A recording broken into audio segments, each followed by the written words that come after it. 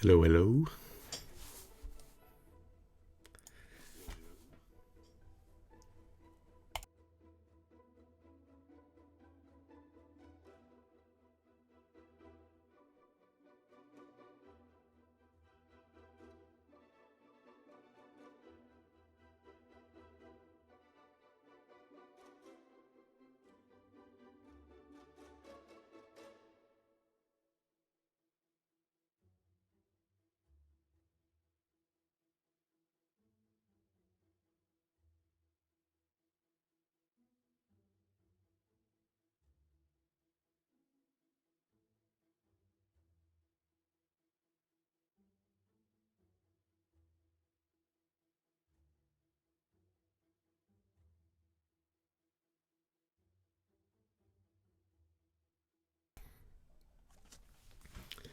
Hello, everyone. Welcome to League 7 Quidditch. My name is Cleet. I will be kind of producing, commentating today, doing a little bit of everything.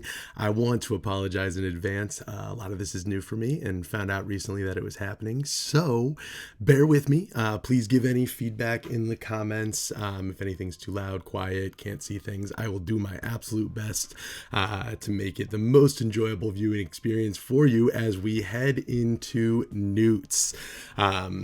Now, I will give the heads up that I will not be able to juggle stats and talking about standings of everyone, so feel free to pop into the chat. I'm also hoping to get some co-commentators in here throughout the day. If anyone is available today and wanting to pop on and chat, we should be able to set that up so that we can talk to some other people from around the league today as well. We do have the first match coming up here. It is going to be Obscurus Quidditch Club versus the Hellfire Hogs. This is part of the relegation tournament. Hellfire Hogs were in the Triwizard division, whereas Obscurus was in the World Cup division. So they will be competing in this tournament here so that we can see next season who will be in the World Cup. I'm going to pop off here for a little bit, let the music play out. Teams are partied up, but not fully yet, so hopefully we'll be starting here soon.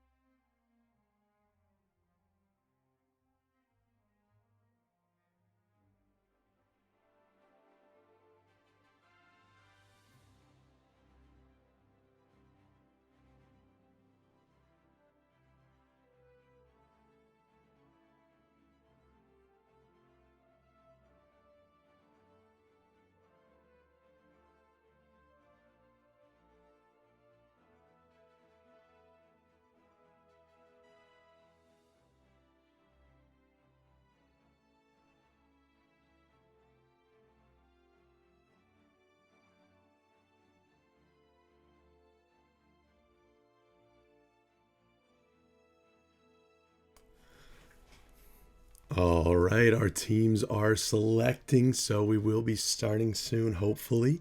Again, this is going to be Obscurus versus the Hellfire Hogs here for our game 1 of the relegation tournament here as we enter NEWTs. We've got a long day of NEWTs today, a lot of Quidditch, so definitely stay tuned, hang around. I unfortunately won't have as many fun in between things. I don't have the cards and things like that today, but we will get to watch hopefully some great Quidditch. Teams are finding a game right now, so we should jump into that shortly.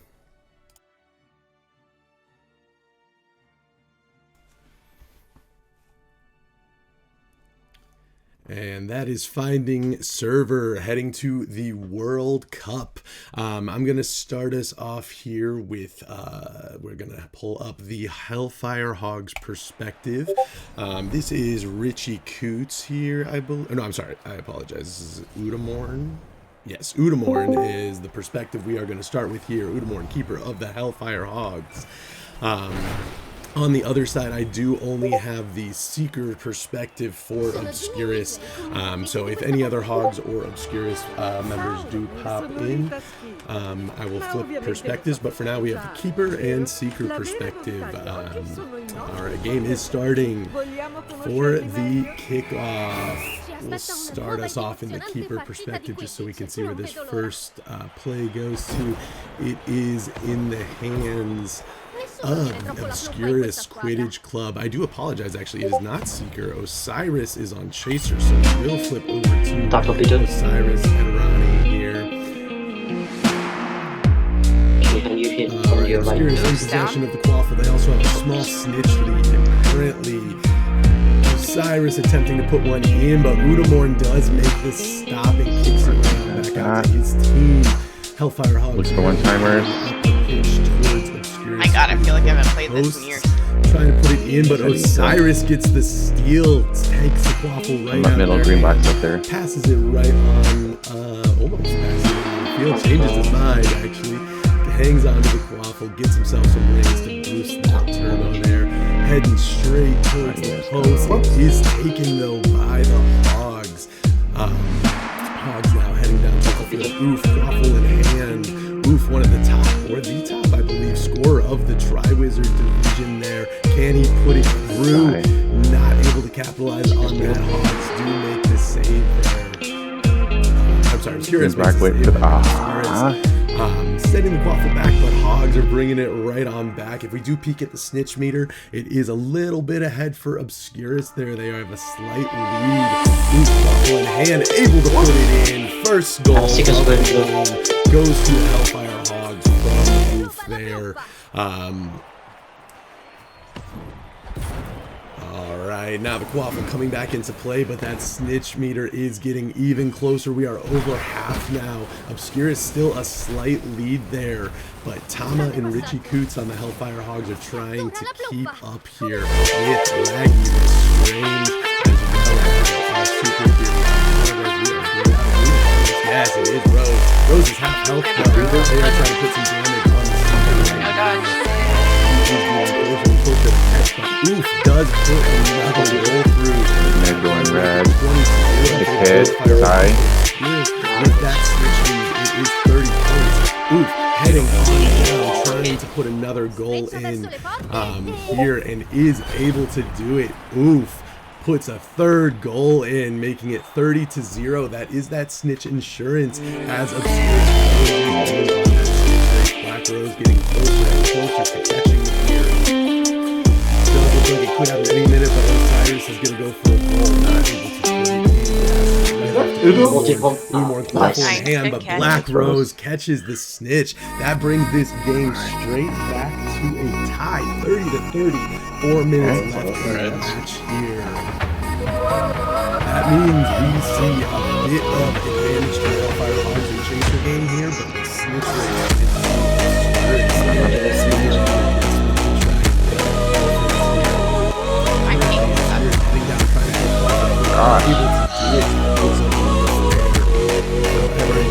in the hands of Udamorn. Udamorn passing it up.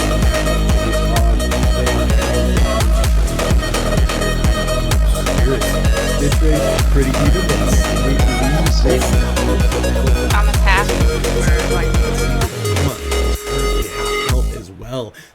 Maggie or keeper must have put some damage in there on Tama. We do see another goal from Oof. That is 4 goals from Oof this game already. 40-30 in favor of the Hellfire Hogs. However, Obscurus has a huge lead. We definitely have to see it. Oh no. We got it? Alright, go. Go up to green. Quite a big situation here. They will most likely be trying to just capture that snitch and do not there as the Hellfire Hogs put in another goal. 52-30. Currently in favor of the Hellfire Hogs, but again, that snitch race this time is not as close. Black Rose is way ahead on that race. We did see Maggie. You got green up to your left. Yep. They're trying to put another goal.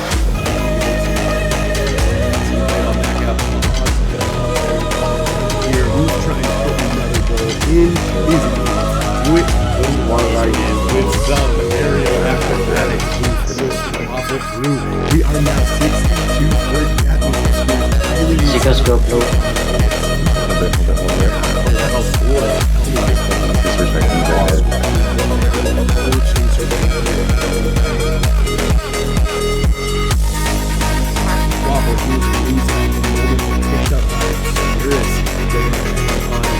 Can they get a goal on the board for years?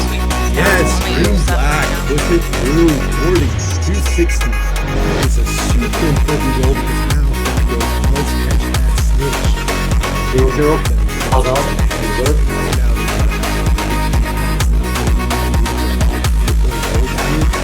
They are approaching again, and it is stopped by the keeper there. So good defense there. USA Quidditch for Obscurus now in possession of the Quaffle, heading on down to try to put one through. And it does not go through. Udamorn gets possession of the Quaffle, is able to hang on to it here. Looks like he is holding tight, sending it on out. We get getting so close on that catch from Obscurus. Black Rose super close, but we did see a bump in the meter. Must have been a tackle, beater hit. Tama is super low. Tama taking some major damage from Obscurus. We see Tama at like a 3rd health now. They are trying to make sure Black Rose catches this snitch with that goal in the background there. We are within 30 points, so this snitch is huge for Obscurus right now. Obscurus will do to put as much pressure as they can on this catch. Make sure Rose catches, and he does. Rose catches, putting us 70-70. Amazing secret pressure there from Magnus and the Chasers. 70-70. We're in a tie game with 20 seconds left on the board. Oof wants to put it through. He wants to break that tie, and he does. Oof makes it 82-70 with 10 seconds left. Obscurus would have to get the ball down the pitch, through the hoop. Unlikely to happen. I think this first game here is going to go to the Hellfire Hogs. Congratulations, Hellfire Hogs, on a Game 1 win. Awesome effort there. We saw a lot of chaser action there from the Hellfire Hogs. They really held their own, able to win a match without catching a snitch. Rose double catching for Obscurus. We are going to need some chaser action on the side of Obscurus here, I believe. Yeah, Green-Black got 1 goal in there, but we will need to see some more because Hogs put in 8 goals in that game. That is more than 1 goal per minute. Fantastic job to the Hogs there, and fantastic job to Obscurus on those snitch catches. They just have to split that difference now and make sure that they can come out on top. All right, let's pop on back to our normal screen here. I am going to pop off here. I'm going to grab some water for myself, but the teams are loading in, so we should be back in for game 2 any minute now.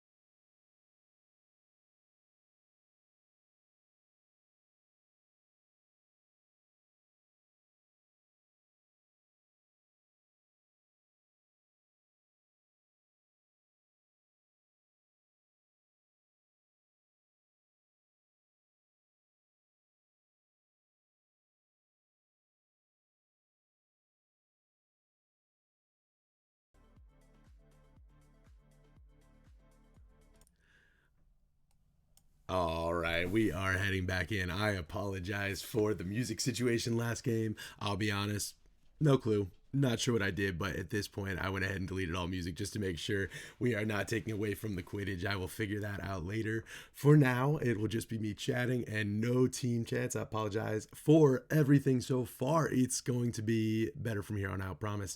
All right, we are loading into the games here. Bentornati in campo e preparatevi a schivare di tutto. Siamo di nuovo a Ilvermorny. Currently, I am showing the perspective ad affrontare la of prova delle Udamorn prove. from, Il I'm sorry, Quidditch. yes, Fumble Udamorn del from cacciatore. the Hellfire Hogs here.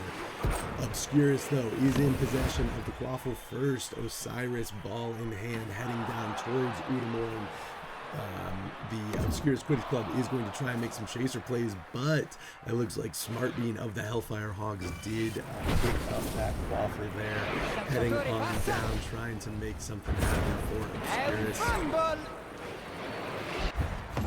We do see Snitch Meter again, a bit of a lead for Black Rose of Obscurus Quidditch Club. La cacciatrice passa. Currently, Obscurus in possession of the Quaffle. We just saw a pass up there, pass straight back to Osiris. Lots of pass plays from Obscurus. They are trying to get it through, get that Quaffle point on the board. No luck, unfortunately. Unable to capitalize on that. The ball is currently loose. It is recovered, though, by the Hellfire Hogs. Hogs in possession of the Quaffle. Oof, with ball in hand, heading down, trying to get another goal on the board after his 8 from last, but Osiris able to tackle him and take the Quaffle right out of his hands.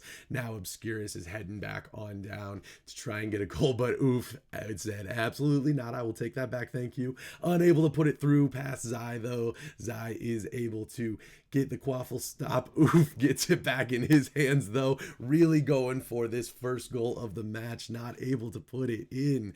We are seeing a lot of back and forth, but it is all down at the end of Obscurus right now. They are going to have to get that Quaffle out of there. Luckily, USA Quidditch able to pick it up and take it on down, heading straight down to the Hellfire Hog side. However, there is a tackle, steal, and right back. So we are now looking at the Hellfire Hogs keeper, Udamorn, as the ball was down there for one of the first times this game, as the Hogs have been great at keeping it down the other end of the pitch. If we do take a peek at the snitch meter, though, as we cross over that halfway point, we do see the Hogs actually in the lead, and we see leaving the game. Spero che questa partita abbia fatto capire ai fan del Quadpot cosa si stanno perdendo. Adios. I apologize. All right, I'm not sure of the situation, but we will find out for you, and we will report back here once we do know.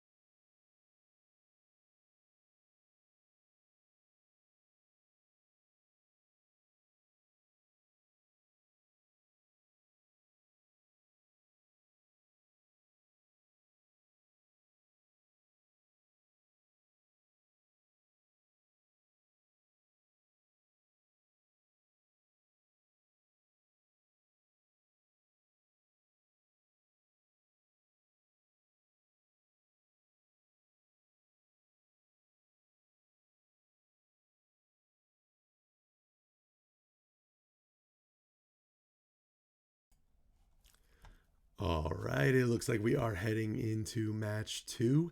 I'm going to pull up the Hellfire Hogs here for us to start. It looks like we do have some other perspectives, which is always exciting there.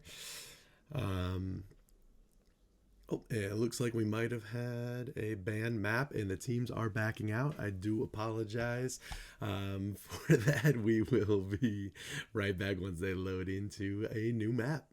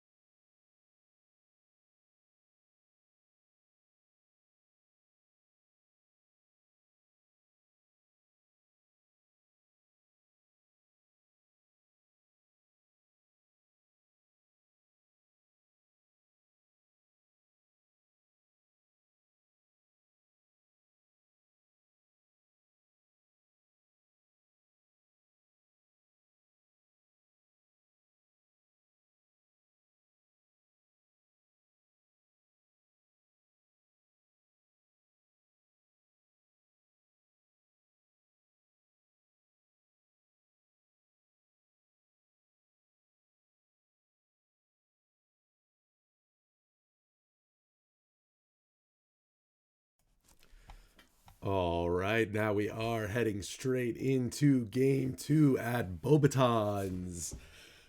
Ball in possession of the Hogs to start out here. We do have some other perspectives as well that I will thankfully be able to show. For now, we are taking a look at Smart Bean here in the chaser role, but I'm going to go ahead and flip us on over to Obscurus. Starting out at Zayuni's perspective here in the keeper role, we see him going for a kick on Tama, the seeker for the Hellfire Hogs. My apologies there.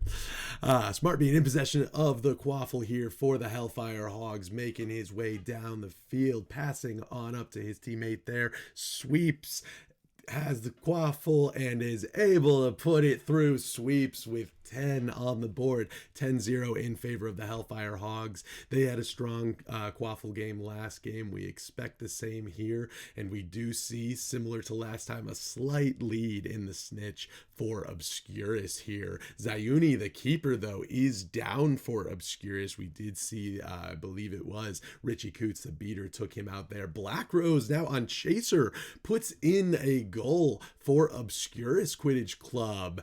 Rose, normally in the seeker role, now there on Chaser, was able to get one in through.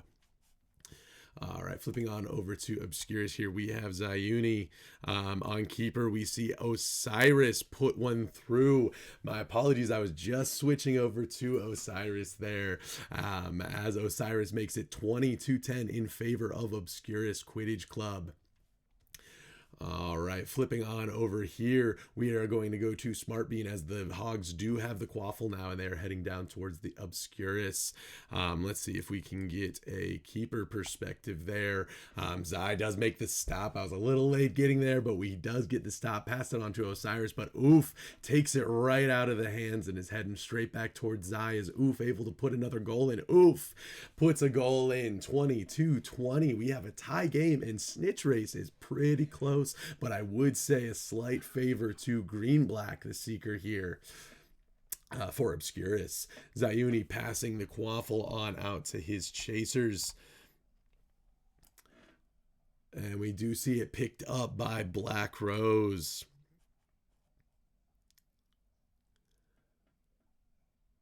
USA Quidditch in possession, but gets it taken out of his hands by Smart Bean. Smart Bean currently in possession of that quaffle there. Passing it up the field. Oof, though, does obtain the quaffle there. Zai with a stop on Oof, passing it back out to USA Quidditch. That snitch race is getting so incredibly close. Obscurus, Green-Black Seeker should catch, but Laggy Lestrange goes down right at the end. They were clearly putting beater pressure on there to try and stop this from happening. However, Green-Black does catch that snitch, making it 50-20 with 3 minutes and 54 seconds left on the clock. We do see the snitch right there, right in front of Obscurus's posts. So we'll see which Seeker gets there first. Green-Black looked like they had the first find with that slight meter there. Oof, heading on down though with the quaffle. Gonna try and put one on the board there to catch that snitch difference there that Obscurus has. Unable to. Smart Bean though with the recovery. Smart Bean heading on down to put a goal in. Is Smart Bean able to? Smart Bean does. Smart Bean with a goal for the Hellfire Hogs there. That puts us at 52-30 in favor of Obscurus Quidditch Club. Snitch race is still relatively close, but I would definitely say a slight lead. Therefore, Obscurus, Smart Bean real low on health at the moment, but his chaser teammates, Oof and Sweeps, are up at the end of the pitch trying to put one through, and they do get one past Zai. That puts us at 42-50, still in favor of Obscurus with pretty close snitch race right now. At the moment, Obscurus is in possession of the quaffle. However, it looks like it flipped on over. Nope, it does. It is still in the hands of Obscurus. USA Quidditch goes for a shot, does not make it. Smart Bean with the recovery on that, passing it up the field there to Oof. All right, and I am going to flip us on over here. We are currently looking at the Hellfire Hogs keeper, Udamorn, as the other team is approaching with the quaffle. Currently, USA Quidditch quaffle in hand, but taken. Defensive play by Smart Bean there. Gets the quaffle right on out. Udamorn didn't even have to do anything for that one with Smart Bean's defense. Smart Bean, currently, quaffle is loose there. Looks like a recovery from the Hogs, though. However, taken right back by Obscurus. Quaffle currently heading on down. It looks like Udamore might have had that stop there. I do apologize. I missed the goal going in. Osiris goes for a shot too. Unable to put it in. Udamore is putting in the work there to keep those posts guarded. Currently, Oof in possession of the quaffle here, heading on down. Let's check Zai's perspective. No, there is a steal from Osiris, but right back by Sweeps as well. Sweeps currently quaffle in hand. Let's see if we can get some snitch or some Seeker perspectives as we are closing in on that snitch race. Flipping on over here to Tama's perspective. Tama, the Seeker for the Hellfire Hogs. Currently a bit behind Green-Black. We see Green-Black closing in on the snitch. Nice bludger dodge there. Currently, Green-Black is close to catching there, but Tama is right behind. We see a lot of pressure hitting the Seekers at the moment. Tama is able to come in from behind with that catch and put the Hellfire Hogs at 70-50.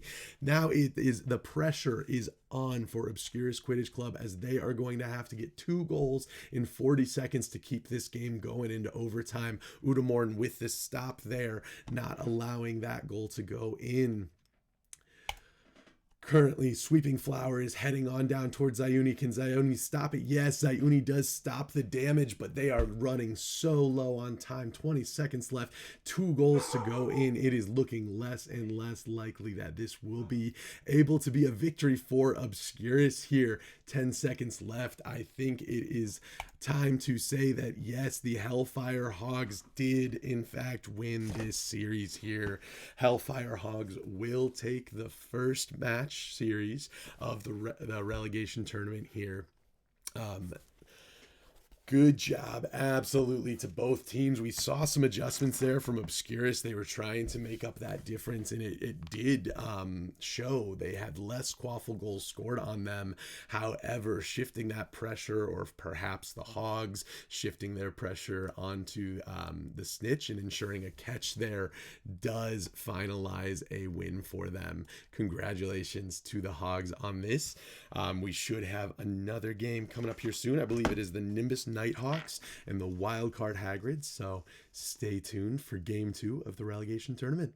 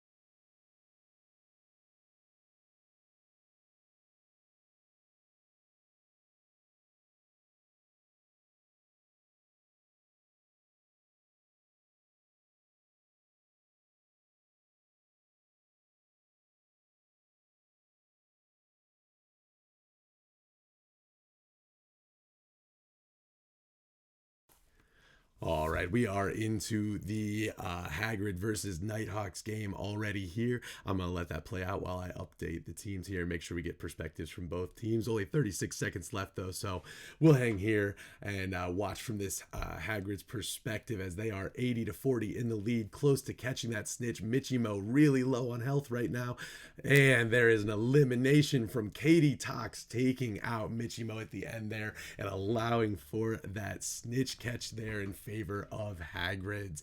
Hagrid's takes that game, which I believe is game 1. Anyone in chat, feel free to correct me if I'm wrong. So I believe that is 1 game to Hagrid's, and we will be back for game 2 here shortly.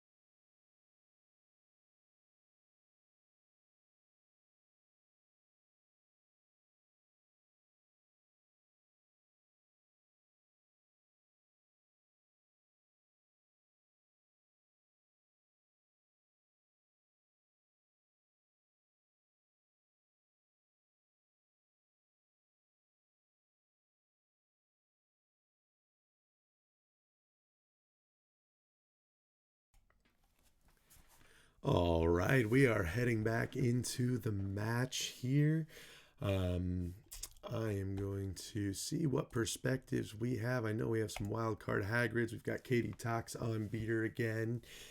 Here, I also have Lost Bobs, who is not currently in the match, and Melanor as well. Currently, it looks like we do not have any Nighthawks perspective, so I will just be streaming the Hagrids for now. All right, match has started here. Quaffle is currently in the possession of Wildcard Hagrids. They are heading down the field here. We are currently looking at the perspective of Melanor on Keeper. I'm going to flip us on over here to Katie Tox on beater. All right, Quaffle in hand of the wildcard Hagrids. They are approaching the enemy posts here. Shinobi trying to put one on the board and able to. Shinobi with 10 points on the board puts us at 10-0 with 6 minutes and 20 seconds left on the clock. Nighthawks are in possession of the Quaffle, made it really far down the field there and able to put it in super fast. Dark Red Nighthawk puts that goal on the board, makes us 10-10. We did see PS1 Hagrid bot go down as Seeker. That is a huge kill on the side of the Nimbus Nighthawks, as we see a massive snitch lead right now for the Nimbus Nighthawks. With PS1 Hagrid bot, I believe it's Theo, going down. Katie Tox also going down. She's in queso. As a chaser took that out. I'm sure there was more damage there from the beater on the side of the Nimbus Nighthawks, Captain Carnage. We do see Captain Carnage from this perspective still going after Seekers. Katie Tox able to land a bludger on Michimo.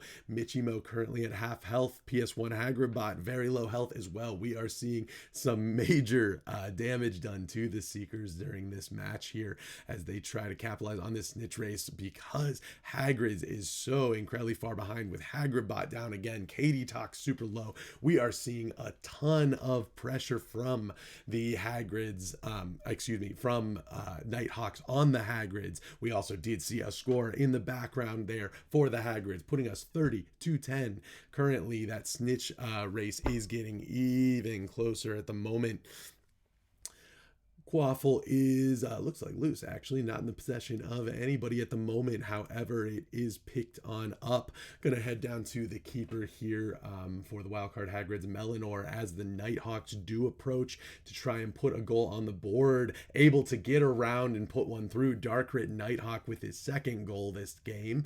22-30 in favor of the Hagrids. However, that snitch race is not close at the moment. Katie Tox almost dead again. We see a ton of pressure on the Seeker and beater of the Wildheart Hagrids from the Nighthawks. It seems that is where they are putting all of their eggs, and if that is the basket they're putting their eggs in, it is working out for them right now because it is 50-30 in favor of the Nimbus Nighthawks. 2 of those are Quaffle goals, the rest is the snitch catch. 4 minutes left on the clock. Hagrids is only 2 goals behind at the moment, and they have been able to put some on the board. So has Darkrit Nighthawk, though, who is approaching, trying to go for that goal, unable to put it through, so it is sent on back out to the wildcard Hagrid's chasers.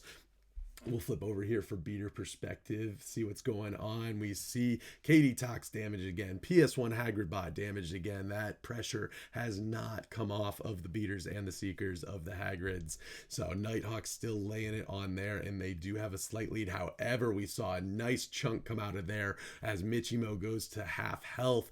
There is a bludger sent after the tackle now too. Michi is able to dodge, stay alive. Snitch race much closer now, especially compared to the last snitch race, but it is early, so we will see where it heads.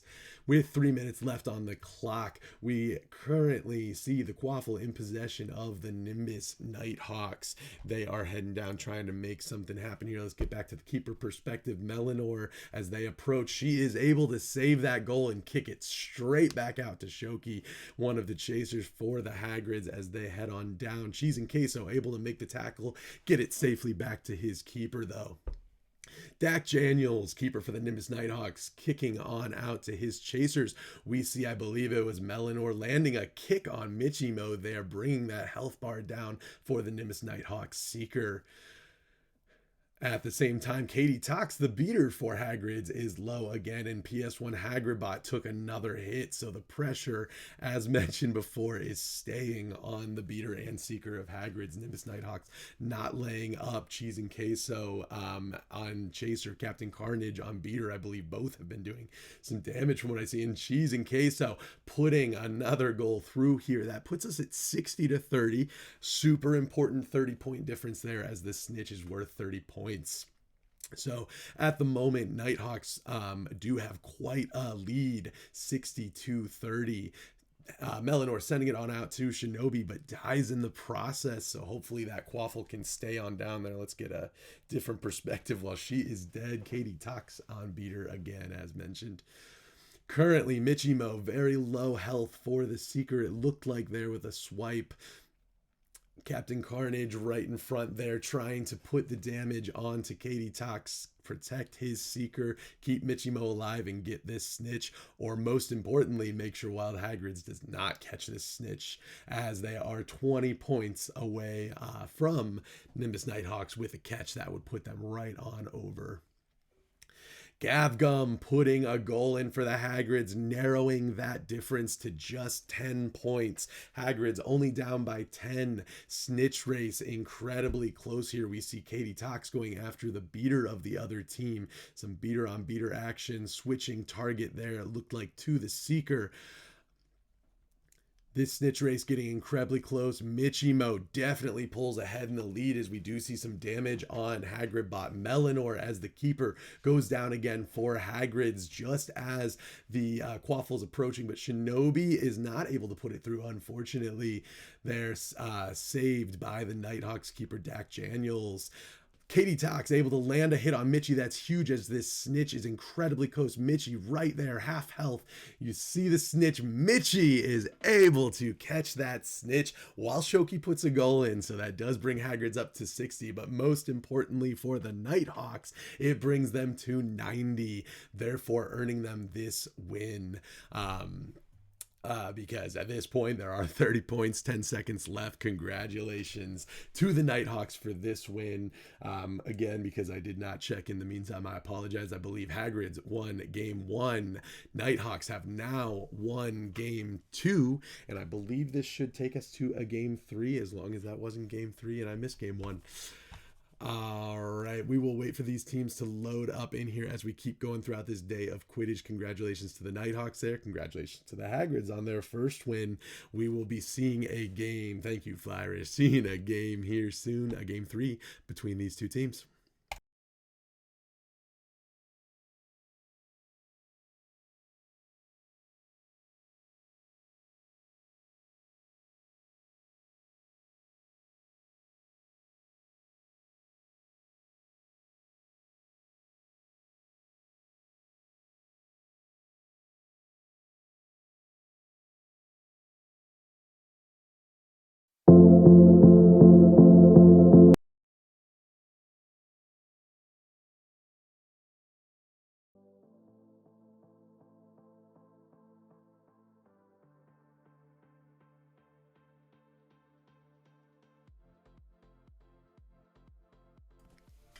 And in the meantime, I think I got the music working, but someone yell at me if it's not.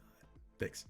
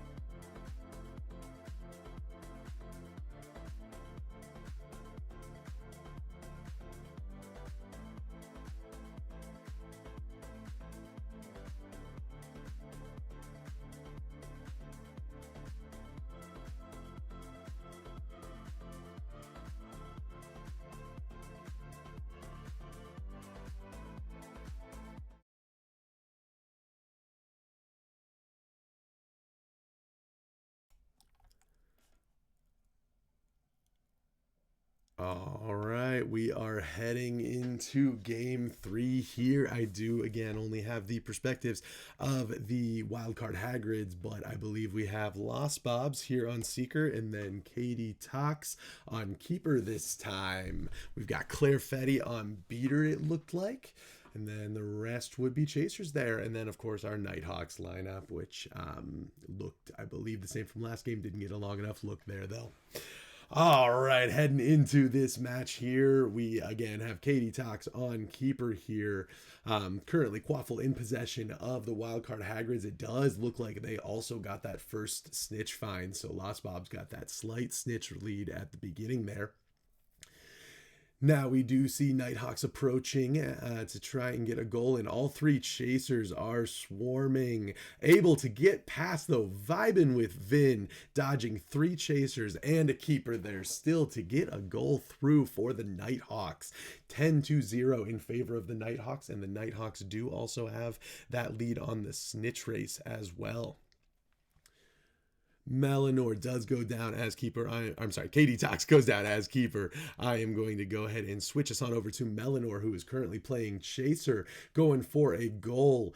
Going for back cam shot, unable to. Dak Daniels kicks it on out there with a hero kick, which is a legal one, as the last ball or person to touch it was a wild card Hagrid. I believe zero kick at least.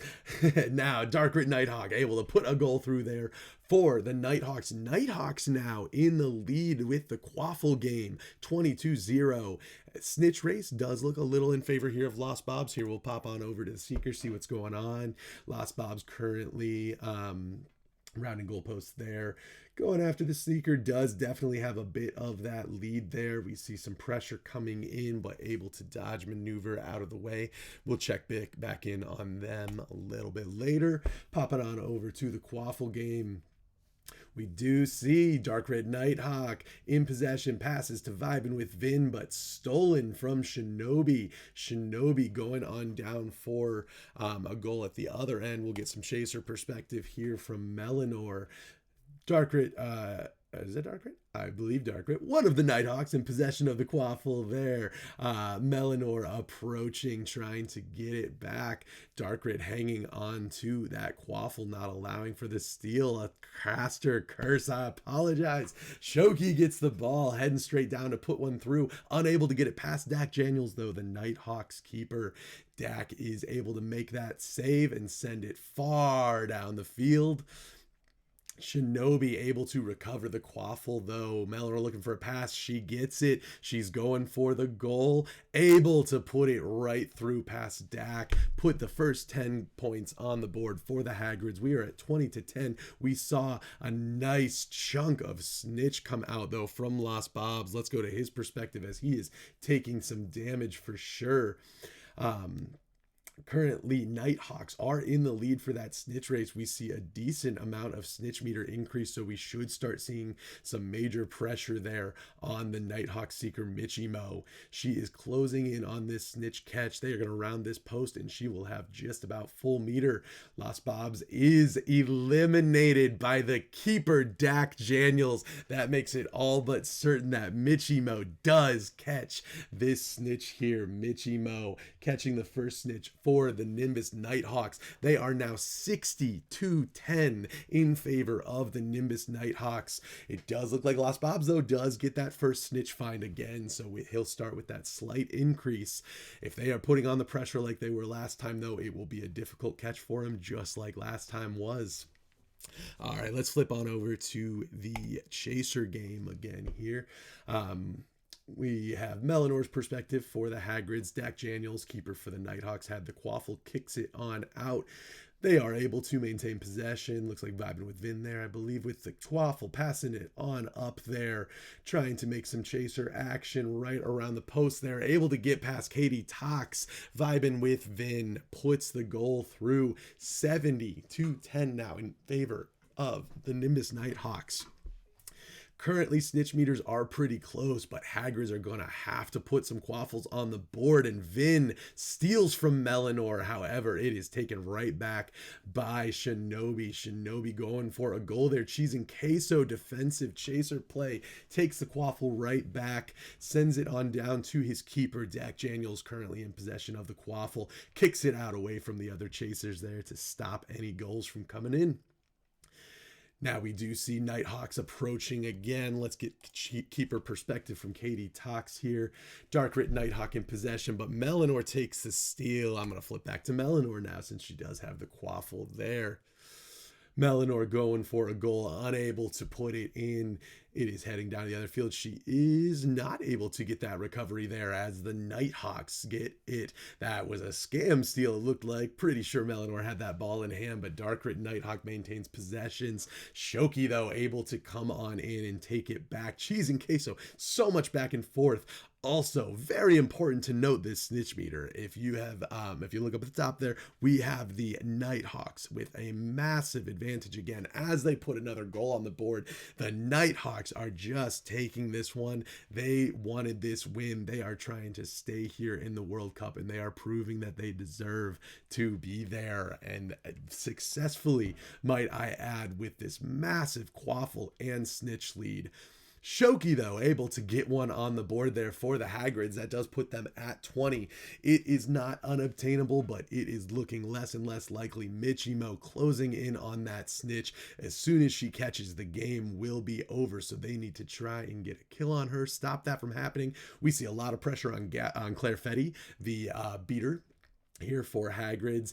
Claire Fetty trying to stop Michimo, unsuccessful, unfortunately for Hagrids, as the Nighthawks, with that catch from Michimo, it puts them at 110-20. The other matches were close, but I gotta say, this one, the Nighthawks came in and just swept. They were very, very eager to put on a good show, and they absolutely did. I had the pleasure of actually hanging out with some Nighthawks last night. We got some good games. My first time ever playing Among Us.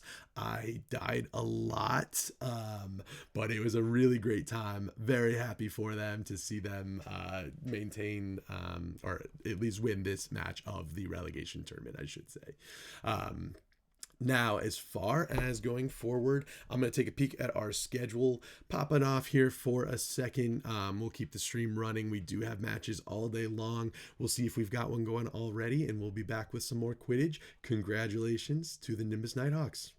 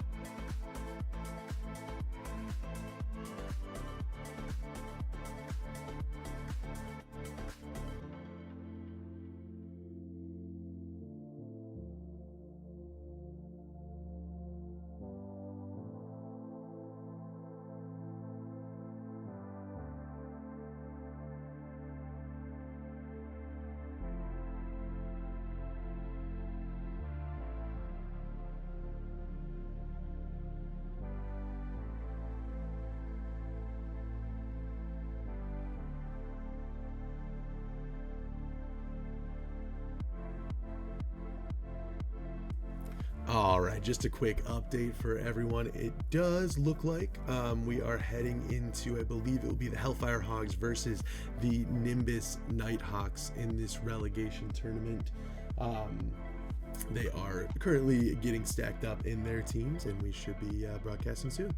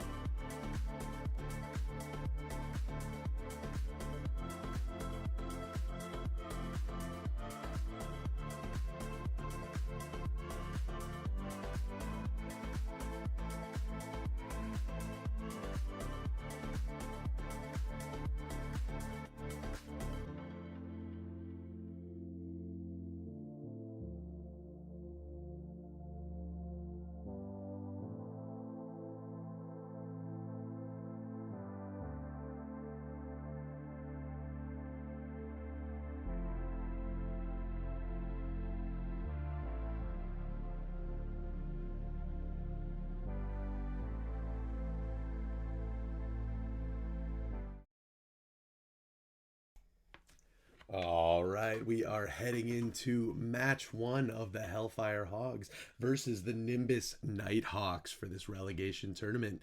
I apologize. We have practices going on. I was fooled.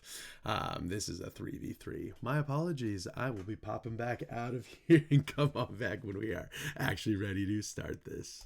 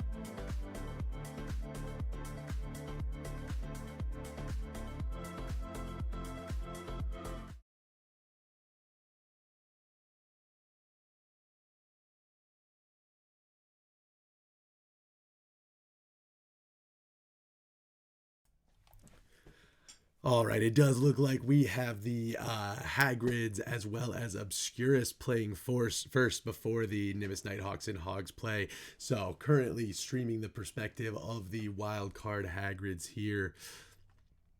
Melanor puts one through. We are 10-10 now for wildcard Hagrids versus Obscurus Quidditch Club here. Let me see if I can get some labels on up for us just to be a little more clear on who we are. All right, Wildcard Hagrids is currently who you are viewing. Katie Tox playing Beater, one of her most comfortable roles for sure.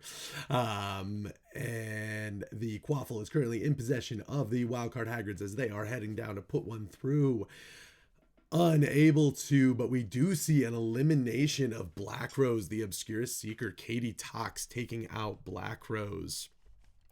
All right, I am going to get us some Obscurus perspectives. I do apologize, was not ready for this match. So we will get them all pulled up for you here. Let's throw on. We've got Zayuni, Obscurus Keeper right now, perspective showing up.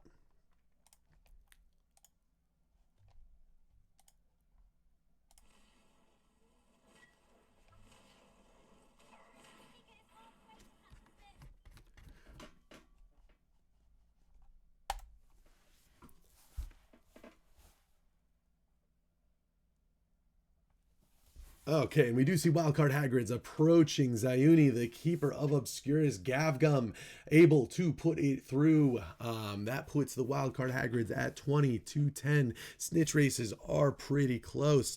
Let me see here what perspectives we have. Let's get on over to Katie Tox here. Beater, who was just eliminated by Eddie Ronnie as I was switching. So I do apologize on that switch. Katie Tox, though, reviving here. We will see some Beater action as she is getting right back into that snitch race. As the snitch race is closing in, we see Rose with a slight lead in the snitch race over Claire Fetty. All right, and Katie Tox getting bludger in hand going for Rose. That snitch race is getting even closer. Rose currently rounding the hoops. Claire Fetty, the Seeker for the Hagrids, is at half health. Rose is also low, though. Both Seekers currently taking some damage, but they are closing in on this snitch catch. We did see a big kick out of there. Claire Fetty is super low health now. We also see low health for Katie Tox. This snitch race should be happening very soon here. Black Rose is closing in as Hagridbot puts one into give them that snitch insurance that they definitely need if Rose is about to catch here. We see a lot of damage coming in on Katie. She goes down. Black Rose catches. A lot happened there at the end, but most importantly, Black Rose caught that snitch there, put us at 42-40 with 3 minutes left on the clock. This is now a tie game. 40-40. 2:45 left. Quaffle in the hands currently of Obscurus. Let's pull up Obscurus here and get another perspective going for you. Alrighty, we do have Quaffle is loose at the moment in the hands of Professor Theo. Laggy Lestrange playing Chaser this game, though, does have Quaffle in hand, passes up to USA Quidditch as they are going for the goals. They're unable to. PS1 Hagridbot does have the Quaffle in hand, approaching right here as we see Zayuni's perspective trying to stop that goal from going in. The Quaffle is loose at the moment. There we go. Hagrid's back in hand, swaps over to Obscurus. Obscurus currently heading on down. Laggy Lestrange with that defensive chaser tackle, passing up to Green Black. Green Black heading down the field to make a goal there, but unable to put it past Hagrid's as they do make that stop. Snitch race is looking pretty close, but we did just see a chunk come out of Black Rose's snitch meter as he took a hit there. We do also see a bludger there, putting some pressure on the keeper there to try and get a goal in, doing some dram work. It seemed goal not able to go through. Ball is loose back in the hands of Hagridbot.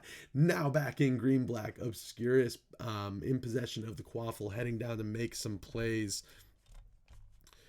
All right, let's get us back over to Obscurus's perspective.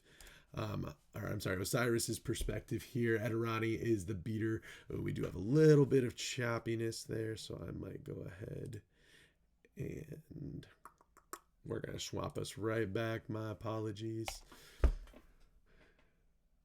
Oh, we might just have some overall choppiness here. We do see Edirani taking Katie Tox down. Again, this snitch race is getting incredibly close. Katie Tox being dead while Black Rose is about to catch. We do see that catch almost coming in from Black Rose, and it happens. 36 seconds left on the clock with Black Rose catching that snitch. It is 72-50. That would require 2 Quaffle goals on the side of Hagrid's in order to tie this game up. But currently, Obscurus is hanging out of the Quaffle. Laggy takes a bludger, losing the Quaffle. Currently in the hands of Hagrid. They are going down for one of the 2 goals that they would need. Hagrid bot approaching, but does not make that shot. And with only 10 seconds left on the clock, Gavgum does put one through there. Gavgum brings it up 60-70, but it is not enough. Obscurus will be taking this one. Congratulations to Obscurus for the game 1 win. I'm going to do some quick adjusting on my end, get some logos up here so it's a little easier to follow next match, and we'll be back with game 2.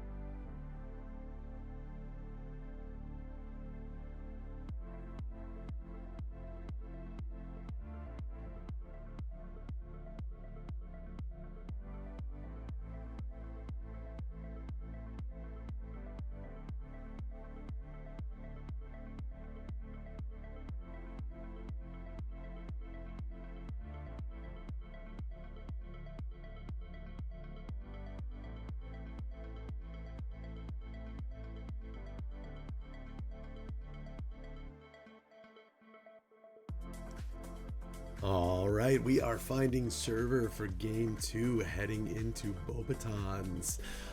Again, just want to say thank you everyone for bearing with me. This is definitely not a normal thing I do, but I absolutely prefer watching this on L7 over Discord, so just hopefully getting something out to you so we can enjoy this Quidditch to the best of our ability.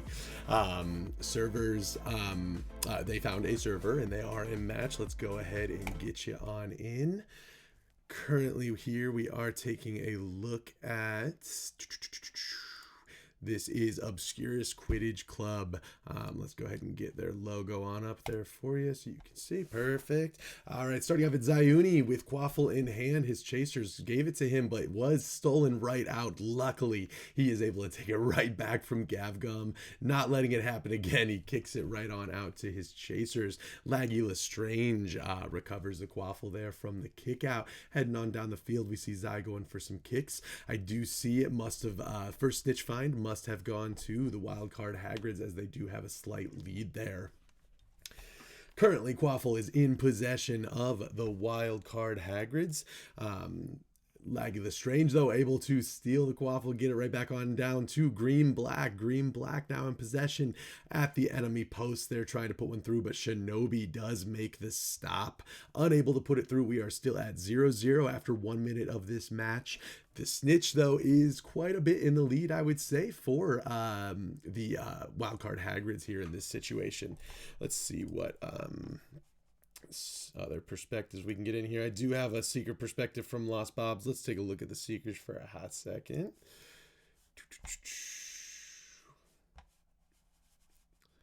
My apologies. Now we can take a look at the Seekers, and good timing as Lost Bobs is incredibly low. As I was chatting, they did some major damage on the Seeker while I was transitioning to him here. He is staying alive, though, as he rounds the post, still keeping that slight lead in the snitch race. It seems some regeneration coming in, but the tackles are going to stop that regen. Anyone tackling, even the chasers with no damage, will stop them from regenerating. So a hit on the Seeker here is important for them to be able to capitalize on this kill, but Lost Bobs is staying alive, able to dodge, weave, and stay on course for this snitch, and that is a full recovery. With that, we will go ahead and switch us on back here to the chaser game. Laggy Lestrange heading on down, passes up to Green Black. Obscurus trying to make something happen there, unable to, as it is heading straight back towards them. Wildcard Hagrid's Quaffle in hand are approaching Zayuni here. Zai gonna try and make the stop here, able to do it.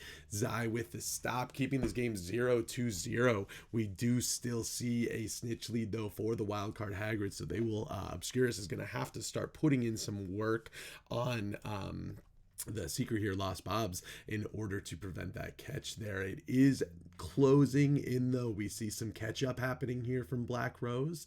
Let's flip us on over to Lost Bobs as we close in on this Seeker race here.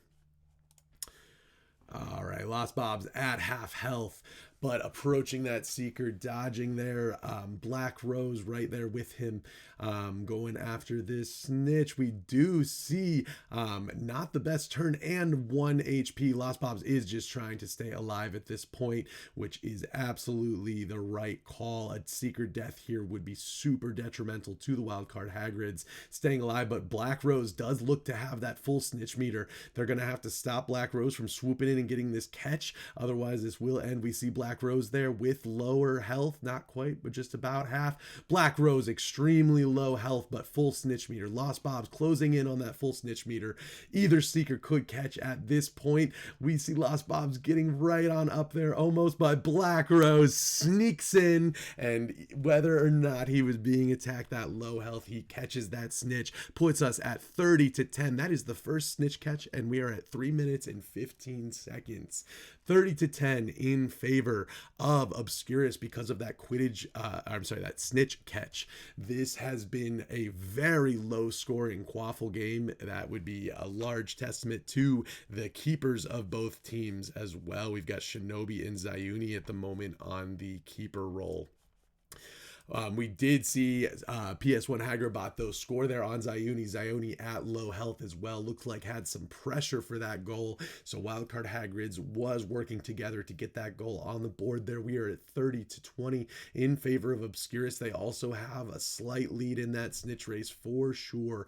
Black Rose slightly ahead of Lost Bobs here. USA Quidditch putting another goal through for Obscurus. That puts us at 40-20 in favor of Obscurus Quidditch Club.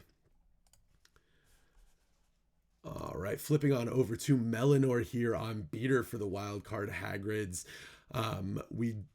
We have seen Melanor on a couple of different positions. The Wildcard Hagrids do swap up who is playing what, any position for a lot of their games, most of their games. But right now she is on beater, taking some major damage. They are putting the pressure on, trying to make sure that Black Rose stays alive. Obscurus does not want to see their Seeker fall there as she puts the pressure on.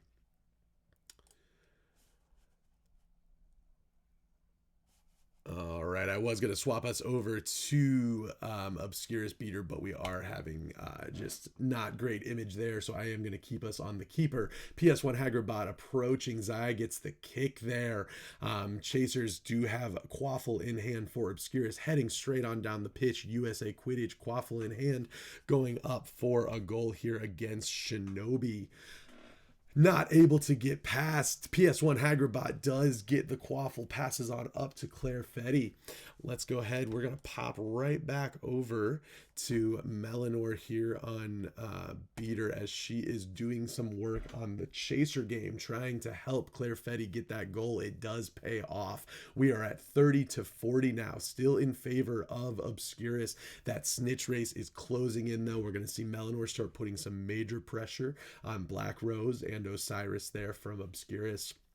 But there is a death. Lost Bobs goes down. Lost Bobs, the Seeker for the Wildcard Hagrids. That is extremely detrimental. With only 30 seconds left on the clock, they need to stop this snitch catch. Rose can win this game for Obscurus right now with a snitch catch. They are putting all kinds of pressure on him. 19 seconds left on the clock. It is 40-40.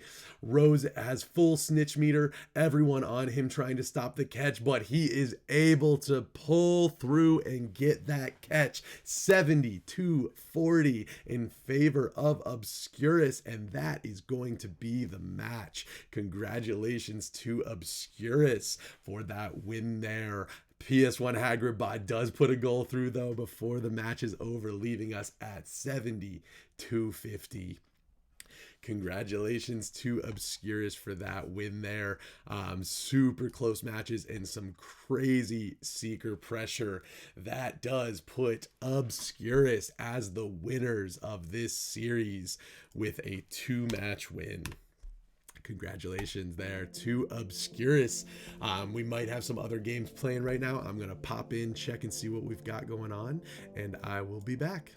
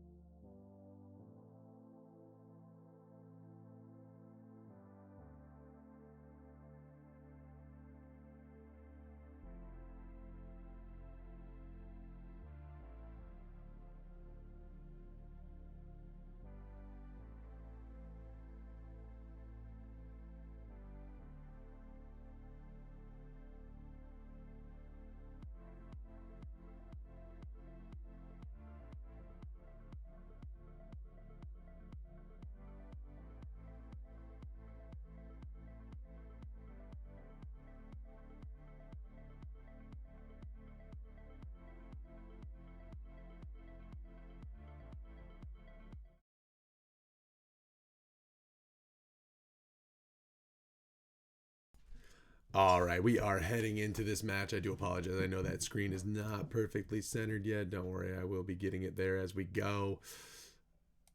We are going to start off here with the Nighthawks perspective.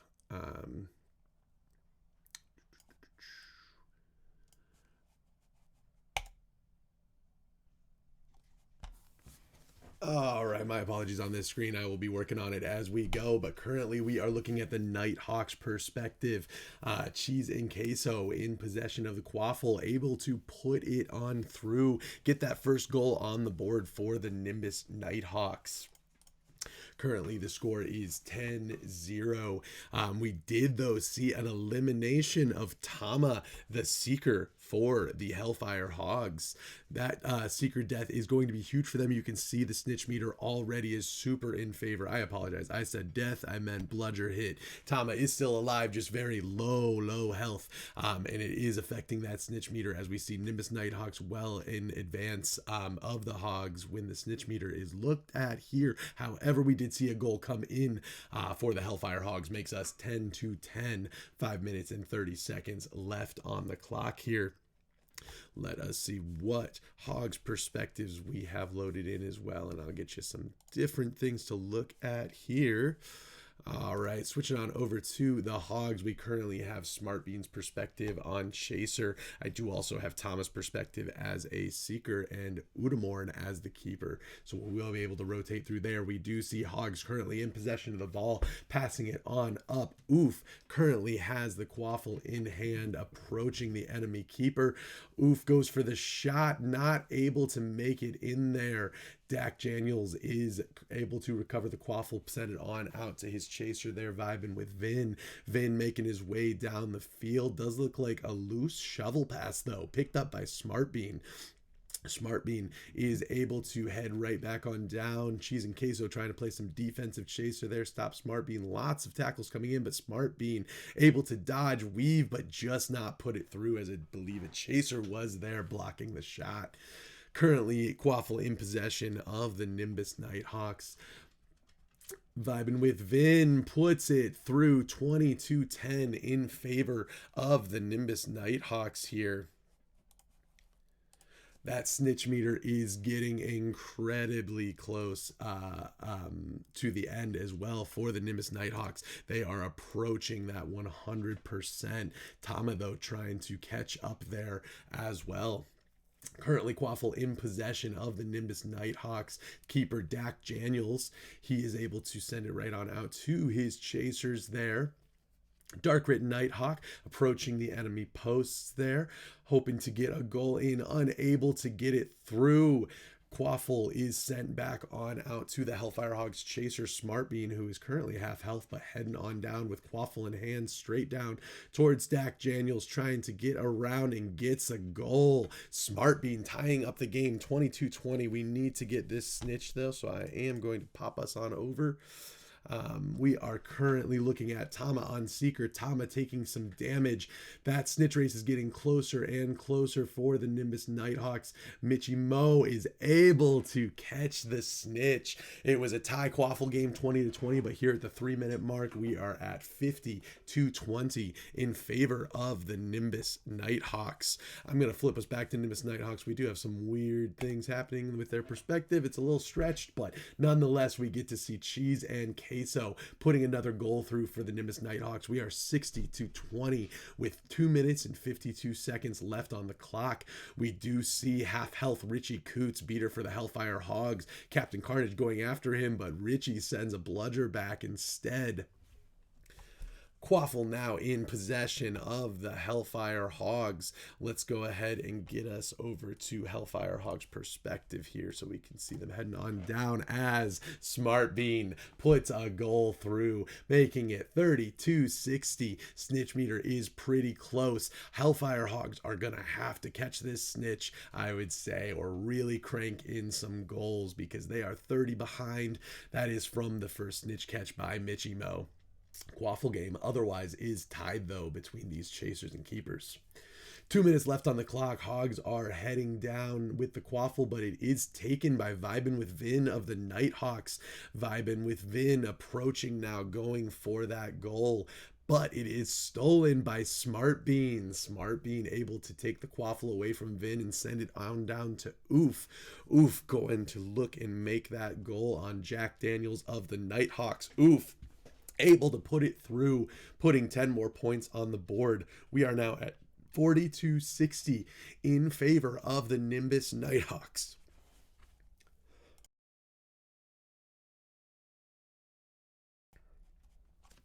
Cheese and Queso of the Nimbus Nighthawks is approaching, passes to Vibin with Vin, who puts it right through the top hoop. We now have a 30-point lead by the Nimbus Nighthawks, which again, that 30 points is a very important number as it is what the snitch is worth.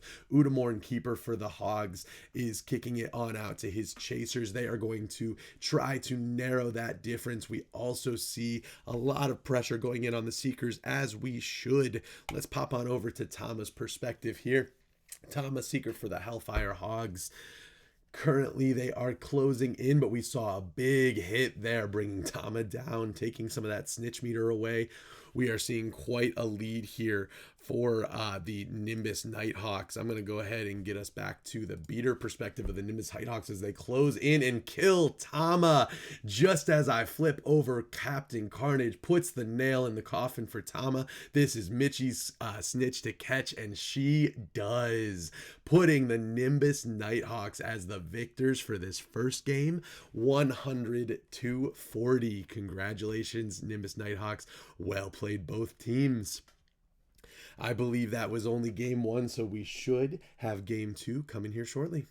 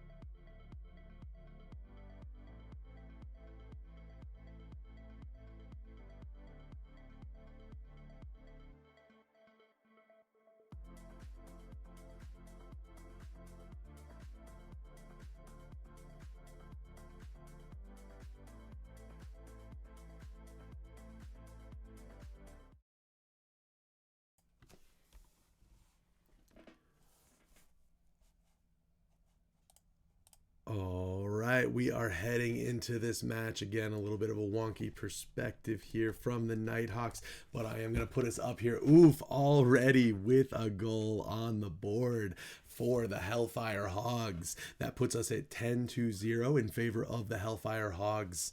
It does look like that little bit of snitch meter might have gone as well to the Hellfire Hogs, as they have a slight lead right now. This is match 2 of the match between Hellfire Hogs and Nimbus Nighthawks of the relegation tournament here.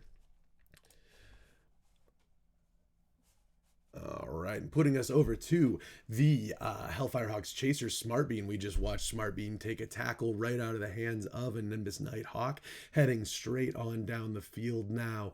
I'm going to try and put one through. Dak Daniels, no, makes a pass to Oof with a one-timer, but Dak makes the save. Dak able to prevent that goal from going in. We are still at 10-0 in favor of the Hellfire Hogs. Vibing with Vin, going for a goal of his own. Not able to get it past Udamorn, though. Udamorn with the stop there, sending it on back down to Oof. Oof approaching for another goal against Dak Daniels. Can he get past him? It does not look like he was able to get past him. Quaffle currently loose, back in the hands of Sweeps, Chaser of the Hellfire Hogs. Still no goals happening, but the Quaffle is staying down at that end of the pitch. Snitch race still pretty close. I would say a slight favor this time to the Hellfire Hogs, as Oof, with low health, puts one through, making it 22-0. 5 minutes left on the clock here. Let's flip on over to our Nimbus Nighthawks from their beater perspective.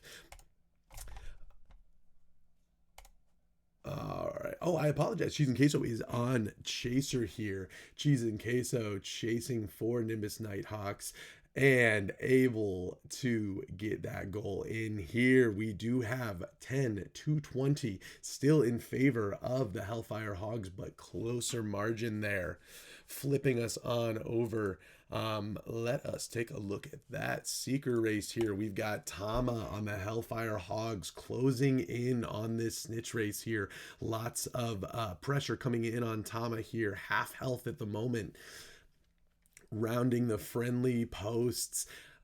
And we do see Nimbus Nighthawk Michimo is not far behind in that snitch meter. A bump, a tackle, anything here like that could be huge for the Nimbus Nighthawks. I believe that was actually potentially a keeper kick there, and a bludger takes Captain Carnage down. Captain Carnage takes down Tama, the Seeker for the Hellfire Hogs. That does leave us for Michimo to catch that snitch, and she does. Michimo, while Captain Carnage was dead, able to make that catch for the Nimbus Nighthawks. They are now 10 points in the lead with 3 minutes and 40 seconds left on the clock. Tama does get that first snitch find. We're going to pop back on over to our Nighthawks here. All right, and this is the perspective of Captain Carnage, the beater. Captain Carnage going after the Seeker still here. Captain Carnage approaching on Tama, not able to get that bludger off. All right, we are going to flip on over here back to the Hellfire Hogs, where we have Smartbean approaching. Oh, my apologies. That switch there happened. Oof. Ends up putting it through. Should have known it would be Oof. Getting another goal on the board there. 42-50. Still in favor of the Nimbus Nighthawks, but only a 10-point margin now between the two teams. Snitch race pretty close, but I would say Tama for the Hellfire Hogs does have that slight lead for the Snitch as well. Nighthawks trying to put a Quaffle through the goal, unable to. Udamorn blocking, sending it right on back out. Currently, Nimbus Nighthawks coming straight back down with that Quaffle in hand. We do see some pressure from the Chasers as well on the Seeker. Vibing with Vin goes for a shot. unfortunately cannot put it through. Smart Bean with the recovery, able to take it on to the midway point. Looks like they may be passing it on. Nope, not making that pass. They are taking it on themselves. Unfortunately, the tackle comes in. They're not able to make it down the pitch as the Nimbus Nighthawks approach. Dark Rit Nighthawk able to put it through for 10. That puts us at 60-40 in favor of the Nighthawks. I'm going to flip us back to the Seeker now as we are getting somewhat close in that snitch race. Tama with a good enough lead to feel somewhat comfortable, but not comfortable enough because any type of damage can do a number on that snitch meter. We see half health there immediately, plus I believe followed by another chaser tackle as well. Tama unable to regen, but closing in on that snitch. They are definitely laying the pressure on at this point. Michimo not far behind though in that snitch race, definitely able to catch up. Tama closing in on that 100% of the snitch meter, rounding the friendly post. It took a quick turn though. They were able to follow it, staying up tight. Michi with a bump, bludger coming in. Tama is not able to capitalize. The Seeker pressure was too much for Tama, and Michimo was able to sneak in and get that catch. Fantastic job to the Nimbus Nighthawks. There is only so much you can do when you have that much pressure coming at you. Cheese and Queso does put another goal through, ending the match there 100-40 in favor of the Nimbus Nighthawks. That does solidify the win for the Nimbus Nighthawks in this match against the Hellfire Hogs. Again, congratulations to both teams. Hogs had a phenomenal season in the Triwizard division, and making it to this relegation tournament is huge. So congratulations to Nimbus Nighthawks there for that win against the Hogs. We will be back here soon with more Quidditch if it hasn't already started. Also, I do want to throw a note out there. I have no intention or desire to do this all day long commentating. If people are interested, DM me. I obviously can't guarantee a lot going on right now, but if we can get some other voices in here to talk through games, I will definitely be down for it.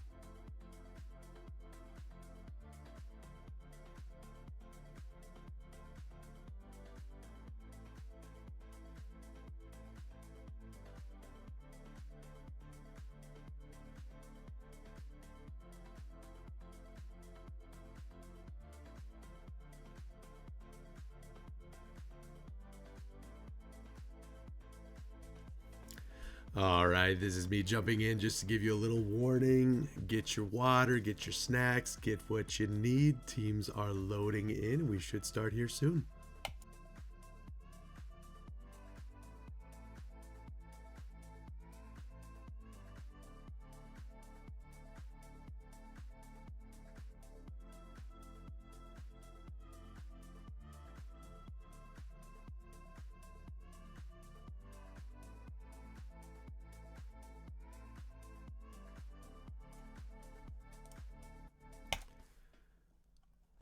All right, and we are heading in here to Hogs versus Obscurus. Starting out here in the Hogs perspective with Udamorn here on Keeper. Quaffle possession first goes into the hands of the Hellfire Hogs.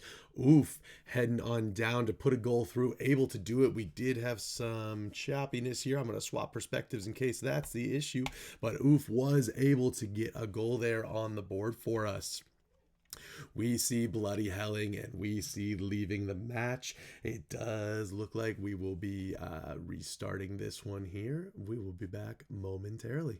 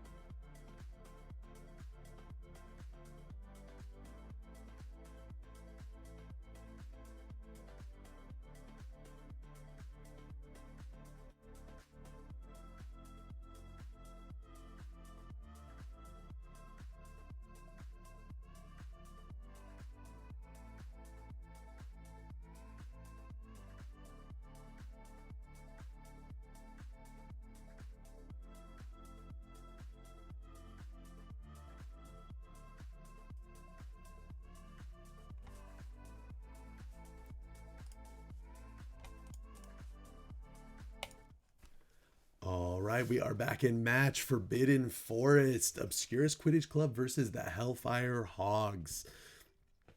Currently, Obscurus in possession of the Quaffle, heading on down. Green-black, holding onto that Quaffle, going for a shot against the Hellfire Hogs. Udamorn, though, able to put that stop in there.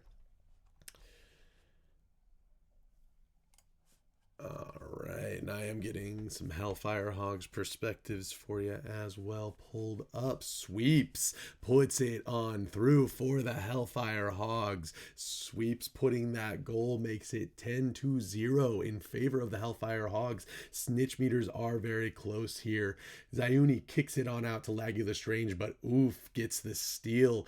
Oof heading straight towards Zai, going for that goal, able to put it in. Oof putting 10 points on the board there, making them at 20 now for the Hellfire Hogs. Hellfire Hogs 20, Obscurus currently sitting at 0. All right, let's get a little bit of chaser action down here as they head to the end of the pitch. I apologize. That is not what I meant to put on there.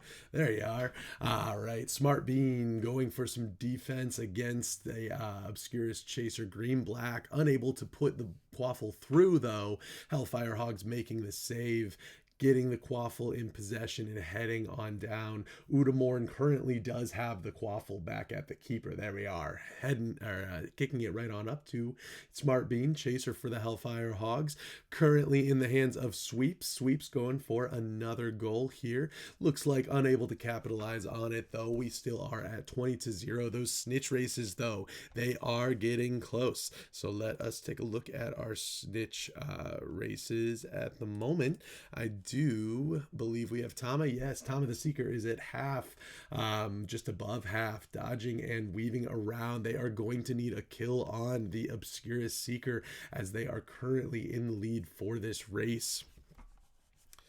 I do believe I have Hellfire Hogs beater perspective. I do. Osiris currently low, lots of pressure coming in on Osiris as the beater. That snitch is getting incredibly close for Black Rose to catch. Rose is closing in right now on that catch, but Hellfire Hogs not too far behind. Half health for Hellfire Hogs Seeker at the moment. Tama, lots of pressure coming in on beaters, seekers. We see that snitch is 100 for Black Rose, and as Richie Coots eliminates Osiris, Black Rose does catch the snitch. That brings them up to 40-20. 20 points in the lead now. 4 minutes left on the clock for Obscurus. Currently, Hellfire Hogs are in possession of that Quaffle. Let's take a look at the chasers here. Oof in possession of the Quaffle at the moment. I apologize. That is not a chaser. That's a seeker. Let's get you Smart Bean here. Smart Bean chaser. It does look like the Nighthawks got, Obscurus got possession of the Quaffle. USA Quidditch in possession at the moment, heading on towards the Hogs, but Smart Bean able to tackle and steal straight out of his hands, passing on up to Sweeps as they're hit by a bludger. Can Sweeps put it through for a goal for the Hellfire Hogs? No, it did not happen. It looks like the keeper was able to stop the goal from happening. At the moment, Obscurus is in possession of that Quaffle. However, Hellfire Hogs able to get the possession back. Oof currently with Quaffle in hand. Passed right on up to Sweeps. Sweeps in possession of the Quaffle, approaching the hoops. No luck, not able to put that through. Currently, the Obscurus Quidditch Club does have the Quaffle in hand, heading on down towards the Hogs. Let's pop up Udamorn, the keeper for the Hogs, as he is approached. He is able to, I believe it looked like a kick there to get it on out. Hellfire Hogs in possession of the Quaffle. Let's get Zayuni here now for Obscurus as our keeper. Zayuni, it looks like very unfortunately scammed out of a catch there. Did look like he got that tackle, but Smart Bean able to put it through. 40-30, still in favor of Obscurus Quidditch Club. Zayuni hanging on to that Quaffle here, sending it on out, not able to get a hero there. 42-30, Green-Black approaching enemy hoops here. Gonna try and put one in on the keeper. does not get that through. Let's pop on down. We see in the play caller from the keeper heading on down towards Obscurus. Smart Bean going for a shot, unable to capitalize on that shot. Let's get back on over to Smart Bean here. Smart Bean going to get that quaffle back, unable to, as Obscurus does increase their oh, my apologies. Shot there. All right. Udamorn does make the save, though, there for the Hellfire Hogs. Oof. Back in possession of the quaffle, heading on down towards Obscurus. Approaching Zayuni and able to get it through. Passing Zai and getting it on the board ties up this game. We definitely need to pop on over to our Seeker race as it is closing in.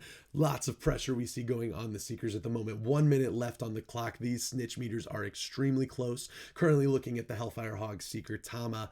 Right there, though, we saw on screen Black Rose is on the snitch as well. Tama taking a lot of damage. We saw snitch meter fall.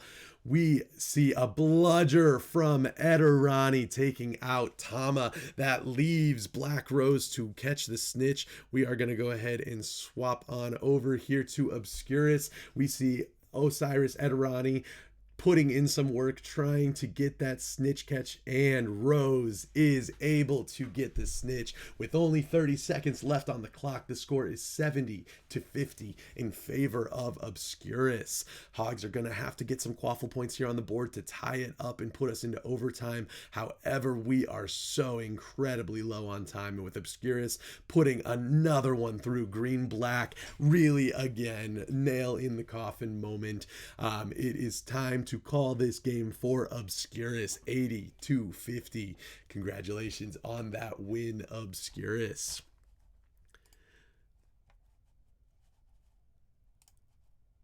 All right, we will pop off here for a short break in between. I will absolutely be back. They should be going straight into another game, so it should not be long before we are watching another match of Quidditch.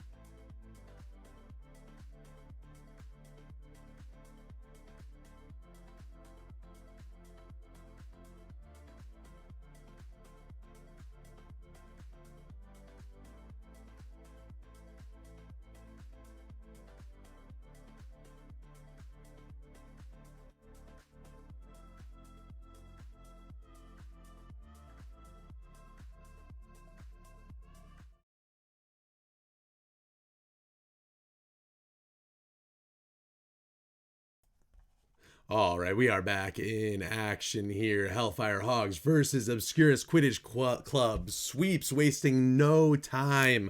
Puts one through there, makes it 10-0 for the Hellfire Hogs with that goal.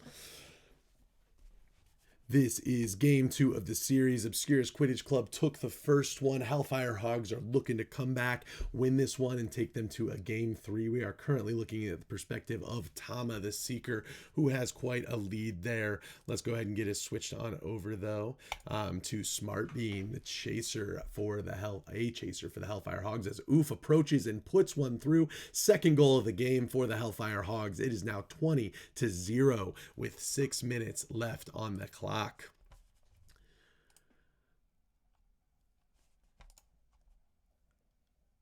All right, Zayuni, keeper for the Obscurus Quidditch Club, kicks the quaffle right on out.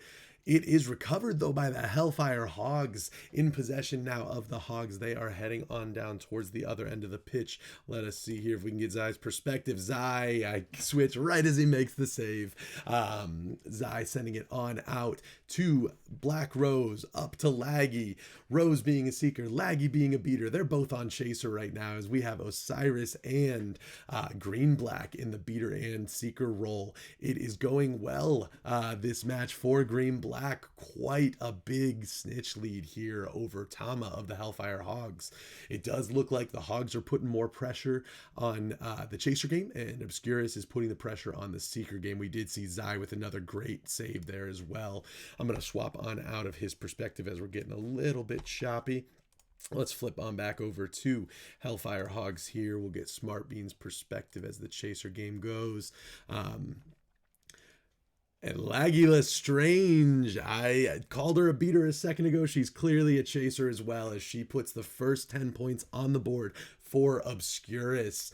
20-10 in favor of the Hellfire Hogs. Let's get on over to that snitch race. Tama is doing their best to catch on up here. I unfortunately do not have Green Black's perspective, but we should see Green Black in the image as well as they approach. Green Black really closing in on that snitch meter. Obscurus is going to have, Hellfire Hogs are going to have to put some pressure on Green Black here to stop this catch, as Green Black has 100%, and there is the catch right there on the screen in front of us. Green Black puts the score up 30-40. Luckily, the Hellfire Hogs were putting in some quaffle goals to keep that distance from being too large. Let's get back on over to that quaffle game here. We do have Smart Bean in possession of the quaffle, passing on up, and Sweeps goes for a goal, able to get it past Zai and make it 40-40 with 3 minutes and 45 seconds left on the clock. We are at a tie game. Hogs dropping 4 quaffle goals, whereas Obscurus has a snitch catch and a quaffle goal as well. Zayuni kicking on out to his chasers of Obscurus. They are heading on down. Let's pop over to Udamorn, the keeper, as he is being approached by the chasers. He gets that kick out, though, not coming through past Udamorn today. Laggy going for another with super low health, approaching Udamorn and puts a second goal through as she dies on screen in front of us. All right, that brings the score to 50 for Obscurus, which puts them 10 points ahead of the Hellfire Hogs. That is 2 goals on the side of Obscurus, both, I believe, coming from Laggy this match. Sweeps, though, in possession of the quaffle. Sweeps and Smart Bean heading on down. They are going to try and make some play action here. Oof does have possession of the quaffle, though, heading straight on down and able to put it through past Zai, making the score back to an even 50-50. We are a tie match here. Snitch race is pretty close as well, if I do say so. This is looking like a really tight match here so far. Quaffle in possession of Obscurus Quidditch Club. They are heading on down again. Let's get Udamorn's perspective, the keeper. I apologize, that switch there. Smart Bean does have the quaffle going towards enemy posts here. Can Smart Bean break this tie? Smart Bean is not able to put it through and break this tie, but Oof gets possession of the quaffle again. Zayuni makes the block there, able to send it on back out. All right, let's flip again over here. We'll get back to Tama, chaser game. Tama, Smart Bean approaching and straight through the top hoop there. That puts Hellfire Hogs 10 points in the lead, 60-50, a minute 35 left on the clock. Obscurus does have a slight lead on this snitch race, but it is slight, I will say. Let's get back to some Obscurus perspectives here. Let's see. Edirani's has... and as I switch over, elimination of Tama. Look at that snitch meter up at the top. Hellfire Hogs unfortunately losing a large portion of snitch meter with that death. Zayuni also goes down though. Laggy though on Obscurus is able to keep the quaffle down there, put a third goal through. We are at 60-60, but this catch should be happening any minute with Green Black. Osiris is trying to keep Green Black alive, keeping Richie Coots busy. Green Black able to make the catch, puts us at 90-60. That is going to be quite a difficult thing to come back from for the Hellfire Hogs. Granted, they have a strong chaser game, but with only 45 seconds left and a 30-point difference, regardless, it does not matter because Black Rose is able to put that final goal through there as a chaser, making it 100-60. Congratulations to Obscurus Quidditch Club. That is their second win of this series, and I believe makes them the winner of this relegation match here. Let's get these pulled back up here. All right, we will be back shortly with, yes, even more Quidditch today.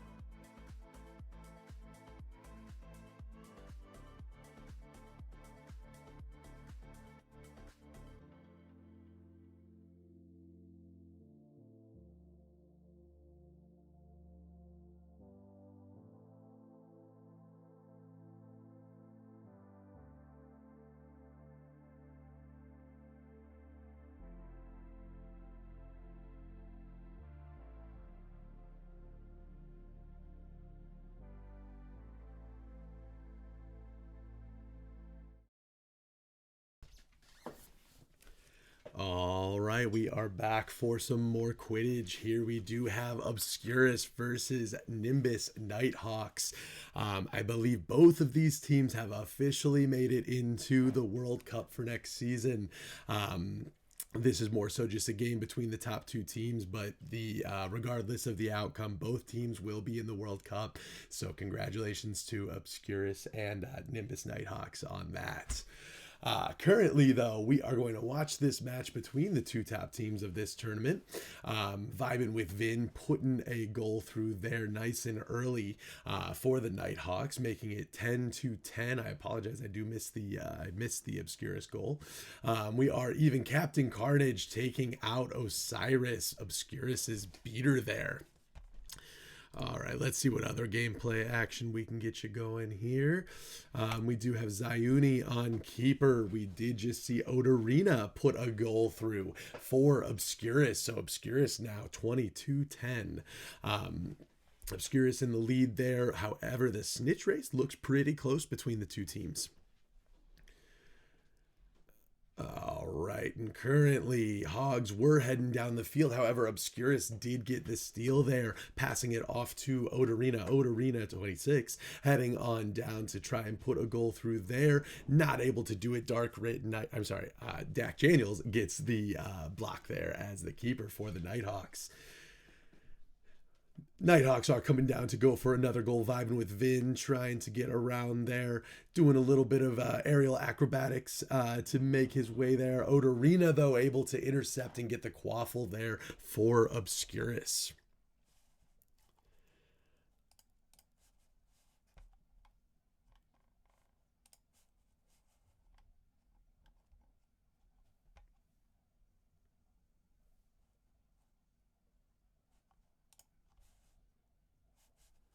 All right, my apologies. I was double checking to see if we could get any Nimbus Nighthawks perspectives, but we do not. That's all right. We are going to roll with Zayuni here on keeper for Obscurus, and then I also do have Osiris on beater, so we'll flip between the two of those.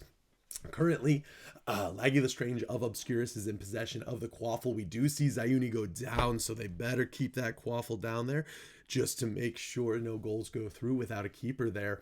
I'll switch to Osiris here on beater as the snitch race is incredibly close. Both beaters down here at the end of the pitch. We see this catch coming any minute. Nimbus Nighthawks, I'm assuming Mitchie Mo. Yes, it is Mitchie Mo, and she gets the catch there. 42-20 with 4 minutes left on the clock. Nimbus Nighthawks are in the lead by 20 at this point. Let's see what difference can be made up from Obscurus here. They did have that chaser pressure on there, but the seeker pressure was just not enough to stop Mitchie Mo. Odorina, though, a phenomenal chaser, proving her skill there just by putting another one through this game. 32-40, still in favor of the Nimbus Nighthawks. However, Obscurus is slowly chipping away at that deficit from the snitch catch. Captain Carnage takes a big hit there. Osiris trying to eliminate the Nighthawks beater. See if he can get him down, get that pressure off of his seeker, and he is able to. Osiris takes down Captain Carnage, leaving the seeker green black a little bit more free, flying without the pressure of the beater for a bit. Vibing with Vin is in possession of the quaffle. There we go. It's passed up to him. Heading on down to the Obscurus goalposts here. Gonna go for a shot on Zai. Zai makes the stop, though, and is able to get it back on out to USA Quidditch. We see a little pass play as the Obscurus chasers head on down. Ends up in the hands of Odorina. Oda gonna go for a shot here. I assume we won't be able to see that from this perspective. We'll flip on over. Odorina does get that goal in down at the other end of the pitch, making it 42-40. Tie game right now. 2 minutes and 30 seconds left on the clock. We have had a lot of tie games this tournament, and that just speaks to the skill of these teams and their ability to adjust on the fly. Zai with a great stop there, able to stop that tie from being broken. However, it does look like the Nimbus Nighthawks, Cheese and Queso, able to get the intercept on the kick out and bring it right on back to put it through. That does put Nimbus Nighthawks 10 points ahead, currently 52-40. Let's pop on over to our beater perspective again here, see what's going on with the snitch race. We do see a half health seeker there. Osiris putting in the work, as well as Captain Carnage taking a hit. So Osiris really eliminating Captain Carnage while Oda scores. That was a great 2 seconds of quidditch for Obscurus, as they got an elimination on the beater as well as a goal in to tie the game 50-50, a minute 30 left on the clock. Michimo is half health. Currently Osiris is trying to capitalize on that kill of Michimo. If they can take down the Nighthawk Seeker, that will make them that will put them in a much better spot for catching this snitch, but Michi is staying alive. Oda, though, in the background puts another goal on the board, which does put Obscurus 10 points ahead. Currently 62-50. That snitch race is getting incredibly close. We've got Green Black, we've got Michi, we've got Captain Carnage, we've got Osiris. Everybody trying to get this final snitch with only 50 seconds left on the clock. This is all that matters. Whoever catches this snitch. We see it closing in. Both Seekers are probably at full right now. If not, they are almost there. They're at full by now. Captain Carnage taking a hit. Michimo is up on that snitch. USA Quidditch puts a goal in to tie the match there, or to extend the lead there, but the snitch is caught by Michimo. Goodness, so much just happened right there. Score changed very quickly, but we are only 10 points apart with 30 seconds left. No time to dwell on that. Odarina going down and is able to tie up the match with only 20 seconds left on the clock. We are at 80-80 between Obscurus and the Nimbus Nighthawks for their first match. 15 seconds left on the clock. The quaffle is coming on out. Currently in the hands of the Nimbus Nighthawks. They are approaching, gonna shoot on Zai here, and they are able to get a goal in right before the 0. Would have sent us into overtime, but Cheese and Queso puts it through to get that 10 points, ultimately giving this win to the Nimbus Nighthawks. Congratulations, Nimbus Nighthawks, on the first win of this series. We should be coming back here for game 2 soon between these two. And then for the rest of the day, just so everyone knows, we will have our NEWTs play out as well. This was the relegation tournament. And coming up after this match, we will have our finals for the Season 3 League 7. For Season 3 League 7. We will be back soon.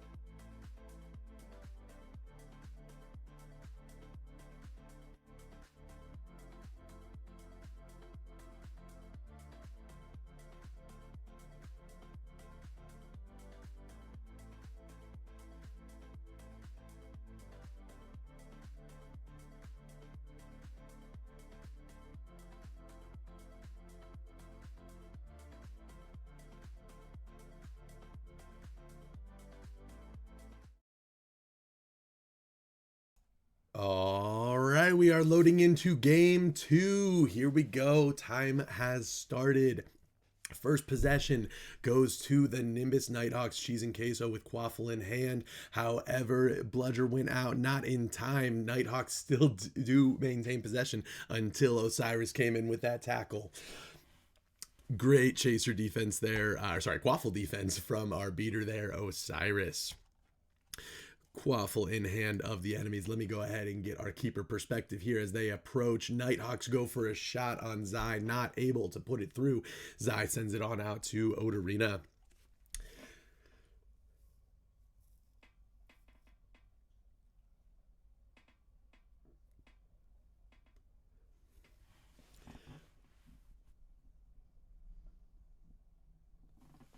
All right, Odarina in possession of the quaffle for Obscurus Quidditch Club, passing on up to USA Quidditch. USA heading on down towards the pitch. If we take a look at that snitch meter, by the way, Nighthawks do seem to have a slight lead. However, definitely some damage just went in as I saw the meter drop right as we had a goal from Obscurus as well, putting us at 10-0 with 5 minutes and 40 seconds left on the clock. Michimo definitely took a little bit of damage, still suffering, did take that snitch meter, but staying alive, which is, of course, the most important role or part of Seeker. Stay alive. Laggy Lestrange in possession of the quaffle passes on up to USA Quidditch of Obscurus. They go for a shot on the Nighthawks, and they get it through. Odarina looked like a one-timer pass there. Odarina putting it through 22-0 in favor of Obscurus. 5 minutes and 8 seconds left on the clock. We do see those snitch meters going over half. Oda takes it right back in and puts another goal in. We now see Obscurus sitting very comfortably with their snitch insurance. 32-0 in favor of Obscurus, with those snitch meters still really close there. Nighthawks are definitely going to need to catch this first snitch to stay in this game, so they should be putting a lot of pressure. Cheese and Queso going for a goal, puts it through right past Zai, making it 32-10, 4:30 left on the clock here. Let's go ahead and flop on over to Osiris, our beater for the Obscurus Quidditch Club. Snitch is getting closer here. We see low health from Michimo, the Seeker of the Nighthawks. Goes for a tackle, just misses, it looks like. Michimo hanging on by half life there. We've got Odarina putting another goal in. That does once again re-solidify that snitch insurance for Obscurus. Michi still hanging out at low health there. We see Osiris adding the pressure on, trying to keep this snitch race going. Michi closing in there. Oda puts another goal in the background. Oda bringing the score 52-10. This snitch is so close to caught. Michi gets a tackle right there. Osiris some pressure. Black Rose takes a huge hit there as well. He is extremely low health right now. Michimo much stronger, just a little bit. Full health now. Michimo at full health going for this snitch. Black Rose almost completely dead. Michi is able to sneak in there, get that snitch, and make it 52-40. Only a 10-point lead, but still a lead nonetheless from Obscurus. That snitch closed the gap quite a bit from all the goals Oda was putting in the background. They are currently, Nighthawks I should say, are currently approaching, trying to go for a goal here. Let's get on back to the keeper perspective as they try and shoot on him.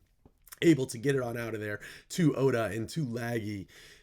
Zai is the keeper, trying to have some impact on the beater seeker game. Vibing with Vin, coming in for a shot, able to get it into the hoop, putting another 10 points on the board for the Nighthawks. And with that, it brings us to yet another tie game.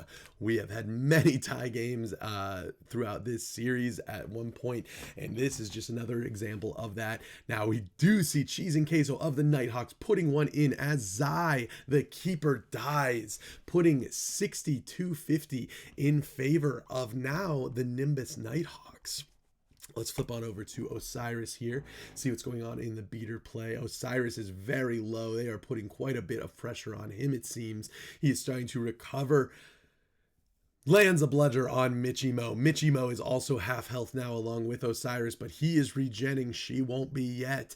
They are definitely putting the pressure on the Nighthawk Seeker. Oda doing what Oda does best and putting another goal on the board. 62-60. We've got a tie match now. Michi staying strong at that half health. Still has not died. Just taking the beating and pushing through it. Michimo rounding the enemy keeper posts right now. We are at 60-60 with 1 minute and 40 left on the clock. Harry Pothead puts one in the background there. That will bring us up to 70 points for the Nimbus Nighthawks. 60-70, a minute 25. Let's pop on over here to the keeper for a last little bit before we get that final snitch race. We do see Zai go down, going out far for that kick. Captain Carnage, extremely low health for the Nimbus Nighthawks. Captain Carnage eliminated by Osiris. Now the Nighthawks have no beater on their snitch game. Let's head on back to that. We've got Osiris just eliminated Captain Carnage, the beater for the Nighthawks, now trying to do the same to Michimo. However, receiving similar pressure from the chasers around. Goes for a tackle, not quite.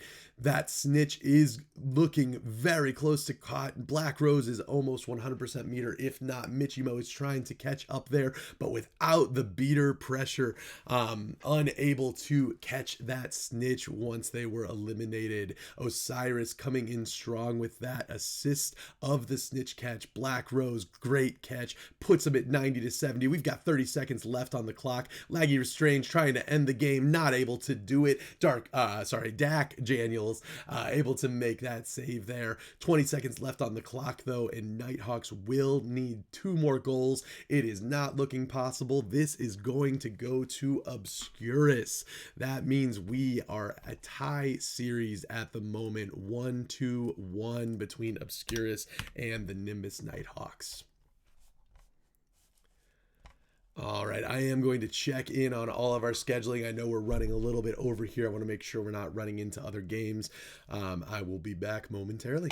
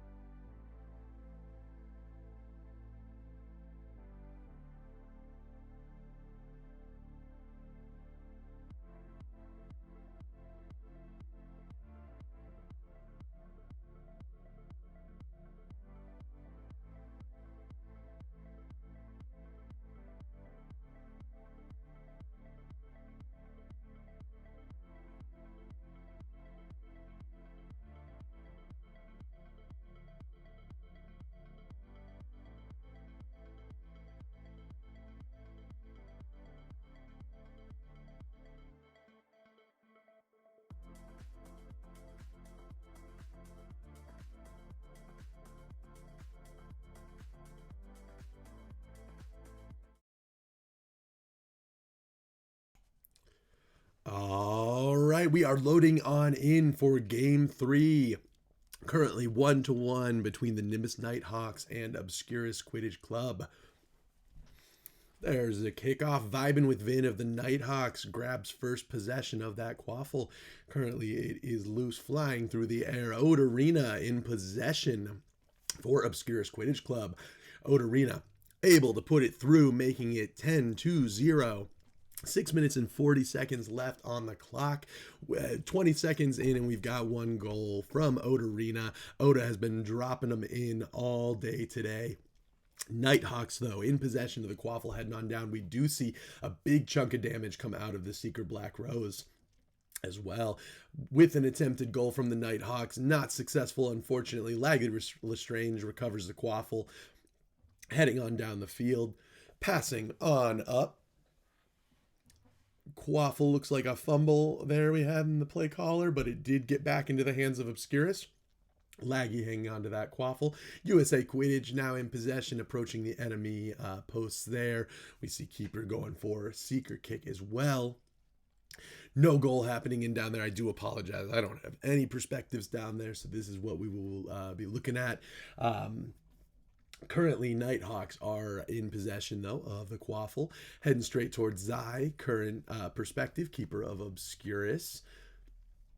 Goes for a one-timer, pass one-timer kick into the far hoop. Vibing with Vin, puts it through, making it a tie score now, 10-10.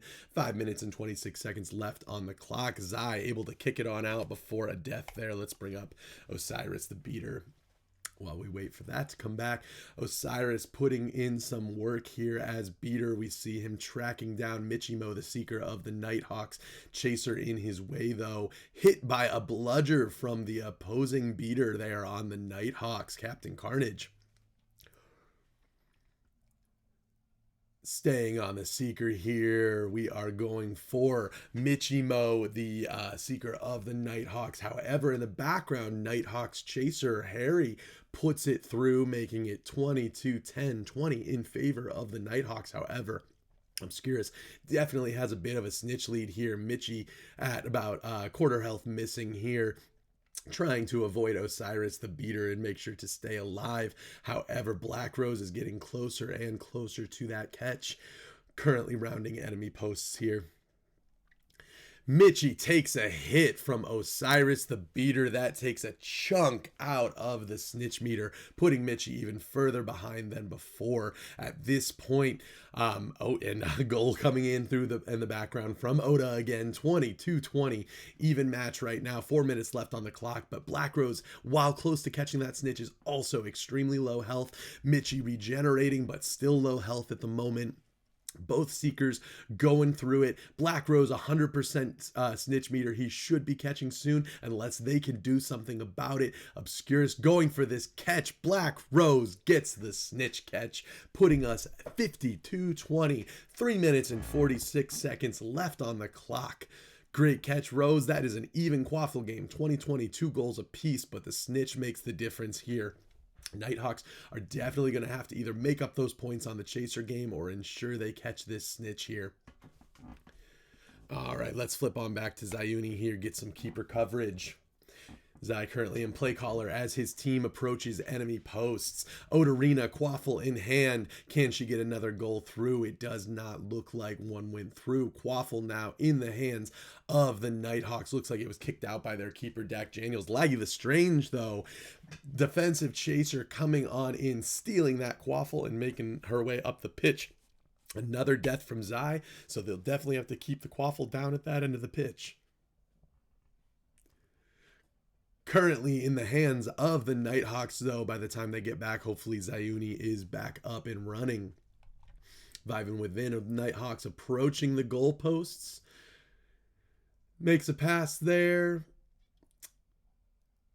And it, again with the aerial acrobatics, I've used that a few times to describe Vin's flight pattern. He knows how to hang on to that quaffle and avoid these tackles. And caster curse, I apologize. Great tackle from Laggy Lestrange, stealing from Vin and passing on up to Oda, 26. Still 50-20, no more quaffle points have gone in. We see a dodge there from Captain Carnage to avoid the kill from Osiris. Captain Carnage currently low health. They are putting the beater pressure on. Again, that snitch is going to be important, especially for the Nighthawks. Another goal goes in for Obscurus. We are now at 62-20, 60 in favor of Obscurus. Nighthawks do have a lead on the snitch. However, even with a snitch catch, they still will need another goal just to tie Obscurus at this point. And there it is. Dark Rit Nighthawk for the Nighthawks, putting a goal through, making it only a 30-point difference, so that if the Nighthawks are able to catch this snitch, which Mitch Emo is getting closer and closer to doing that, then they will tie up the game and have a chance at this. They just have to make sure they keep that defense up. Don't let any goals in now, because they need to keep that 30 points and they have to catch the snitch. And there is USA Quidditch putting a goal through, making that difference, 40 points once again. By no means down and out. They still need to catch this snitch on the side of the Nighthawks. I assume all of the Nighthawks right now are going after Cheese and Queso. We see Fall probably trying to go for a kill there as well. Michimo is closing in on that snitch. 100% meter, we see her crossing the field, but it looked like a possible tackle there. Might have gotten, it doesn't look like it landed. Michimo still only one down. Looks like a chaser tackle might have taken her out, and she is able to catch that snitch. Fantastic catch from Mitchie there. Unfortunately, with 82-60, the Nighthawks still have to score 2 more goals in order to tie this game up and take it into overtime. And right now, Obscurus is in possession. Laggy passes over to Odarina. Oda goes for a shot. No, I apologize. Oda goes for a pass to USA Quidditch, who kicks it straight through the hoop, putting us at 92-60. This game is done. It is going to Obscurus Quidditch Club. Congratulations on that win from Obscurus.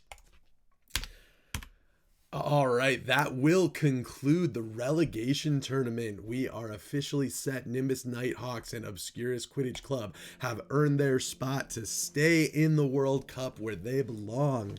They will keep fighting that out next season. For now, though, we do have the season finals, the championship matches of League 7. I'm going to take a look at where we're at in scheduling, and we should be back soon with some more Quidditch.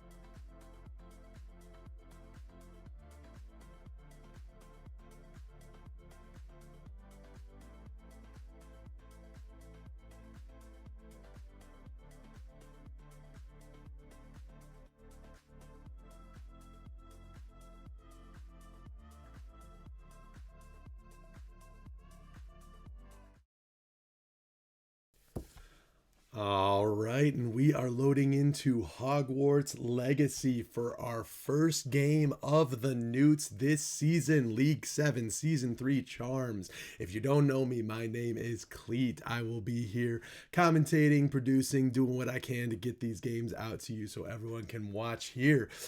Please participate in the chat. I am having a hard time multitasking, but talk in there. Quaffle is up. We've got some bloody hells though, so it does look like this match will be wrapping up and they will be re-entering into a new one. I'm not sure if Legacy is a banned mapped or if someone's having an issue. My guess is banned mapped. So let's see if they get into one that they stay in, and we will be back for this match soon.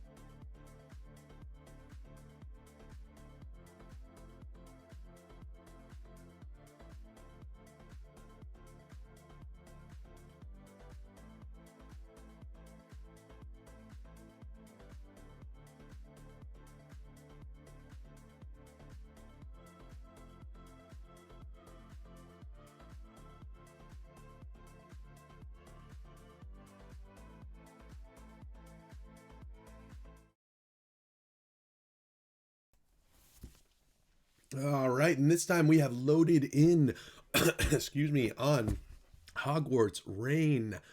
This is DQC, Dumbledore's Quidditch Army. Dumbledore's Quidditch Club versus Thin Ice for match 1 of the NEWTs this season. Right now, we're on the perspective of T Dreams, Chaser for DQC. DQC is Saffron able to steal the Quaffle from Thin Ice. T-Dreams making his way to the post, does a backwards pass straight to Saffron. Saffron puts it through. First 10 points on the board goes to Dumbledore's Quidditch Club. Saffron with an assist by T.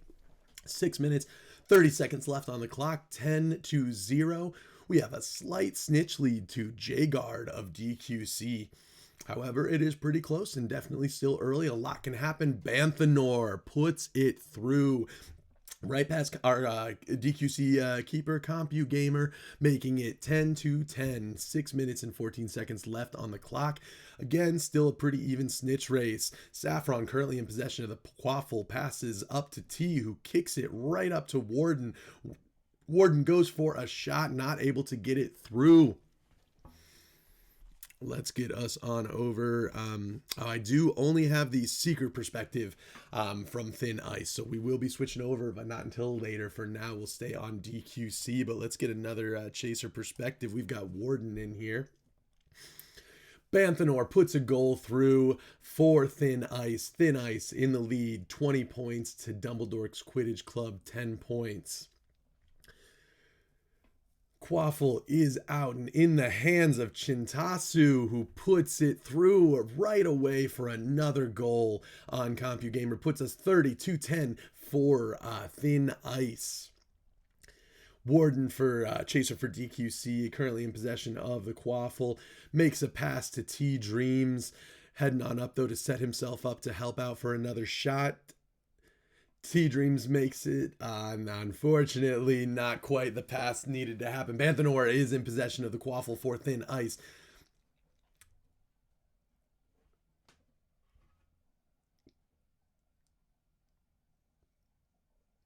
My apologies there. Dropped out for a second. We see some low Seeker health bars there. Dementor goes down. OTP gets the elimination on Dementor, the Seeker for Thin Ice. That is a huge difference in the snitch meter. DQC now with a huge advantage there. 10 to 30. Excuse me.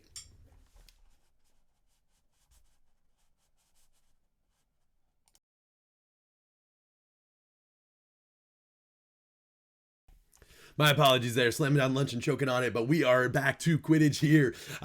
J-Guard is still in the lead for that snitch race at the moment. Let's go ahead and get Seeker perspective here from the other side. We will get Thin Ice, Seeker, Dementor pulled up so that we can see what is going on with the snitch race. My apologies. There we go.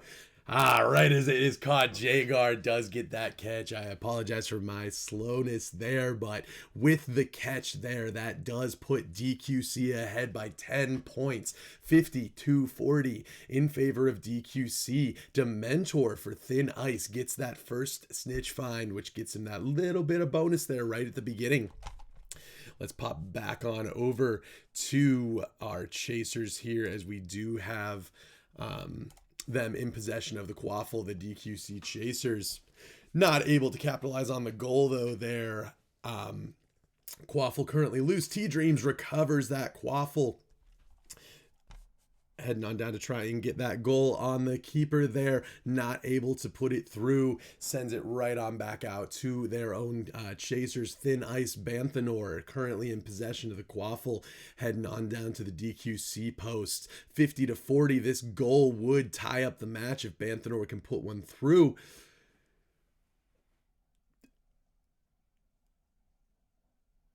It does seem... No, it's still in the hands of Thin Ice, but no goal has gone through from this perspective. I apologize, cannot see there, but he is able. Some things happen down there for sure. It took a little bit of time, but Banthanor is able to get it through. 50-50.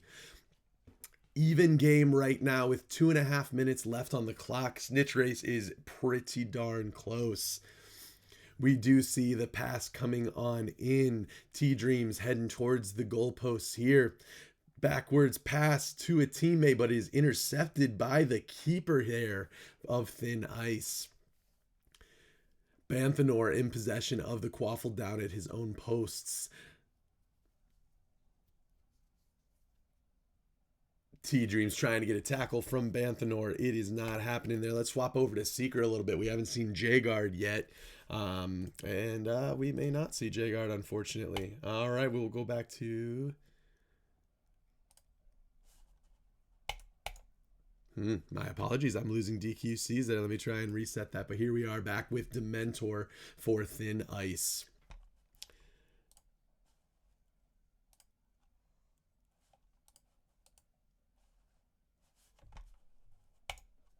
All right, unfortunately, I just have this Thin Ice perspective right now at the moment. But we do see J Mauler, beater for Thin Ice, goes down at the hands of OTP, the beater for DQC. Currently, Dementor is a bit behind on that snitch race. J-Guard does have that lead there. OTP trying to put some pressure on Dementor. Throws a bludger there, no success. We are still at 50-50 with a minute left on the clock. This could come down to a snitch catch, or depending on how this plays out, it could come down to a Quaffle goal. There are 45 seconds left. This is definitely enough time for either Seeker to catch if they are not taken out. But we do see a lot of pressure starting to be applied to Dementor as he does creep ahead, very close to catching this snitch. We see DQC, J-Guard there, extremely low health. J-Guard feeling the pressure from Dementor as Dementor bumps him, knocking out J-Guard. Now Dementor just has to stay alive, get his hands around the snitch, and this will be a win for Thin Ice. There it is, 80-50. Thin Ice with the victory here. 18 seconds left on the clock, not enough to make anything happen. We will go ahead and call this one for Thin Ice, but phenomenal Quidditch played from both. You could see the pressure that they were putting on the Seekers there at the end, and it was just a matter of trying to stay alive while getting beat up, as Seekers commonly experience. All right, that does wrap up that first match. We will go ahead, pause here for a second. I'm going to drink a little bit, eat a little bit, and we will be back with a game 2 here shortly.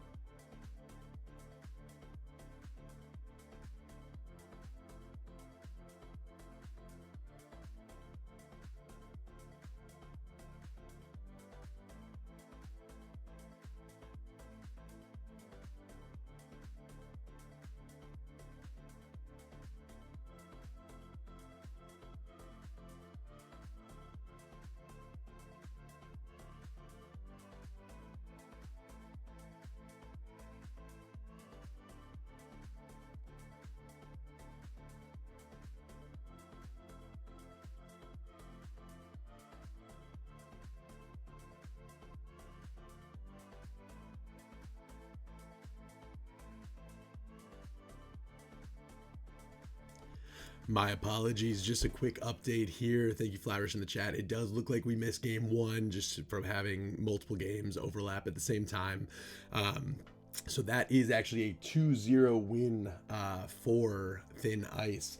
Next up, we do have CC Crazy Comms playing as Kabangers. That'll be out momentarily.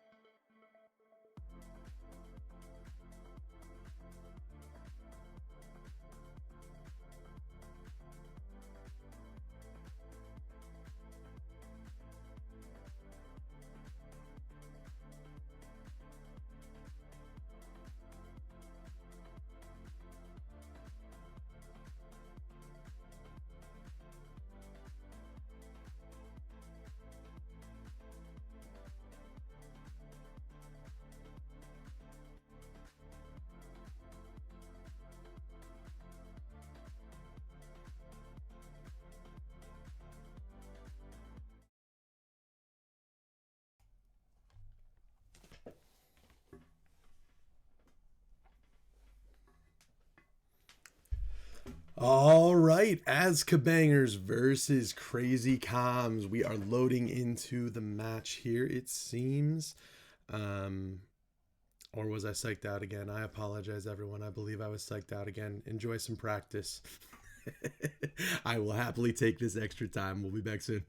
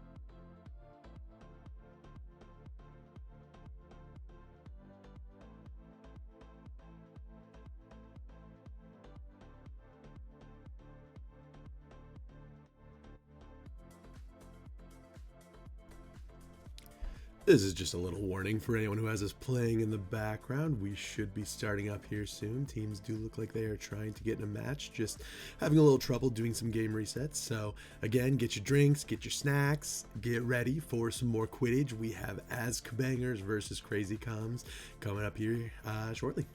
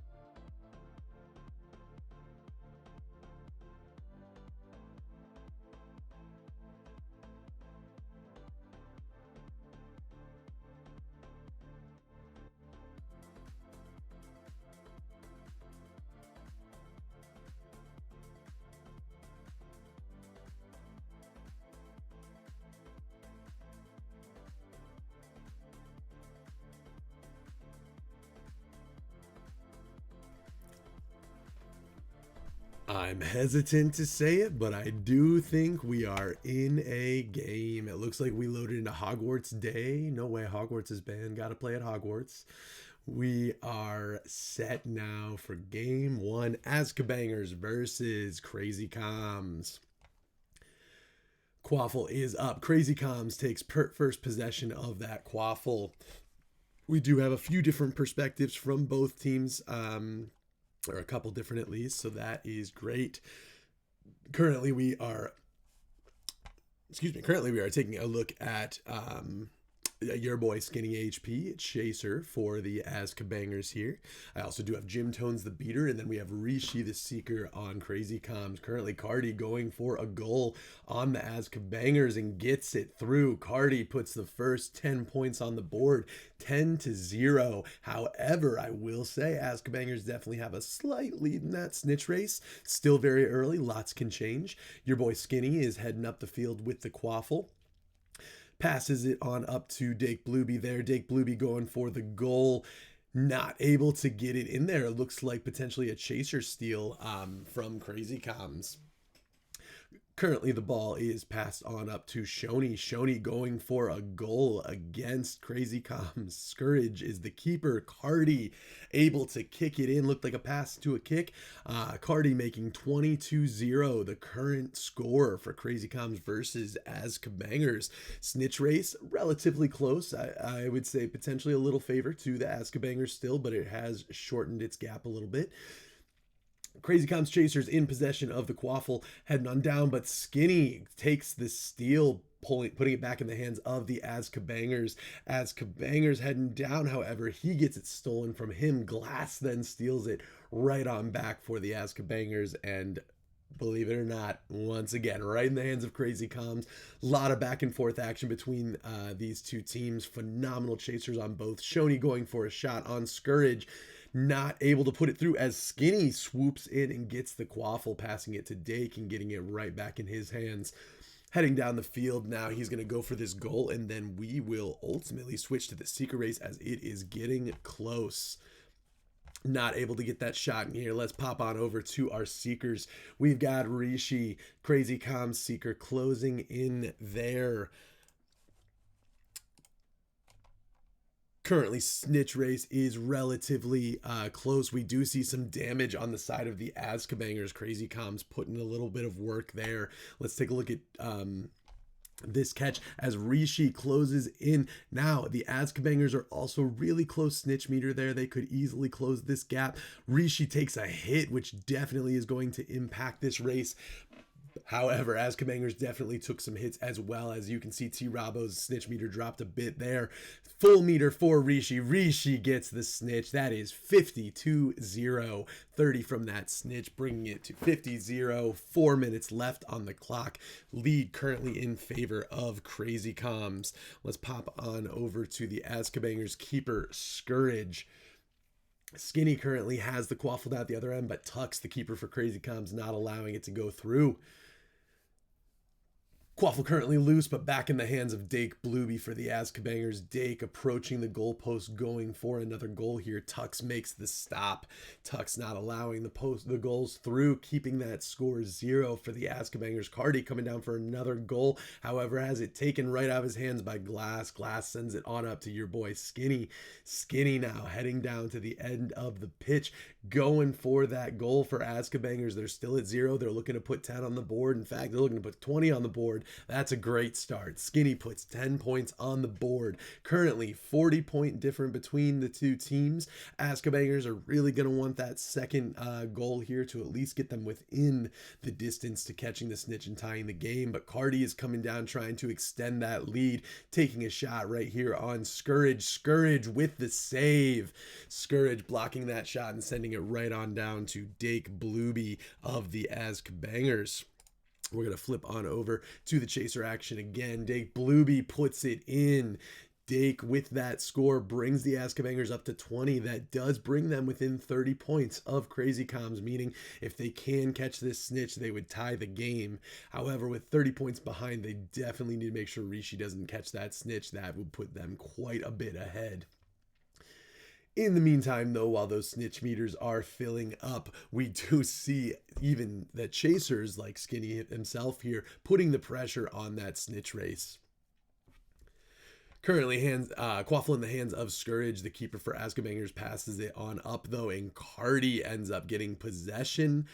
I apologize. There was Scourge kicking the ball right back on out.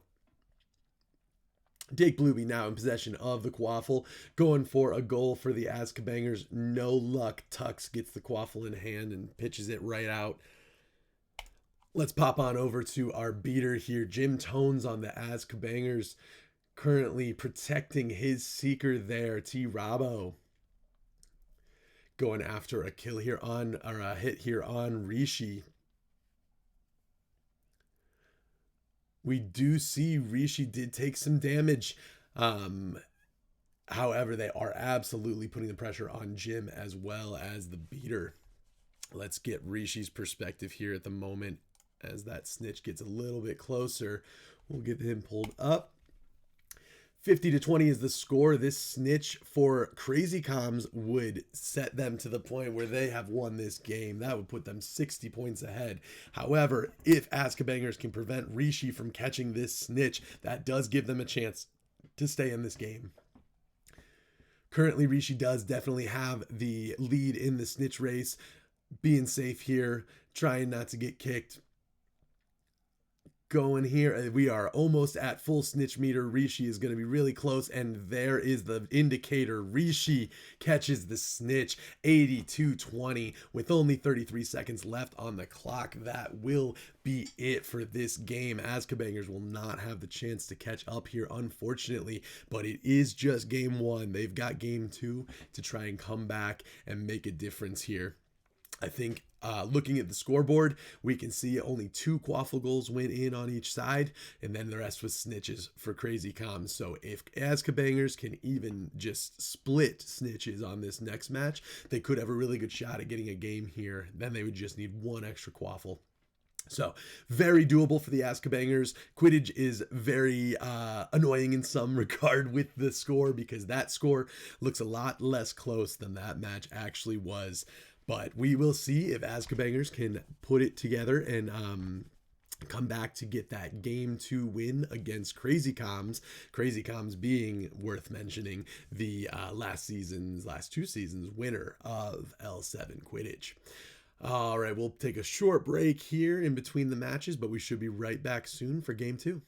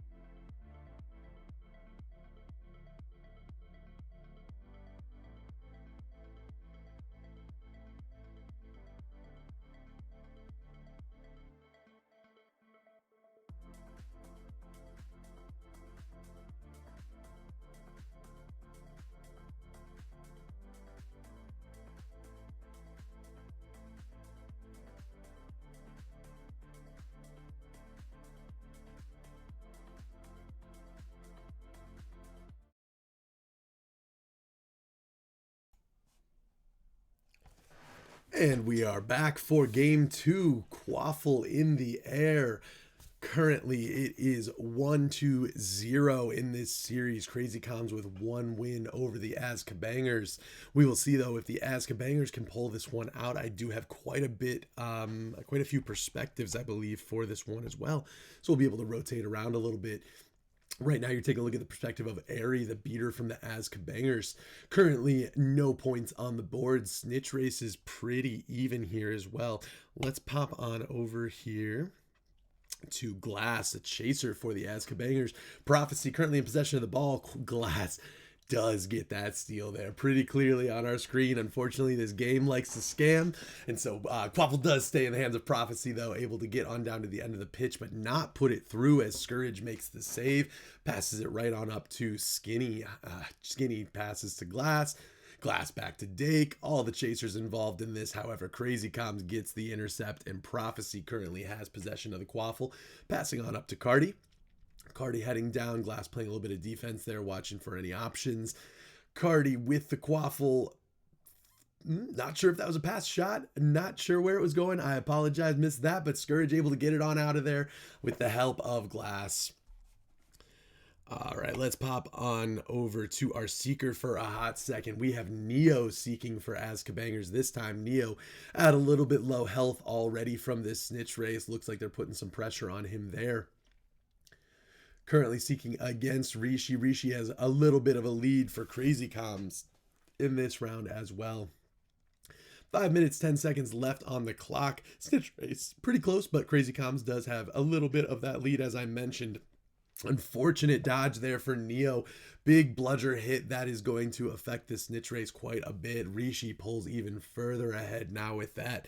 Let's pop back on over to our keeper here, putting out play caller rings. Dake Blueby puts one through, making the first goal of the game. 10-0 in favor of Azkabangers, but Rishi does have that lead on Snitch, and Snitch is getting close, so we are going to go ahead and switch on over here to Rishi's perspective as we finish out this race. Rishi closing in on that. They are going to have to go for a kill on him here, or this will be his snitch to catch. That will shoot Crazy Comms ahead by 20 points. Total, a difference of 20 points once they add the 30. Rishi does take a hit there. Currently just trying to stay alive, stay safe. He knows he's almost there with that full meter, and Neo's still got a little bit of catching up to do, so he just has to stay alive, get that last bit of snitch meter, and as soon as he gets this indicator, he's going to go for that catch. We are almost at 100%. Neo, though, also at 100%, just about. Rishi swoops over, grabs the snitch from right out in front of Neo, putting Crazy Comms 30-10. Crazy Comms currently in the lead for this series. That was an incredibly close snitch race. Neo was right there as well. Let's pop back on over to our chasers, though, for this second part of the match here. 3 minutes and 40 seconds left on the clock. I apologize. That is still a secret for you. There you are. We'll get you to our chasers. Glass. Cardi currently in possession of the Quaffle for Crazy Comms. Heading on down to put the goal through. Unable to do it. Scourge with the save. Scourge getting it on back out to Glass. Glass making his trek down the pitch. Lucky he has some rings there from his keeper to help his turbo stay up. He's going to try and go for a shot, but Prophecy sneaks in there and takes the Quaffle away from him, passing it on up to Cardi. Cardi heading on down to make a play, but Dake Blueby takes the Quaffle right out of his hands. Dake Blueby for the Azkabangers passes up to your boy Skinny HP. Skinny is going to go for a shot here. A pass to Dake. Dake one-timers straight through the top hoop, putting Azkabangers up 10 points. That gets them now, that puts them at 20 points. Crazy Comms at 30 points. Still a 10-point difference in favor of Crazy Comms. They also do have that snitch lead as well. Azkabangers are going to have to put in some work here to even out that snitch race and get some Quaffle points on the board. Shoney heading down with the Quaffle, heading towards, but not able to get it past Scourge. Scourge kicks it right on out. Cardi, though, looks like he got possession of it. Let's go ahead and get Scourge's perspective here. Shoney gets the Quaffle off the ground, goes for a ceiling shot, but Scourge is able to make that save, able to hang on to the Quaffle here as Shoney tries to take it, kicks it right out of Shoney's hand down the pitch as well. We do see Quaffle sitting mid-pitch, a little bit of fumble action going on there. Your boy Skinny HP gets it passed straight back to Scourge, the keeper, to hang on for safekeeping there. Shoney going for it, doesn't get it, but Cardi swoops in, picks up the Quaffle, and dumps it in the hoop. That puts Crazy Comms at 40 points now, 40-20, and they still do have that snitch lead as well. We're going to have to see some work from the Azkabangers on either the chaser or snitch game. At this point, it really is that snitch game getting pretty close. So with a 20-point difference, they're going to want to make sure Rishi does not get that snitch. That will put them pretty far behind with only a short amount of time left in this match, 1:20. Dake Blueby currently in possession of the Quaffle, heading on down to the Crazy Comms side of the pitch. We'll go ahead and get some chaser perspective here for a hot second. Skinny is staying on Rishi. Skinny as chaser gets a tackle on Rishi. They are trying to delay that catch as much as they can. And also can take a look here at Airy Berry, who's going to be doing the same thing on Beater, trying to take out Rishi. Airy Berry needs to get some type of kill, some type of hit on Rishi to prevent this. Neo is catching up, though, on Seeker. So if they can delay it a bit from Rishi, this could be great for them. There is a goal by Shoney in the background as well, but chaser goals are much less important for us right now because we are looking at this snitch. Rishi is about to catch this snitch, but is just overwhelmed with so much pressure. Literal sea of blue just swarming him at this point. Rishi trying to stay alive. Neo finally is able to catch up and almost catch this snitch, but Rishi able to stay alive through that whole time with Neo at 1 HP. Gets the snitch. Rishi coming in with a crazy clutch snitch catch there, even with some unbelievable pressure. Phenomenal snitch race. Neo and Rishi, two of the best in the league, and that is why, because of that snitch race right there. Doesn't go without saying too, Beaters, amazing pressure there. Airy Berry was clearly giving Rishi a run for his money, but able to survive it and get that snitch and ultimately the win here in this match. Great job to both teams there. That will put Crazy Comms as the winners of this match. We do have more Quidditch coming up. I believe we've got Thin Ice playing now. Actually, let me rephrase that. I'm going to check the tournament bracket, and I will get back to you so I don't get any false information out here. So more Quidditch coming up soon. I will be right back.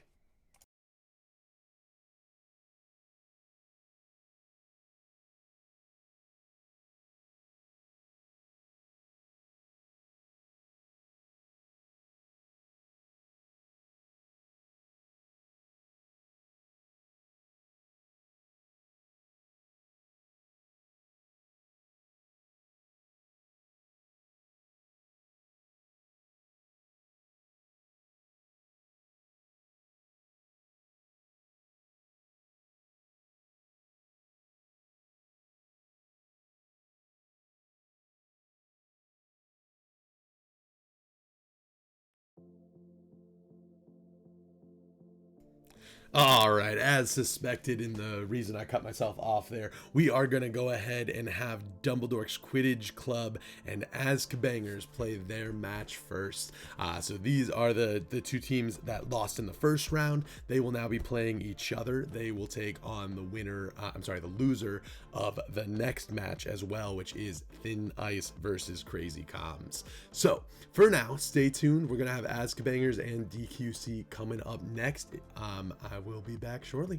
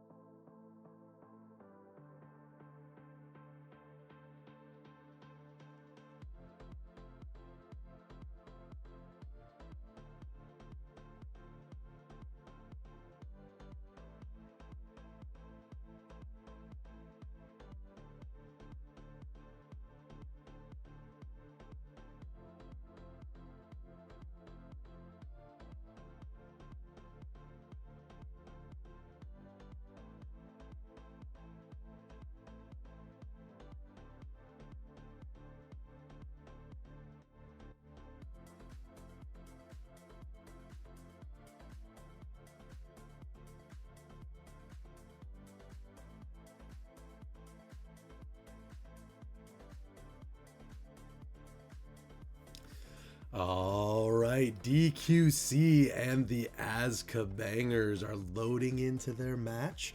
We will see match one of this first series play, or sorry, first match play out right now. We will start here with DQC. This is OTP, the beater of DQC there. We do see that the Quaffle is in possession of your boy Skinny HP. Skinny trying to put a goal on the board there. Let's flip on over to some Chaser gameplay here. All right, that is a bit choppier than I would have liked it to be, so let me get you somebody else. And we see a goal go through right as I'm switching. Chad is my dad for DQC. Puts a goal on the board. Straight past Scourge here for the Azka Bangers. Scourge with Quaffle in hand. Looking for his Chaser to pass to. And Quaffle is out in possession of Glass. Glass Chaser for the Azka Bangers. Dake Blueby now with Quaffle. Dake puts it through, putting one goal on the board for the Azka Bangers, bringing us 10-10. Tie score, 6 minutes left in the match. Snitch races are pretty even, but I would say there's definitely a slight advantage there for DQC. So it does look like J-Guard is pulling ahead just a little bit on that snitch race here. We do see Quaffle heading down the pitch towards the side of DQC in the hands of the Azka Bangers. Skinny approaching with the Quaffle. Setting himself up for a shot, but CompuGamer, the keeper for DQC, makes that save there. Keeping the score 10-10.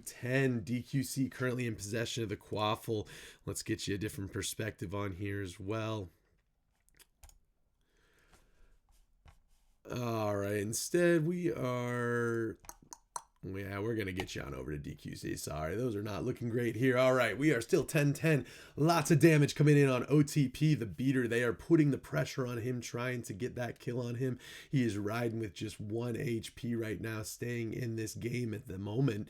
Dake Blueby going for a shot there, but it is stolen by a DQC chaser. Quaffle in possession of the Azkabangers. They are heading down towards that pitch. Let me get you swapped on over here again. We do see OTP, though, still riding that low health there. All right, with this snitch race getting so close, let's get you on over to some Seeker coverage. J-Guard for DQC. Oh, unfortunately not loading now. Let's go back to OTP. As he takes down, or it was taken down by Jim Tones, the beater of the Azkabangers. We've got 10-10. Snitch race is so close. OTP gets a tackle on Azkabangers Seeker there. I believe it's Neo this game. Closing in on that snitch. J-Guard is almost at 100%. Neo just a little bit behind there. OTP trying to stay on the beater, keep Jim Tones off of his Seeker so that J-Guard can catch that snitch. 40-10 in favor of DQC with that snitch catch. Tie Quaffle game. However, that snitch will set them well ahead at the moment. Let's take a look and see if we have any perspectives from Azkabangers that I can get on there. A decent quality. Let's take a look at Glass maybe. All right, chaser game 42-10, 3.5 minutes left on the clock. Ball currently in the hands of DQC. Yeah, we've got some freezing there, so I'm going to take us back on over to DQC. We've got Warden on chaser here. Ball currently in the hands of the Azkabangers as they approach CompuGamer to go for a shot. Dake Blueby able to put one through with an assist by Skinny.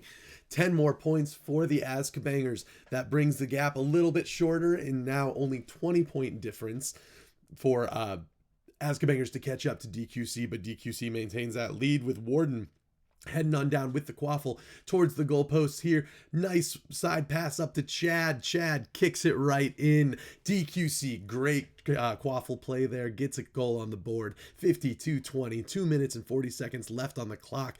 That does keep that snitch insurance in favor of DQC just in case the snitch does not go their way. However, snitch is currently close a little bit in favor of Azkabangers as Dake Blueby puts a goal through there, making it 50-30 for the score at the moment.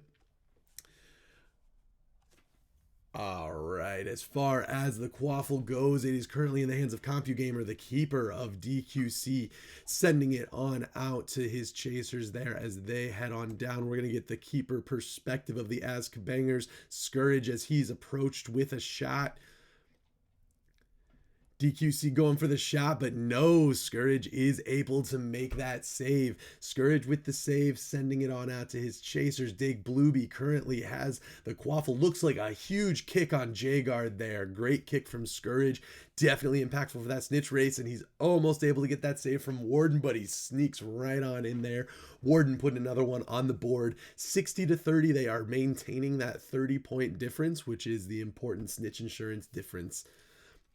Currently hero in hand. Looks like he may be going to try and use it. However, not able to. Impact the chasers. It looks like I didn't think it hit the Seeker. Unsure on that for sure. However, currently ball in the hands of Dake Blueby. Passes on back to Scourge, the keeper here. Scourge hanging on to that Quaffle. Let's get on over to that snitch race here. We're going to take a look at Neo's perspective, Seeker of the Azkabangers, and I lied. We will not take a look at that perspective. Instead, we'll get you J-Guard's perspective, Seeker on... Man, we are not. All right, OTP it is. Beater perspective from DQC. As this snitch race gets a little bit closer, he is going to be putting that pressure on Neo. Neo and J-Guard both really high snitch meters right now. Neo just took a hit, which is going to bring that snitch meter down a bit. J-Guard almost at full snitch meter while OTP stays on Neo. J-Guard speeding ahead right there. You can see him with the snitch. He's got full meter, and there's the catch. J-Guard with the catch brings this game 90-30. 30 with only 17 seconds left. That is definitely it for this match. This win will go to Dumbledork's Quidditch Club. Great games from both teams. 4 seconds left. Let's see if they can make anything happen. Jaguar's pretty low there. Looks like they're doing some damage. But yeah, ultimately, as I said, this will go to DQC here today for this first match. Game 2, that will be coming up shortly. I do want to take a minute to say, though, too, this is the end of Season 3, but Season 4 is just going to be beginning. So if you are not already on a team for Season 4, there are currently tryouts happening with a lot of teams. Reach out, find ways to get involved here. There's plenty of spots. The more players we have, the more teams we have, the more Quidditch we have.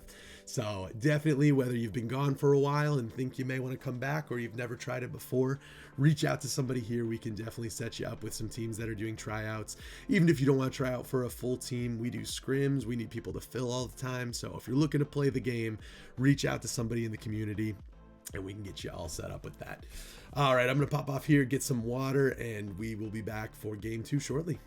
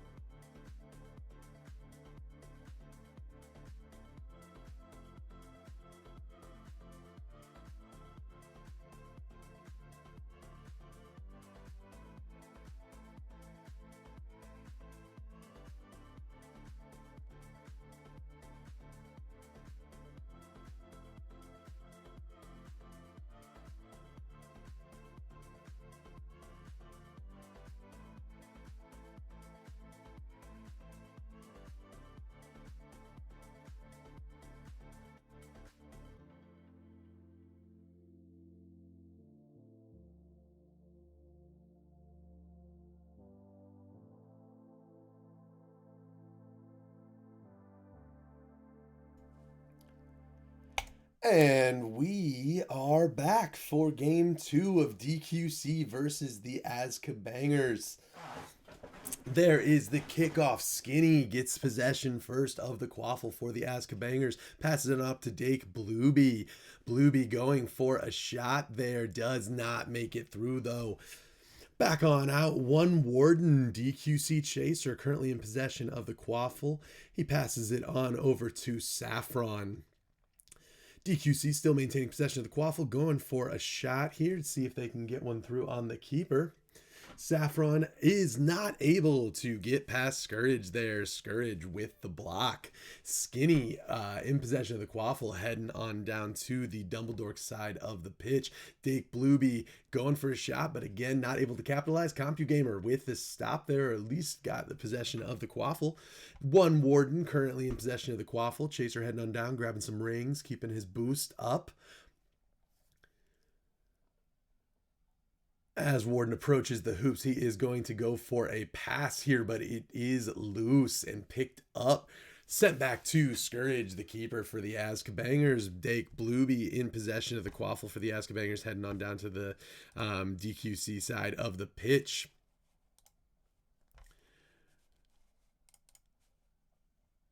And we did see a death there. Skinny was taken down by OTP going for that goal here.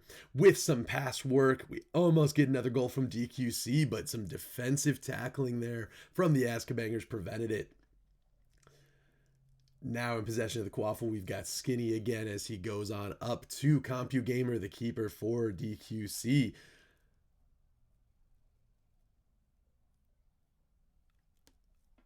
looked like a shot, possibly a one-timer kick. I'll be honest, there was a lot that happened right there, but the shot did not go in. So DQC still trying to get that quaffle back as Azkabangers does get it back in their hands. Glass currently with possession of the quaffle, trying to get around CompuGamer while Warden plays some defense there at the hoops. Glass able to put the goal in, makes it 10-0 with 4 minutes and 45 seconds left on the clock here.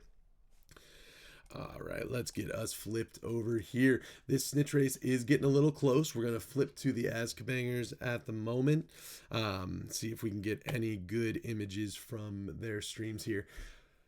Skinny's perspective, Azkabanger Chaser here. He is approaching Saffron, going for the steal, not quite going to get it. However, that snitch race is getting really, really close. We're going to flip on over. I unfortunately don't have J-Guard still, but I do have OTP.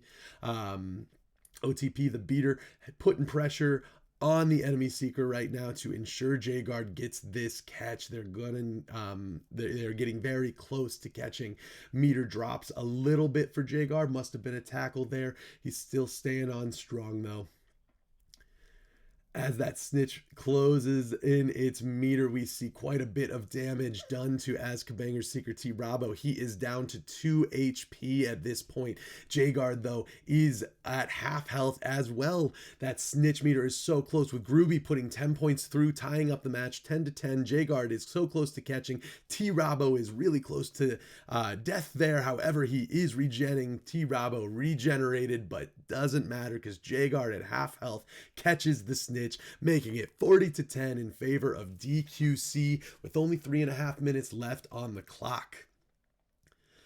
All right, flipping on back over to our Chaser game for a bit here. Let's see if we can get the perspective of Scourge, the Azkabangers keeper, as they approach DQC coming on in. Saffron with the quaffle in hand, taken though by Dake Blueby. Dake Blueby taking the quaffle down to the other end of the pitch, keeping it away from his side.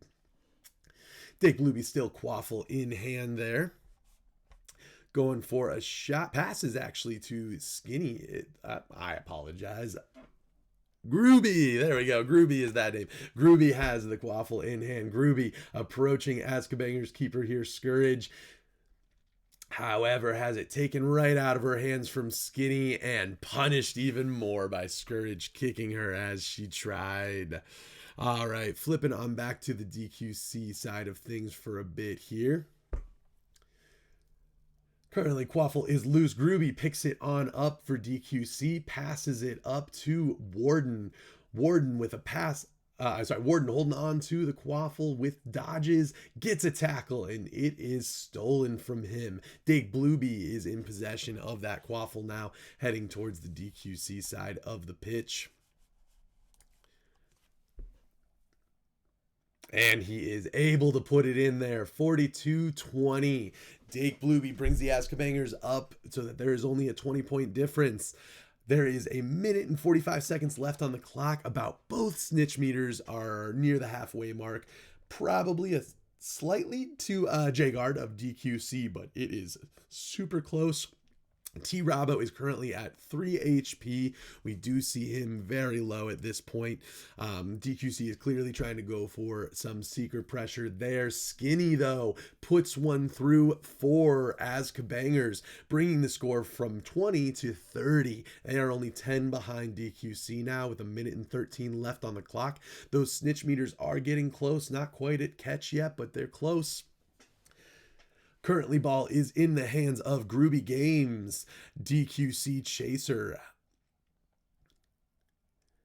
That gets passed back to their keeper, CompuGamer. CompuGamer now in possession, passes to Groovy there. Snitch meters are getting close. Let's get a switch on over to the snitch race here, see who we have. Again, I think I'm going to have to go with OTP unless we have J-Guard. We do not. We're going OTP. OTP eliminates Airy Berry, the beater for the Azkabangers. Now he is laying the pressure hard on T. Rabo with a big hit right there. Both snitch meters are completely full. This could be anyone's catch here. Everyone is swarming the Seekers. One of them just needs to grab onto it, but they are both struggling to stay alive right now. T. Rabo almost dead. J-Guard at half health. Snitch meter still full. 13 seconds. J-Guard gets the catch. 72-30. 30. That is a win for DQC with only 10 seconds left on the clock.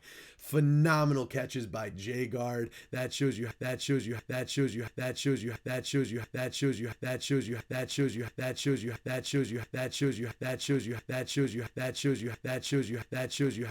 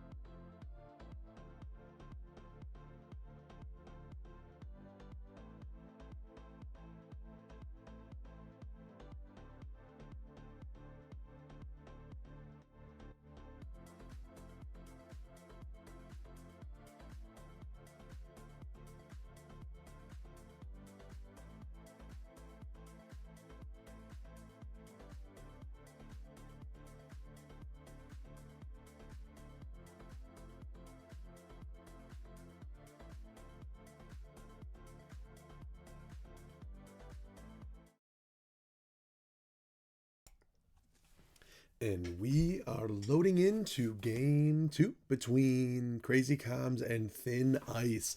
Thin Ice had that first victory in the first match there. However, we'll see if Crazy Comms can come back and take game 2. Looks like first snitch find does go to Rishi. Rishi finding that first snitch for Crazy Comms. That will set the standard there for the snitch race as he gets a little bit of a bump to start out.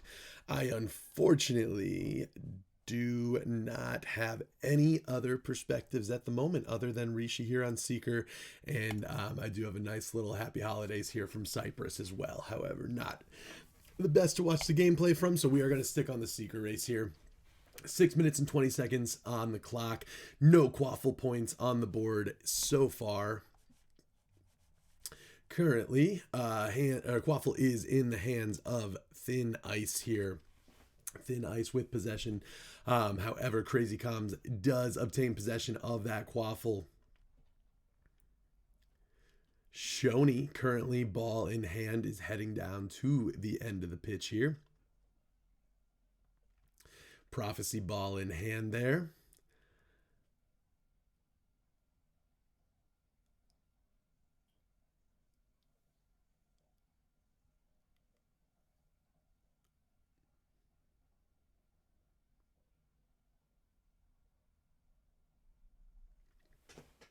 All right, my apologies. I was trying to get us another perspective other than this one, but this is what we have. This is what we're sticking with.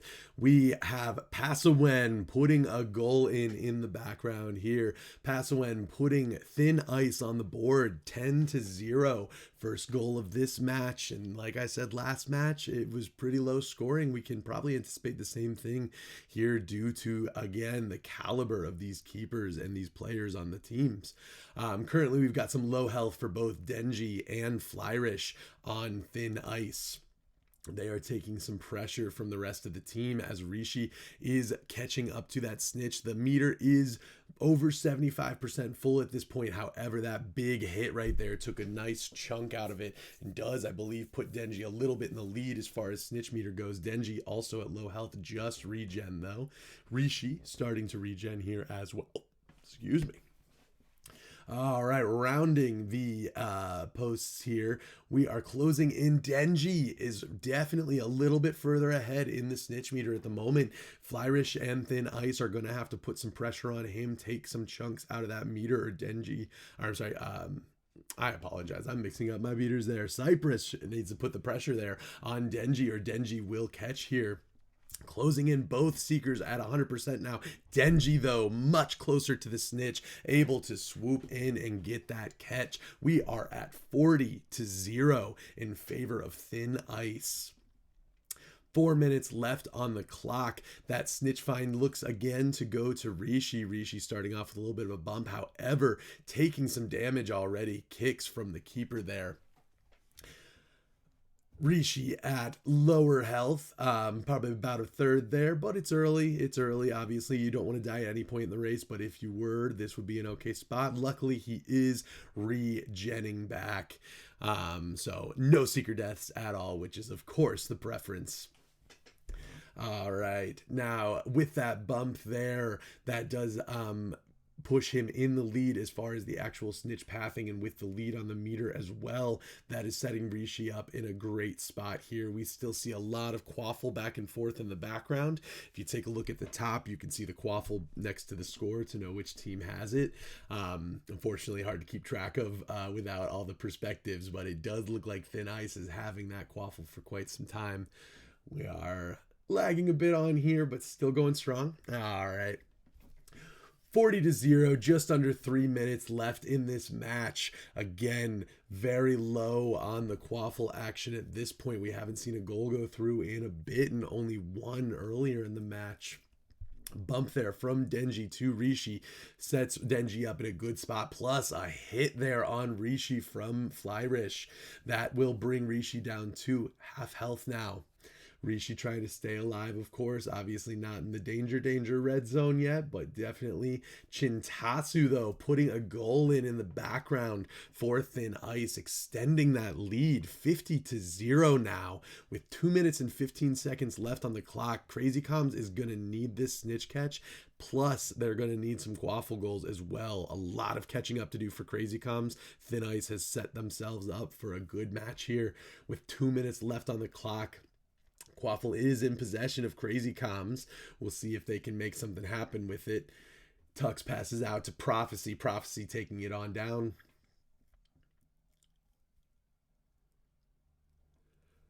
Prophecy Quaffle in hand again. Not able to capitalize. Shoni falls and Rishi takes a big hit to take him down to half health as well. Currently, snitch rate closing in. Denji still has that lead, though. And again, Crazy Comms not only needs this snitch, but they need at least 2 goals to take them into overtime as well. And we have the horrible bludger bug. Luckily, that did go away there for Rishi, it looks like. So Rishi still staying strong in this. Denji's got that lead, but Rishi is trying to catch up here.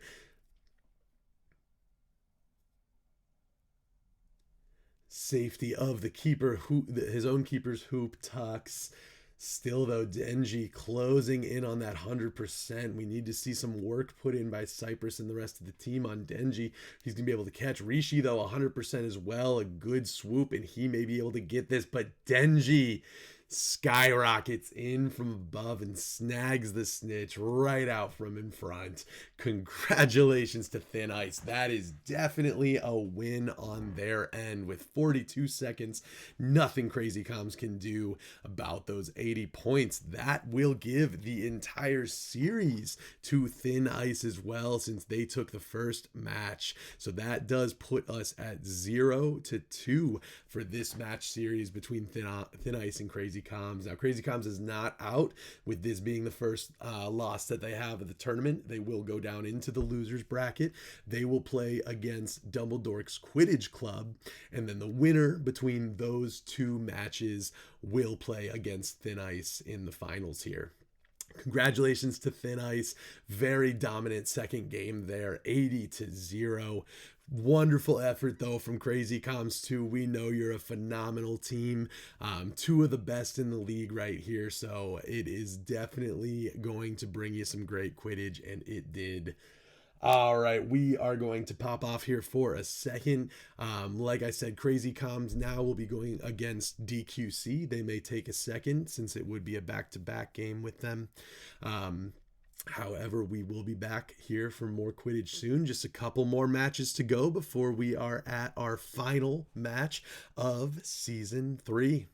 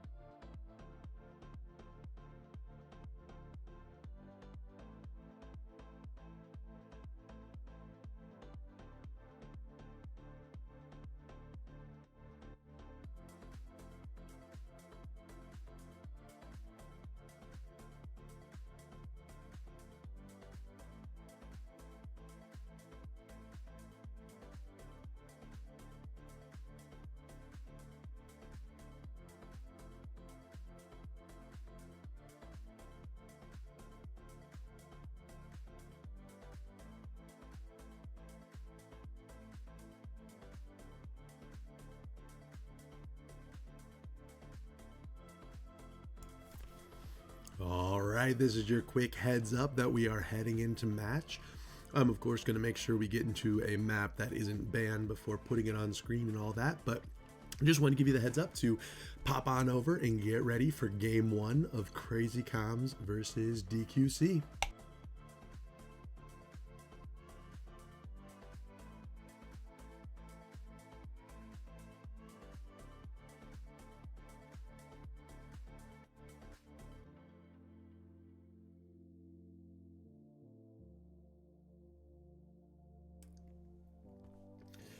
All right, we are in Ilvermorny, so I believe we will be playing this one out here.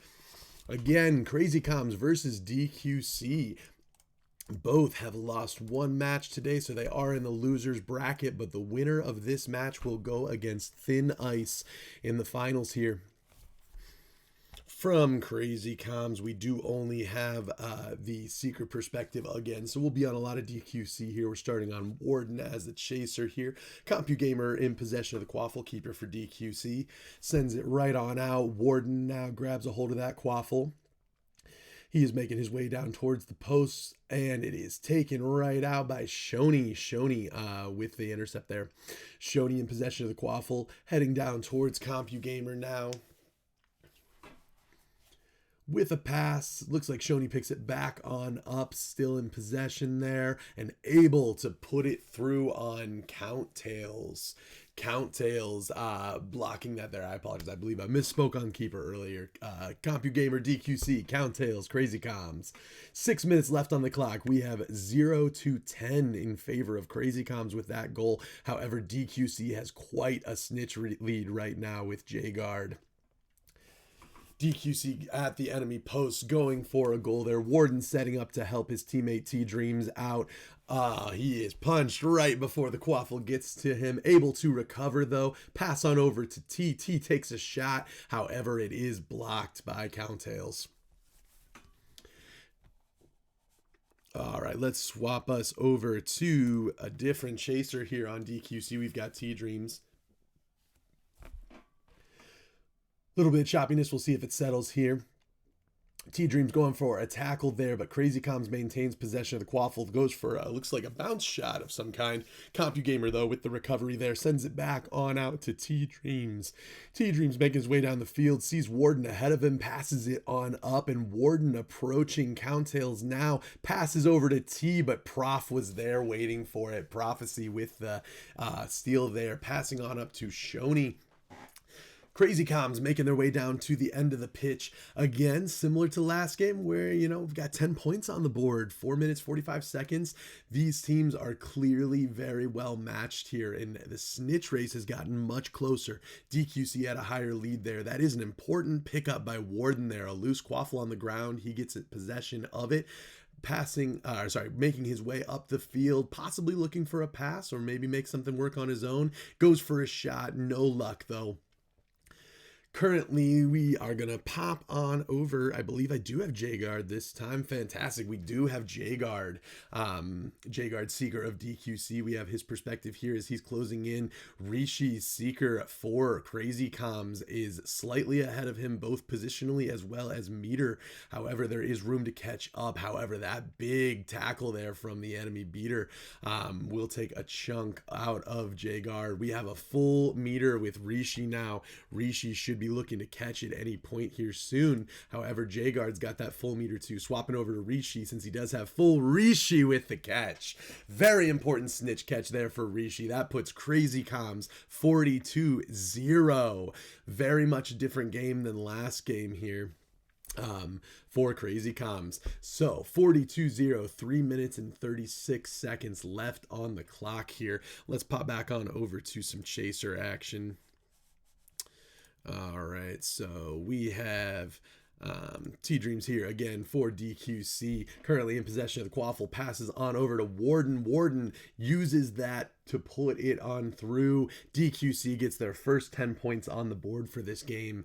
3 minutes and 11 seconds left in the clock. 42 Crazy Comms with 10 to DQC. That is the very, very important 30-point difference there of a snitch. DQC does have a lead on that as well. However, it's very early. We definitely see Rishi there at about a third of his health missing, so they are putting some pressure on the Seeker, trying to keep that lead for DQC. Crazy Comms, though, making their way down with the Quaffle, trying to go for a shot here. Doesn't make it, unfortunately for them. DQC now in possession of the Quaffle. T-Dreams passes on up to Warden. I would switch to Warden, but there's usually a lot of pass play between these two, so let's stay T. I knew it was coming back to him. There it is. T in possession. Passes right on back to Warden again. Back to T, and T back to Warden. Warden unable to put it through, unfortunately. Some great pass action there, but not able to capitalize on the goal. 2 minutes and 11 seconds left on the clock. Counttails has the Quaffle, kicks it on out with a big old kick on T-Dreams there. We'll pop back over to some Seeker coverage here. Let's get OTP, the beater perspective on here, see what he is doing at this midpoint in the game. Looks like he's got Rishi at half health there, trying to make a difference in this snitch race as it crosses over that halfway point of the meter. Rishi takes another hit, looks like from the keeper kicking, so CompuGamer probably got a kick on Rishi there. Rishi still low health.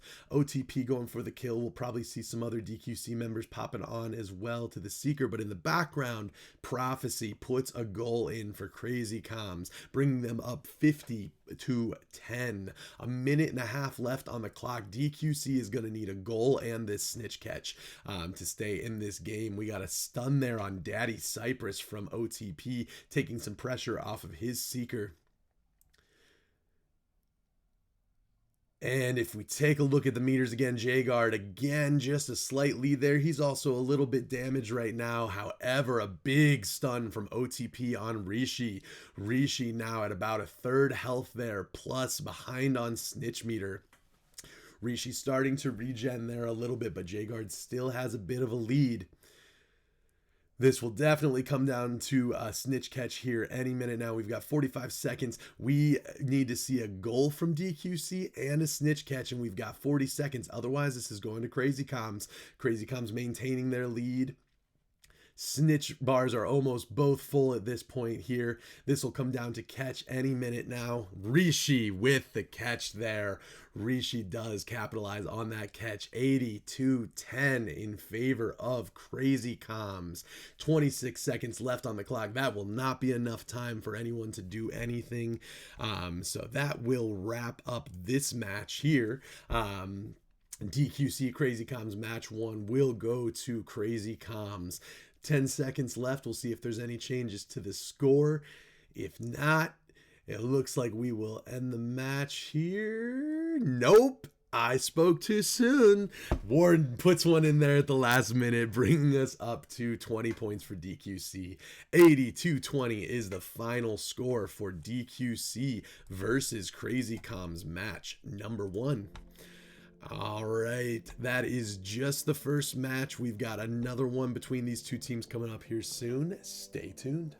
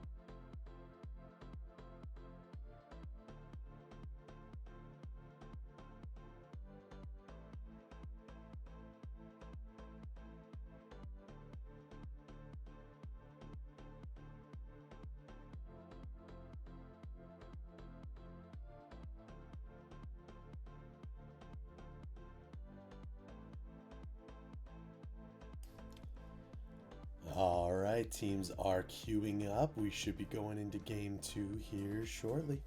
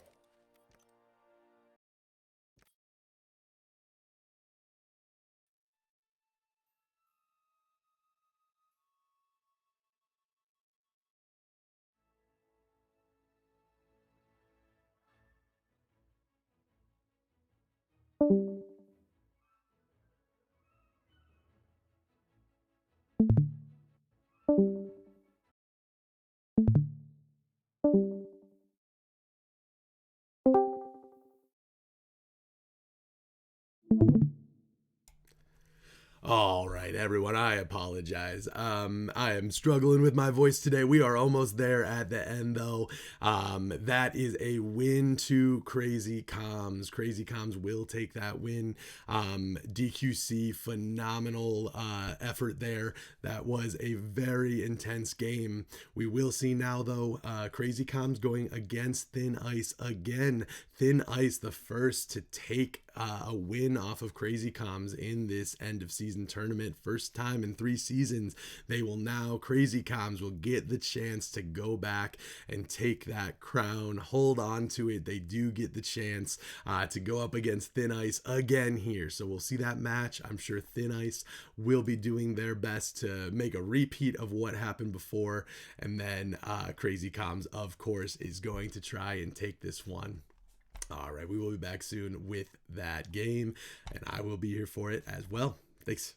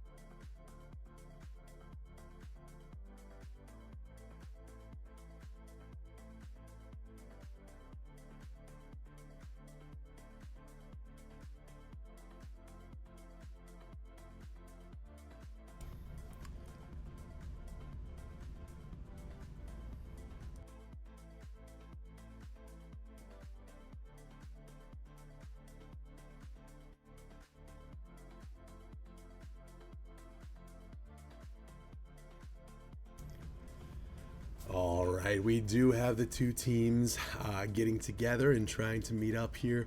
Unfortunately, we did have a banned map in the Forbidden Forest, one of the most beautiful maps, but one of the most buggy. So Crazy Comms and Thin Ice will be trying to meet up. I just wanted to give everyone the heads up that we should be starting soon. Also want to take a moment to say thank you for joining us. Today has been a ton of Quidditch. It's been a lot of fun. If you've enjoyed watching, broadcast team could definitely use some help, I would assume, in general. So if you want to get involved in the league, whether it's broadcast or somewhere else, definitely reach out to somebody. We have plenty of things that can be done. Looking forward to a lot of great broadcasts next season as well, especially when I have the rest of the broadcast team here and they aren't all on the pitch playing. And we will have some great productions next season is the plan. So please always stay tuned for more Quidditch. Even after today, it's finals, but we've got more coming. Teams are getting ready, so I will be back here momentarily to get the finals kicked off with Crazy Comms and Thin Ice. Again, I only have a secret perspective right now from Rishi, so again, I don't want to cause any issues for anyone's game, of course, but if we did get any more perspectives, it would be helpful just for viewership. All right, we'll be back soon.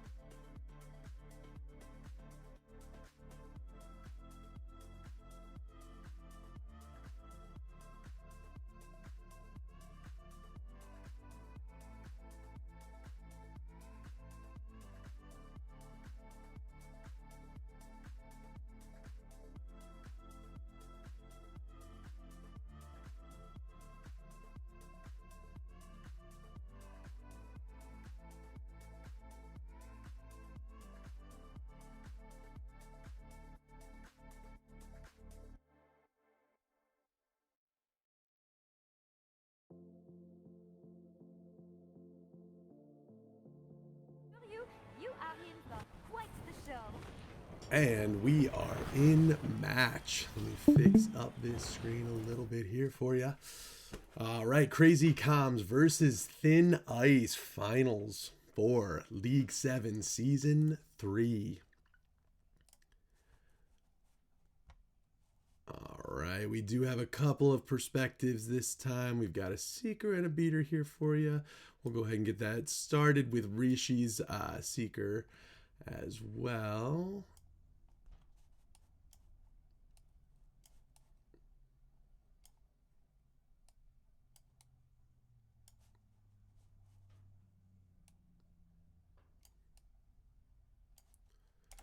All right, getting us on over to Thin Ice. I apologize. I know the dimensions aren't quite right, but let's get into Quidditch. All right, so 0-0, 6 minutes and 2 seconds left on the board here for this match. 0-0, no scores on the board. However, we do have a snitch lead with Rishi, but with that tackle, Rishi is low. Rishi is very low health right now. This could be a somewhat early kill for them, but an important one. Rishi still hanging on for dear life. Flyrish here, the Beater, trying to go for that kill against Rishi. Not quite able to catch up, but a kill does come in from the keeper there. Rishi down. That brings Thin Ice ahead of this with the snitch meter there. Denji has quite a bit of a lead there. We also saw a goal go in for Thin Ice. So Thin Ice with the lead in snitch as well as Quaffle right now. 5 minutes and 15 seconds left on the clock. Thin Ice in possession of the Quaffle. They are heading on down to the other end of the pitch. It does look like we have a loose Quaffle. Yes, it was, because Crazy Comms does pick it back up. Crazy Comms now in possession of this Quaffle. Just past the 5-minute mark, we are at 10-0, only a 10-point game. Make that a 10-point each game. Tux puts 10 on the board. Each team now has 10 points. Quite a big lead, though, still for Denji with that kill on Rishi. Rishi is low health again. They are laying the pressure on Rishi to ensure this catch for Denji. It's Flyrish, though, the Beater of Thin Ice, getting a lot of pressure. That is Crazy Comms trying to protect their Seeker Rishi there as he does catch up. We will flip over to Rishi's perspective here to get a little bit of Seeker time. 4 minutes, 20 seconds left on the clock. You can see Denji up there in front of him. Definitely has a lead physically as well as meter, but the snitch takes a turn there right in the middle. Rishi is able to get that turn in and stay on the snitch. Denji as well, following close behind and catches right there as Rishi is in front. 52-10. That goes to Thin Ice for the catch. 40 points ahead for Thin Ice as well. Rishi, though, gets that first snitch find there. Rishi with a small lead in that snitch there. We do have Thin Ice in possession of the Quaffle. Let's go ahead and flip on over to them again. All right, Thin Ice here. This is Flyerish's perspective again as Beater. 3 minutes and 39 seconds left on the clock. Crazy Comms currently in possession of the Quaffle. Tux there. Chaser with Quaffle in hand as he heads towards the goals, trying to put one through. Unable, it seems, to do that. Yes, the Quaffle back in the hands of Thin Ice, but Prophecy able to get a punch there on Flyrish the Beater and knock him out entirely. Taking Flyrish out of the race here, removing a good amount of pressure off of Rishi. So we should see Rishi starting to do a little bit of catch up here, and we do see Rishi is in the lead with the snitch meter now.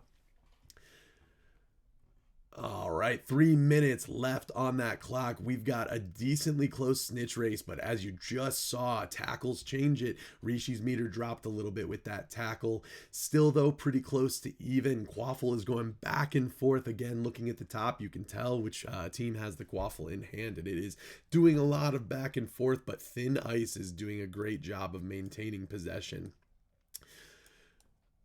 All right, these snitch meters are still incredibly close. Let's flip on over again to Flyrish here. Score is 50-10 with 2 minutes and 24 seconds left on the clock.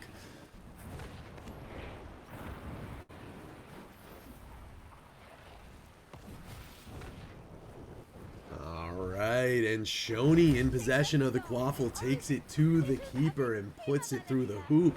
We are now at 52-20, which puts Crazy Comms within a snitch distance as far as scoring goes. 2 minutes left on the clock. Thin Ice is probably going to want to get that extra goal in there just to make sure, so that even if this snitch is caught, they still win the match. However, they cannot lay off of that seeker pressure.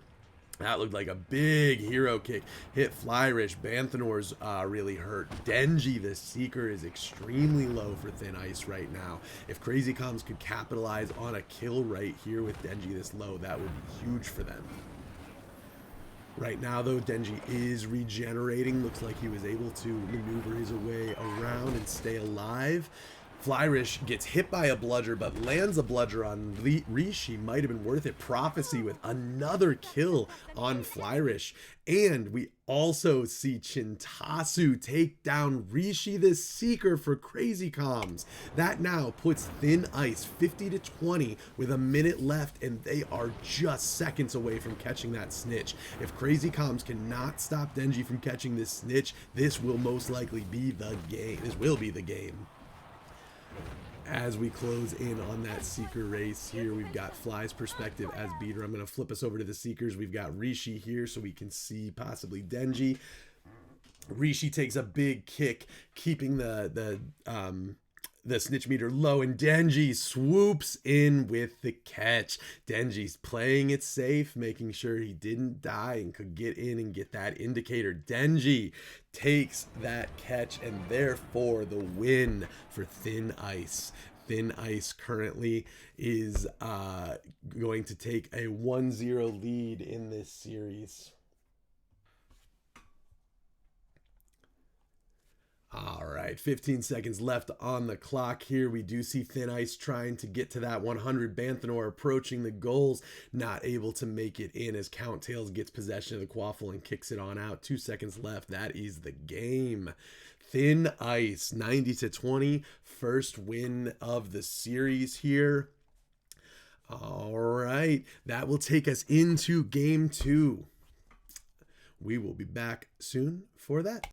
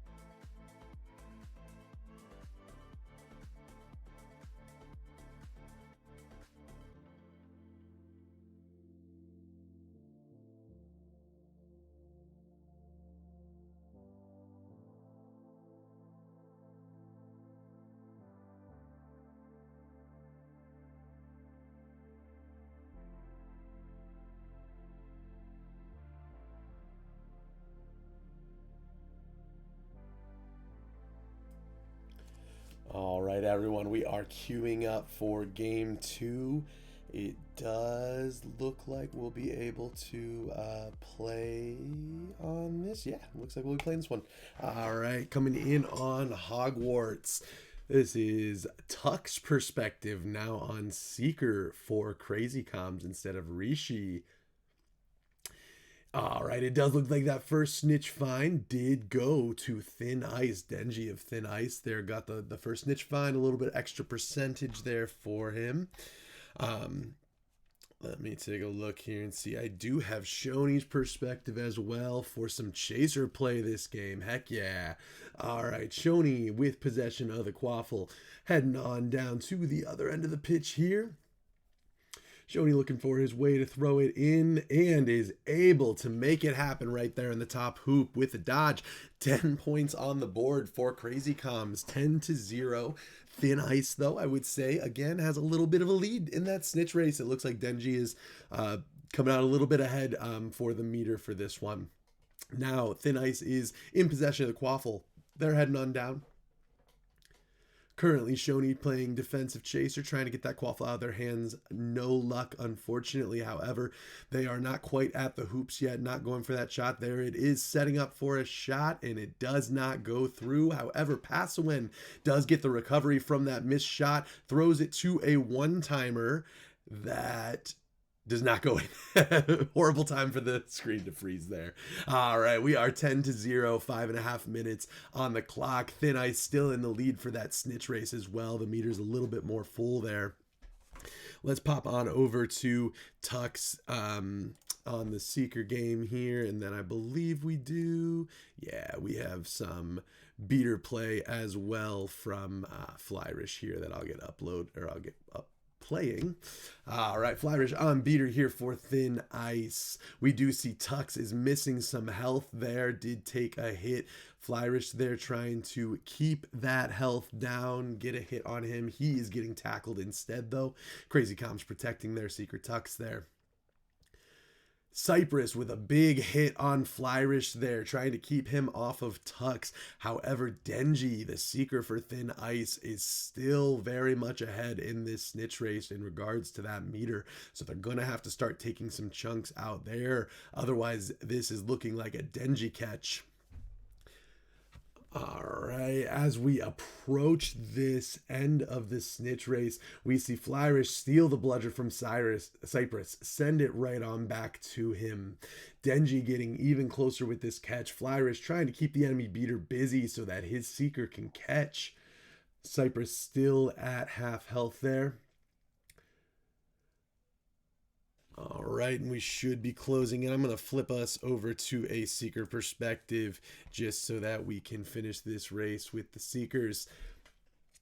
This is Tux's perspective. The Crazy Comms Seeker. Denji, however, is the Seeker for Thin Ice, closing in on a catch here, and he does get it. Denji with the catch for Thin Ice, putting us at 32-10. Only one quaffle goal so far from Crazy Comms. One total, and it was from Crazy Comms.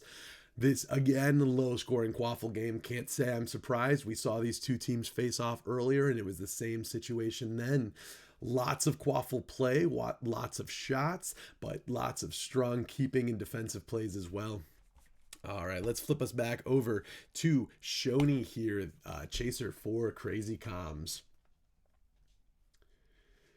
Crazy Comms in possession of the quaffle, Cardi ball in hand, heading on down towards dodging and weaving around a couple of chasers. Can he get around? Passes to Shoney, but that does not go in. Block from the keeper there. Shoney recovers the quaffle, though, able to head right on back down towards Thin Ice. However, some defensive chaser play there from Passwin. Great tackle, taking the quaffle right back. It does end up going back to Crazy Comms again. This is just what I mean. Back and forth quaffle. Tons of skill on both sides, and with that, you get lots of steals back and forth the entire match. Heading on down the field now, it is in the hands of Crazy Comms. They are going to pass it on up to their chasers. They're Shoney in possession of the quaffle. We are heading towards the Thin Ice keeper now. going for a shot, not able to put it through. Shoney not able to capitalize on that goal, unfortunately, but a good block by the keeper. Death to Shoney by Yukio. Big old kick right there in the face. Not much you can do about that. For now, let's go ahead and flip us on back to Flyrish on the thin ice side of things. Flyrish currently putting in some work on the Seeker race here. We saw a tackle right there on Tux. That is going to bring the snitch meter down a little bit. And as you see, obviously half health as well. Flyrish still putting in the work on Tux. Tux will most likely begin regenning soon, and the chasers of Crazy Comms are trying to make it so that Tux can regen. They're going to distract Flyrish. However, just as he regenerates, Flyrish gets another hit in there, and Tux is at half health again. We're going to flip on back to the chaser game for a hot second here, just because this snitch race will be getting close, and we'll flip back to finish it out there. Prophecy, though, puts a goal through for Crazy Comms. That brings us up 20 to 30. 2 goals from Crazy Comms. 1 snitch catch from Thin Ice. Same as the first time they played here as well. With the back and forth of the Quaffle, we do see Thin Ice in possession of the Quaffle at the moment. Looks like a potentially loose ball, maybe a pass, but I think loose. Lots of people going on the Seeker game, and you know why? Because it is close to catch. Let's get on over to our Seeker perspective here as Daddy Cypress takes down Flyrish. Flyrish going down is huge here as we get to the end of this snitch race with both Seekers at full meter here. The back and forth, they are both right there. Snitch in reach. Everything come out. Look at Denji's health. Tux is at half health. Everybody is pile driving these Seekers, but Tux comes out with the catch. 16 seconds left on the clock. That is unlikely for, or impossible for, Thin Ice to get those Quaffle goals. So this is a win for Crazy Comms. That will set us 1-1. Also, something I have not said is this is a best of 5 series. So it is the first to 3 wins, not 2. Right now, we are sitting at 1 apiece between Crazy Comms and Thin Ice. Game 3 will be coming up here soon. Stay tuned, everyone.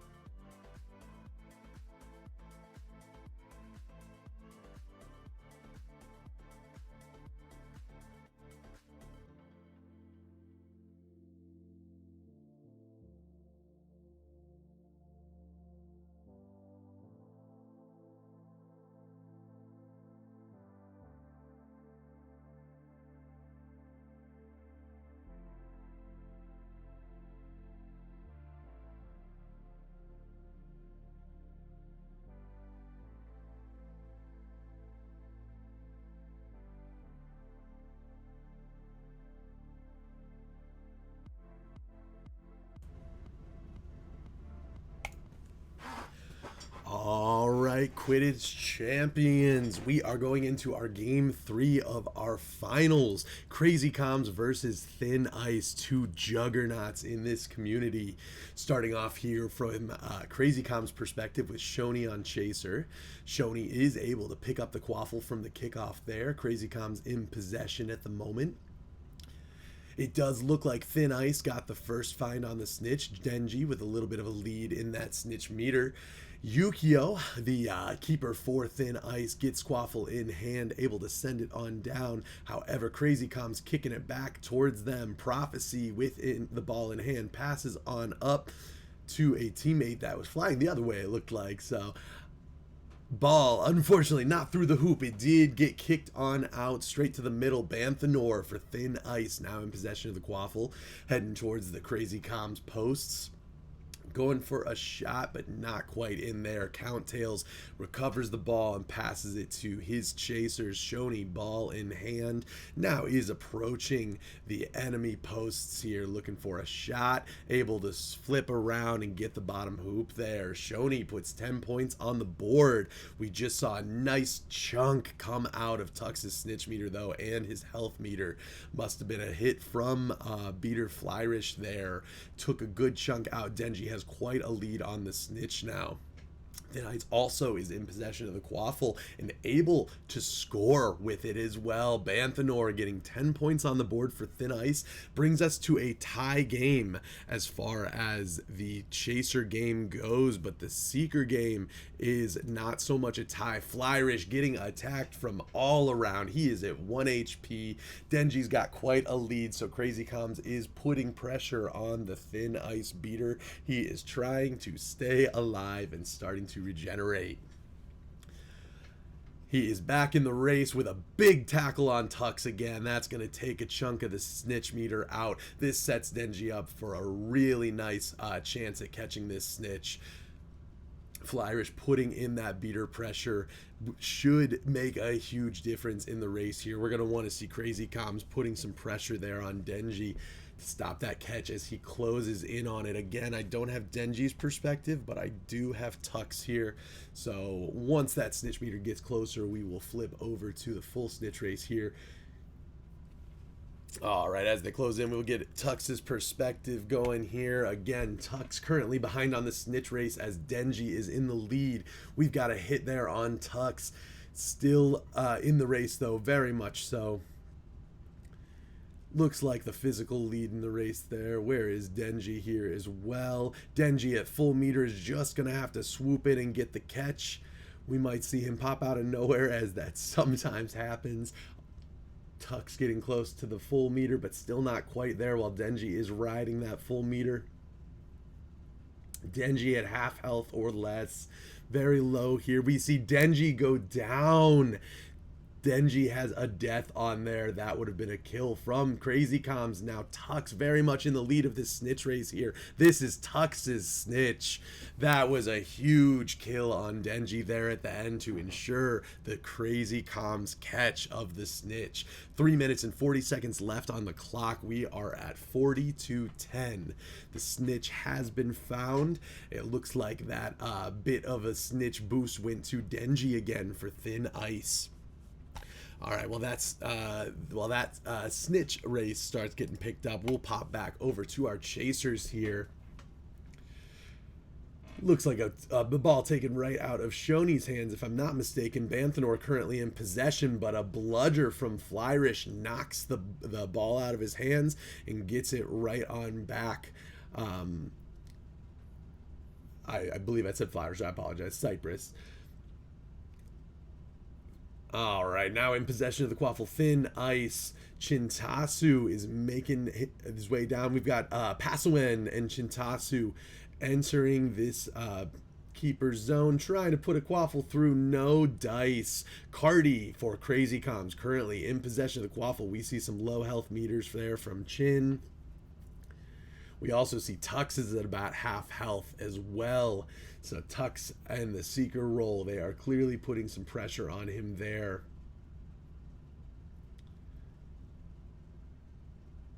All All right, 2 minutes and 15 seconds left on that clock. 42-10. Ball in hand of Cardi for Crazy Comms as he approaches with a pass. One-timer kick from Shoney through the post. That puts us 50-10 in favor of Crazy Comms. Snitch race is really close as well. Very close race there. This snitch is super important for both teams. Thin Ice to stay in the game. Crazy Comms to solidify a win here. Ball in the hand of Thin Ice. Chintasu not able to get it past Count-Tails. Count-Tails with the save. Sends it out to Prophecy. Prophecy heading on down the pitch. Shoney up ahead. Gets the pass coming his way. Shoney approaching the keeper again. Going for another shot. That was a bounce shot. Did not, ceiling bounce. Did not work out for him there. Got the block. Banthanor for Thin Ice now in possession of the quaffle. Heading towards the Crazy Comms posts. Trying to put one in. No, pass to Passawen. And Passawen unable to get it through the hoop. Unfortunately stopped there by Count-Tails. And Thin Ice, though, getting the ball right back in their possession. Thin Ice keeping the quaffle down at the Crazy Comms end, putting a lot of pressure on Count-Tails here as the keeper. Cardi, though, able to get a hold of the quaffle and head down towards the other end of the field. But in the background there, we do have Denji catching the snitch. Again, no secret perspective there. I apologize, but Denji does catch there to get us a 52-40 with 42 seconds left on the clock. Thin Ice is going to have to score a quaffle goal here to tie us up and send us into overtime, whereas Crazy Comms just needs to prevent the score. Shoney holding on to the quaffle. We also have Flyrish throwing bludgers, trying to get the quaffle out of Shoney's hands here, so they can get that final goal. Shoney still holding on to the quaffle, not giving it up. Unable to get the bludger there as Cypress steals Flyrish's bludger, stopping it from hitting Shoney. Shoney pitches the ball all the way down to Yukio of Thin Ice there. Yukio kicking it out. No time, though. Thin Ice unable to get that quaffle goal in there. That will be a victory for Crazy Comms here. Crazy Comms taking that win again, though. We are at best of 5. So Crazy Comms has 2 while Thin Ice has 1. We have at least 1 more game, but possibly 2 or 3 more games as well. I'm sorry, 2 more games as well. So with this next match, Crazy Comms wins. Crazy Comms is the Season 3 winners of L7 for the 3rd time in a row. On the flip side, if Thin Ice can dethrone these giants, they just need 2 more wins and they can be the first new winner of League 7 Quidditch here. So we will be heading into Game 4 here soon. Stay tuned for the rest of the day, and I apologize, I'm reading and talking at the same time. Perfect. All right, we are good to go. I will be back soon. Teams are currently still in stacks, but they are not going in yet. I'm gonna grab some water, grab some food. I bet you should do the same. Hydrate, everyone, whether you're playing or not. Drink that water, as Chemicool would say. Stay hydrated here. All right, I will be back soon.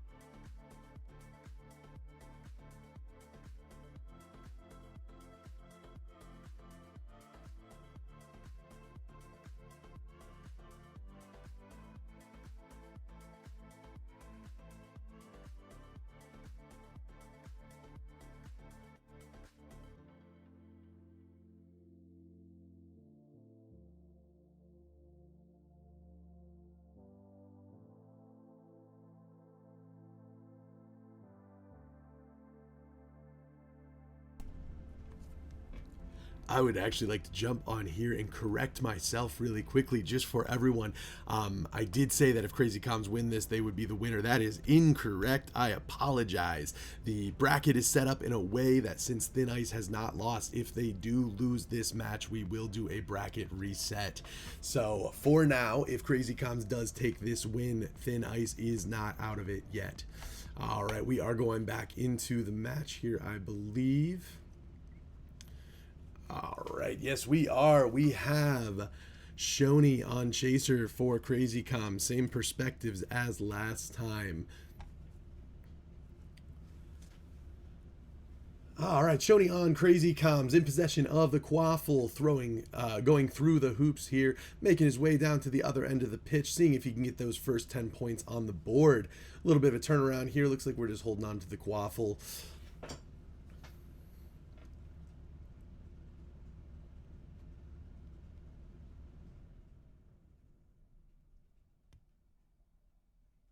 All right, I'm going to go ahead and flip us on over to another perspective here.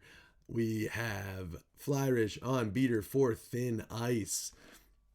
Currently, Flyrish took a little bit of damage there, but is regenerating, going after Tux right now, the Seeker for Crazy Comms. Ball in hand of Crazy Comms. Shoney heading on down to make a goal. Throws a shot. No dice, unfortunately, in the hands of Thin Ice at this point. We did see Flyrish just go down at the hands of Cardi as I was flipping over. I'm going to flip us on back to Shoney here as they are... He is sitting at one of the hoops. Passawin way down at the other end, though. So Passawin now coming on down with the quaffle here for Thin Ice. Shoney trailing him, trying to get that tackle. Unable to. Passawin still in possession of the quaffle. We've got more of his teammates down there. See what action they can get going. Unable to put it through, though. Counttails is able to kick it on out of there straight to Cardi of Crazy Comms. Cardi heading on down the pitch now. Shoney going on as well, keeping some punches on the chasers so that Cardi is free up there in the front. Let us pop on over to our beater perspective again from Flyrish. Flyrish's Seeker Denji, again, quite a dominant lead here in the beginning. We saw this last time, though, and it did not stay this way. So we will see if Crazy Comms can make it happen again. Denji closing in on that full snitch meter. Flyrish putting pressure on Cypress, the enemy beater again, keeping his Seeker protected. Denji getting closer and closer to a catch here. We're going to go ahead and flip on over to Tux's perspective so we can see this snitch catch potentially. Tux here on Crazy Comms, a little bit behind in the snitch meter, but catching up. Denji still a little down. We've got Cypress at really low health. Flyrish was doing some damage here, and we can see it paid off. Flyrish at, it looks like 2 HP here. Denji swoops in a catch off of a bump.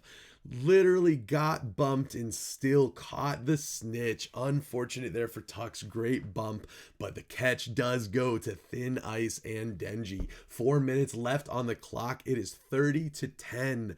Scourge said it great in the chat. High skill games lead to low scores, and that is true. This is another low scoring game here. 3 minutes and 40 seconds left on the clock. Let's go ahead and pop us on back over to our chaser perspectives for a bit.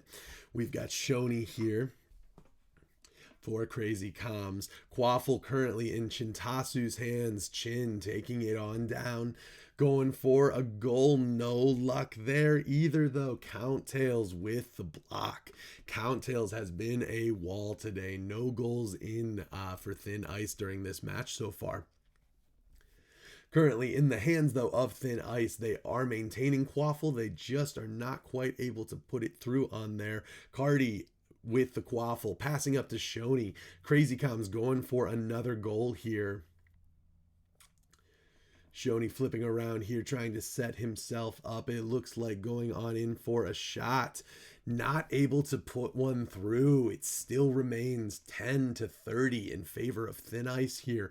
That is just one snitch catch and one goal so far. 2.5 minutes left on the clock. Shoney ball in hand. Looks like he is just hanging on to it right now again here. All right, let's go ahead and flip us. There's a shot. There it is, right through. No keeper there. All right, Shoney gets another goal on the board. 22-30, 2 minutes and 16 seconds left on the clock. Flipping on over here as Flyrish did just get tackled. It looked like we've got some damage there on Tux, though, as well. This Seeker game is still going strong. Tackle from Flyrish to Tux. Not only is that going to damage Tux, but the meter difference that it makes is huge as well. You can see above, Denji's definitely got that strong lead right now on Seeker, and every tackle, every bump just helps that grow. Currently, 1 minute and 43 seconds left on the clock, 30-20 at this point. Quaffle is not incredibly important, of course, because that snitch catch is going to decide this game. One of these seekers, is going to sneak up and catch this snitch. So we have to see who it is, and that will most likely determine the game. Denji still maintaining a lead, but not as dominant of one as earlier. Tuck's still here, full health there. Denji's still going full health as well. We've got to see some damage done on these Seekers.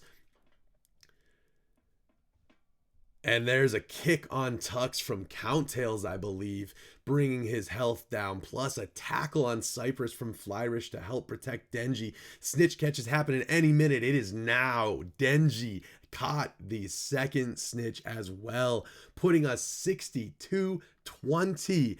That does bring us to 50 seconds left with a 40-point difference, and unlikely that Crazy Comms is going to be able to come back from this, but Cardi is going to try. Cardi is going to get the ball rolling on this. There is one right there. 3 more, 35 seconds. And Snitch here could potentially come into play if they tied it up, but ultimately it is going to come down to this. 26 seconds left, 24 seconds. Thin Ice in possession of the ball. Crazy Comms does get possession there. Cardi going for a shot. Regardless, we are definitely past the point now where it would not be winnable in any world. So this win will go to Thin Ice. Thin Ice taking this one and tying up this series. We could not ask for a tighter match this series. We are at 2-2. Thin Ice, Crazy Comms. A reminder here. Thin Ice has yet to lose during this tournament. Crazy Comms has lost once to Thin Ice. Because of this, if Crazy Comms wins the next game, we'll do a bracket reset and we will again have these two teams play. If Thin Ice, on the other hand, does win this match, though, upcoming match number 5, that will make them the winners of Season 3. So, pretty important game coming up here for both teams. I'm sure we'll take a short little break for everyone to collect themselves, and then we will dive right in to game number 5.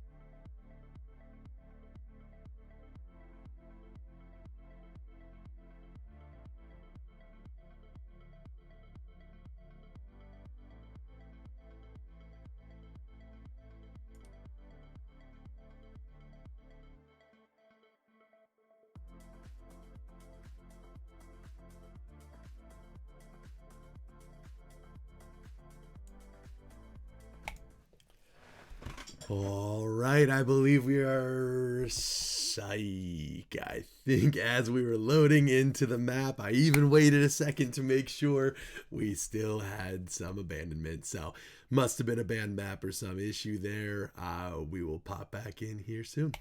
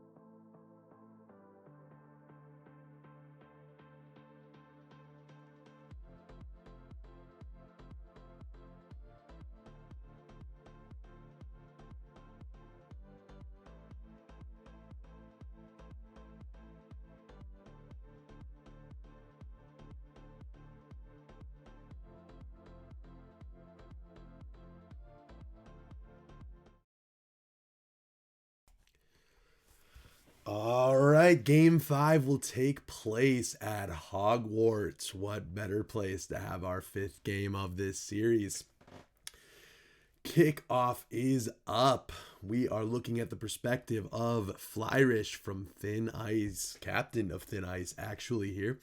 Already going after Tux the Seeker there.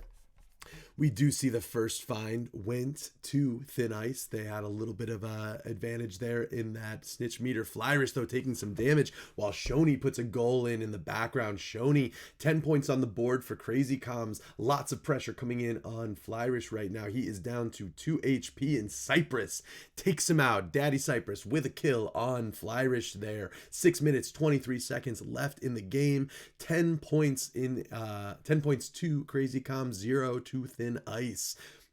Snitch race is close, but I would say a slight lead on the Thin Ice Seeker there, possibly making up the difference there by taking the pressure off of Tux and eliminating Flyrish. Cypress coming in hard on Flyrish again. Clearly, that is part of the strategy this game. Let's go ahead and get some chaser time on the screen as well. We'll flip back to Shoney's perspective from Crazy Comms here as he approaches the hoops here. Not able to capitalize on a goal, but it does get sent back on out. Banthanor now approaching for Thin Ice, going for a shot on Count Tails. No goal there. Passawen, though, in possession of the Quaffle still for Thin Ice, doing some of those acrobatics that we saw earlier from Vin. Passawen making their way towards the hoops here, avoiding the tackles as well. Count-Tails doing their best to block the hoops and able to do it. Count-Tails with the save there.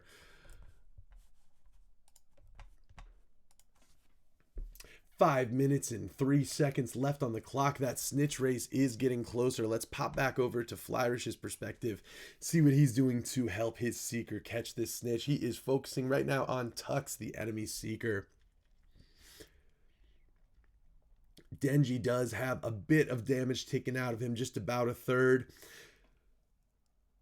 Tux also flying just over half health there, but starting to regenerate a bit. Snitch race is getting closer with only 4.5 minutes left on the clock. 20-point difference. Thin Ice really is going to need this snitch catch to feel better about where they're standing in this game. If Crazy Comms is able to get this snitch, that will put them at a much larger deficit than anyone is going to want to come back from. 4 minutes and 15 seconds left on the clock. We have just a narrow bit of snitch meter left for Denji to get, and then a little bit more for Tux, but both Seekers are getting really close on here. Flyrish going for a tackle to try and take a chunk out. Doesn't get it. Cypress there as well. Tux currently in the lead with this snitch up there. And Denji able to swoop in and get that catch off of Tux. That was much needed for Thin Ice to stay comfortably in this game. In fact, they are now in the lead.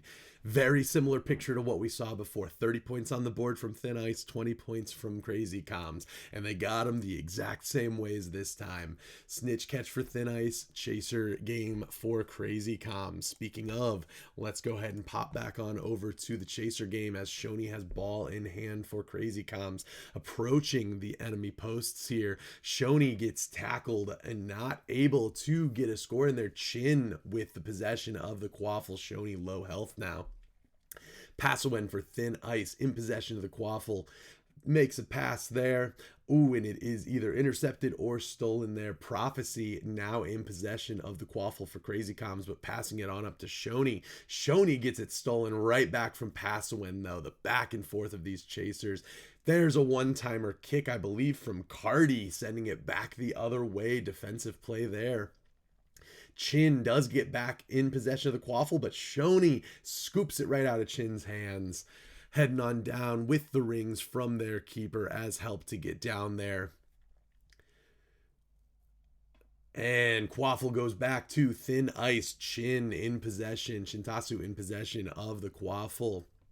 Passing on over, but Shoney taking the ball right back, getting that gold medal for steals. 2 minutes and 20 seconds left on the clock. We are still at 30-20, 30 to Thin Ice for the Snitch, 20 to Crazy Comms and Quaffle goals. 2 minutes and 10 seconds left on the clock. Cardi, ball in hand for Crazy Comms, passes on up to Shoney. Shoney looking for some action, for his play action here. We're going to hold on to it here.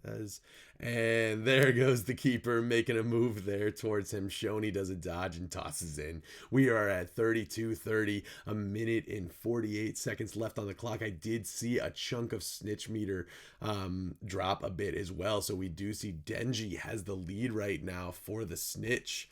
Shoney taking the quaffle on down to the friendly posts. Let's flip on back to Flyrish here. Flyrish, bludger in hand, going after Tux, but gets that bludger knocked out of his hand by a chaser. Chaser's helping keep that secret pressure down by not letting Flyrish have a bludger. Tux and Denji going for some bumps. Looked like Tux got that bump there. Slight lead now potentially to Tux in this snitch race, and Crazy Comms puts a goal on the board. That is 40-30. This snitch race is getting incredibly close. Let's flip on over to Tux's perspective here. Tux as seeker for Crazy Comms, closing in on that 100%. We should see that indicator any minute now, and Tux should be able to grab.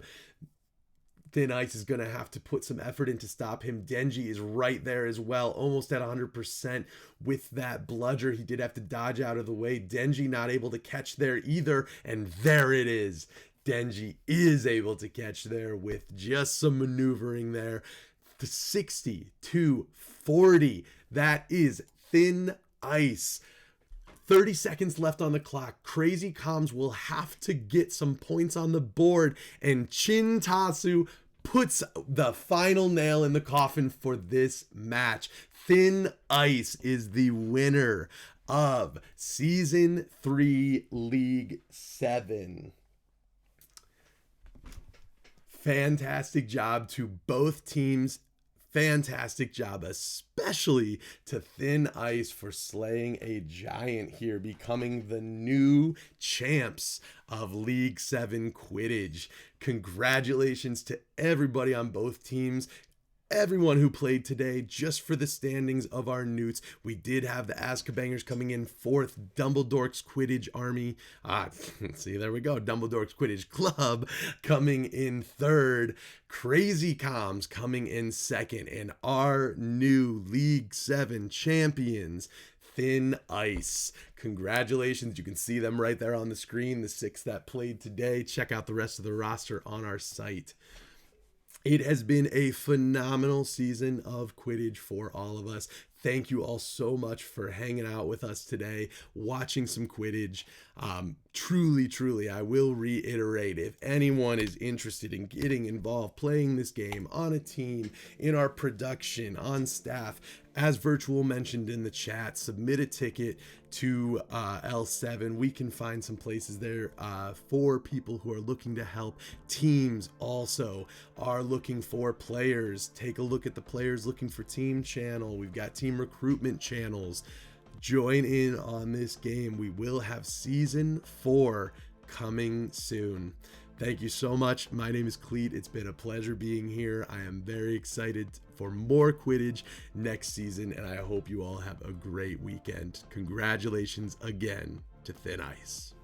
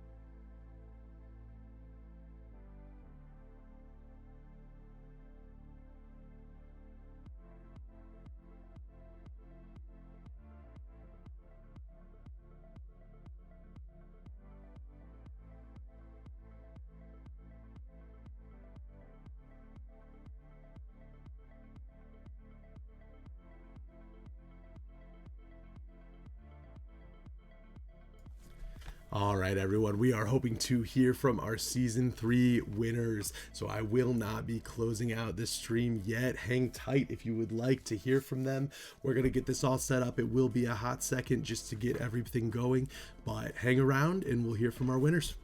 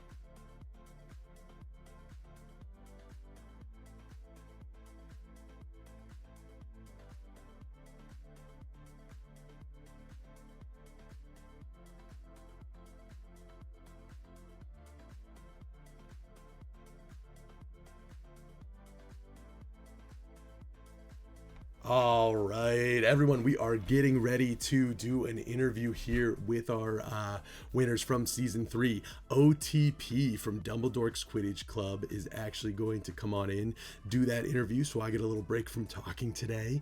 We're going to get OTP in here to do that discussion with the team. We'll be opening them up soon. Hang tight, just a couple more seconds while we get everybody ready.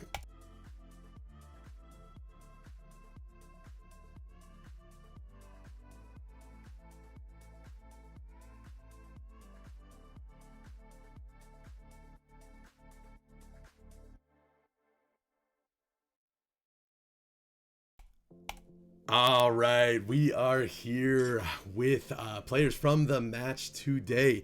We're going to do a quick sound check here. I'm going to have somebody, Flyers, go ahead and talk a little bit for me just so we can make sure people on the stream can hear. Mic check 1, 2, and OTP is here as well. Awesome. Can somebody in chat just confirm for me that you can hear Flyrish? If not, let me know ASAP so I can get it updated. But yes, we do have OTP in here as well. I am going to go ahead. Perfect. It sounds like we can hear everyone just fine. I'm going to get it passed off to OTP here now. Take it away, OTP. Thank you, Cleet. You are the absolute GOAT, man. I'm sure that was not easy. I've done commentating. A few of us have here on the chat. Haven't done commentating and producing at the same time. Fly, I know you have. But yeah, what a long haul. What a crazy day of Quidditch. So thank you again so much, Cleet, on behalf of everyone. Truly my pleasure. I'm joined. Yes, thank you, man. Joined here by, I believe, Neo as well. Are you in here, Neo? Yeah, hello everyone, and shout out to Cleet. Cleet, amazing job, amazing casting, commentary, amazing producing, and just a thank you from all the community for all your work today, bro. You really did an amazing job. But yeah, we're here with the winners of the charm season, the guys that charmed the entire season. We are here joined by Thin Ice, who had an amazing performance against Crazy Combs in what was a really exciting finals. So hello Flyrish, Denji, Chintasu, J Moller, Yukio. Just throwing it out there, how are you guys feeling right now? Congratulations on becoming the champions of season 3, the charm season. Denji, take it away. I know you're feeling. I don't know how can I explain it in words. Sorry. You're good, brother. No, that's amazing, man. It's a effort of the everything Nice member. It's not only mine. It's thanks to Yukio, J-Mobile, Flyrish, Chin, the mentor Lina, Vantanor, Pasa. They made possible this dream.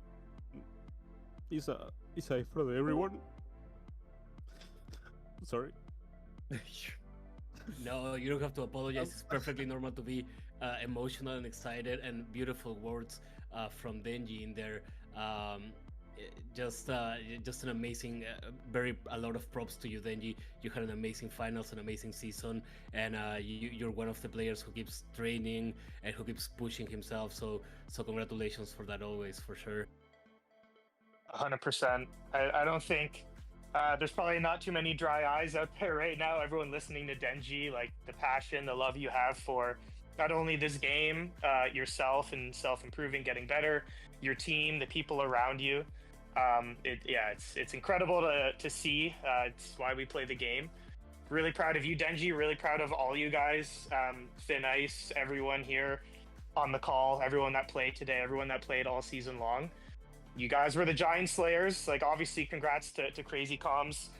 Unbelievable season yet again, but no one thought maybe it could be possible. You guys formed together an incredible team, and obviously you showed that it is possible, that with hard work and teamwork that anything can happen. So big congratulations to all of Thin Ice. Yeah, I mean, we did come together quite late into the sign-on, and shout out to the original Thin Ice goats, first off Mahler, for allowing us to use the name and the logo and to bring back. And obviously we know what Thin Ice was when they originally formed and what their goal was to do, and so to be able to push that across the finish line, at least at L7, is huge honor. So thank you, Jay Mahler, for trusting me with the brand and this team. Pass unbanned that we got last second to fill out our roster, and obviously you saw the performance that they put all day today and this season. So they've been awesome to have around. But as well as Lena and Dementor. Dementor really should get a lot of credit. He's the reason Thin Ice was able to be the possibility of truly forming. He had the vision. And he pushed us to do it. When Yuki and I thought we might not do season 3. So I appreciate you, Dementor. This moment is yours, as for sure. Lena too. I know she was not available today, but she put in a lot of hard work. But as you said, Dio, this team wanted it. And you've been around me enough. You know that I wanted it. And so yeah. And you did too, Dio, of course. But season 2 when Guardians was a little, it's been around for a bit. So when we formed this team, we just said who wants it, and they all said they did, and they stepped up to the plate. And I can't tell you just how proud I am of this team for seriously everything that they accomplished. It was not easy for them. It's not easy to come under a system with Yukio and I where we're going to talk about every flaw that we can find and come in here and do what they did. So seriously, super proud of them all. Up for Fly, everyone. He is the best captain by far. Absolutely. There's nothing more to say. He's just the best captain. Yeah, Fly is an amazing captain, and I don't know if anyone also wants to share a bit of like the vibe in the team. We know, and I know, yeah, Fly, we know which players like really want to push themselves towards their limits and beyond, just to get those wins, to get that trophy, and you guys have made it. Congratulations for that, of course. I'm just wondering, Flourish is an amazing captain. I can also vouch for that. So, do you guys want to share a bit of the vibes? The excitement right now must be off the charts. So I don't know, any words you guys can have for Flourish as well. Being the captain and all, more than welcome. I guess It's I'll okay, go. they're all Just getting everyone together and constantly being the scheduling man as well as the scrim team man, and just being an overall good person as well, in comms and just everything is just the best. Appreciate that. Also decisive, so and yeah, it's a good shout out to building the team together. Just wanted to make a team to carry the shit out of me, and it worked. So the fucking level of this team it's really high, and yeah, it's not just a shout out to captaincy as although his captainship is great, but also people being willing to accept feedback and play as a team and drop egos and stuff. Chasers only playing secret game for 2 hours straight is probably not what they want to do, but these people are just, they know how to win, so it feels good. That's a good point, Dementor, and certainly congrats to you, and obviously a very successful season. You caught a lot of snitches. A massive part of as to why you guys were there in NEWTs with your performance, and as Fly just told us all and gave you your roses, instrumental in bringing the team together. So that's really cool to hear the behind the scenes. You guys are all absolutely right. Team leadership is a team thing, right? It takes a bit from everyone to buy in. Clearly, you guys, were successful in doing that and in building a team culture together where everyone was bought in. Dementor, you brought up a good point about Chasers, playing hardcore Seeker game. It seemed like majority of the time, I know our Chasers were talking about this was the hardest it has ever been, I think, to put Quaffle in the hoops. With the level of defense, with how strong the keepers were playing.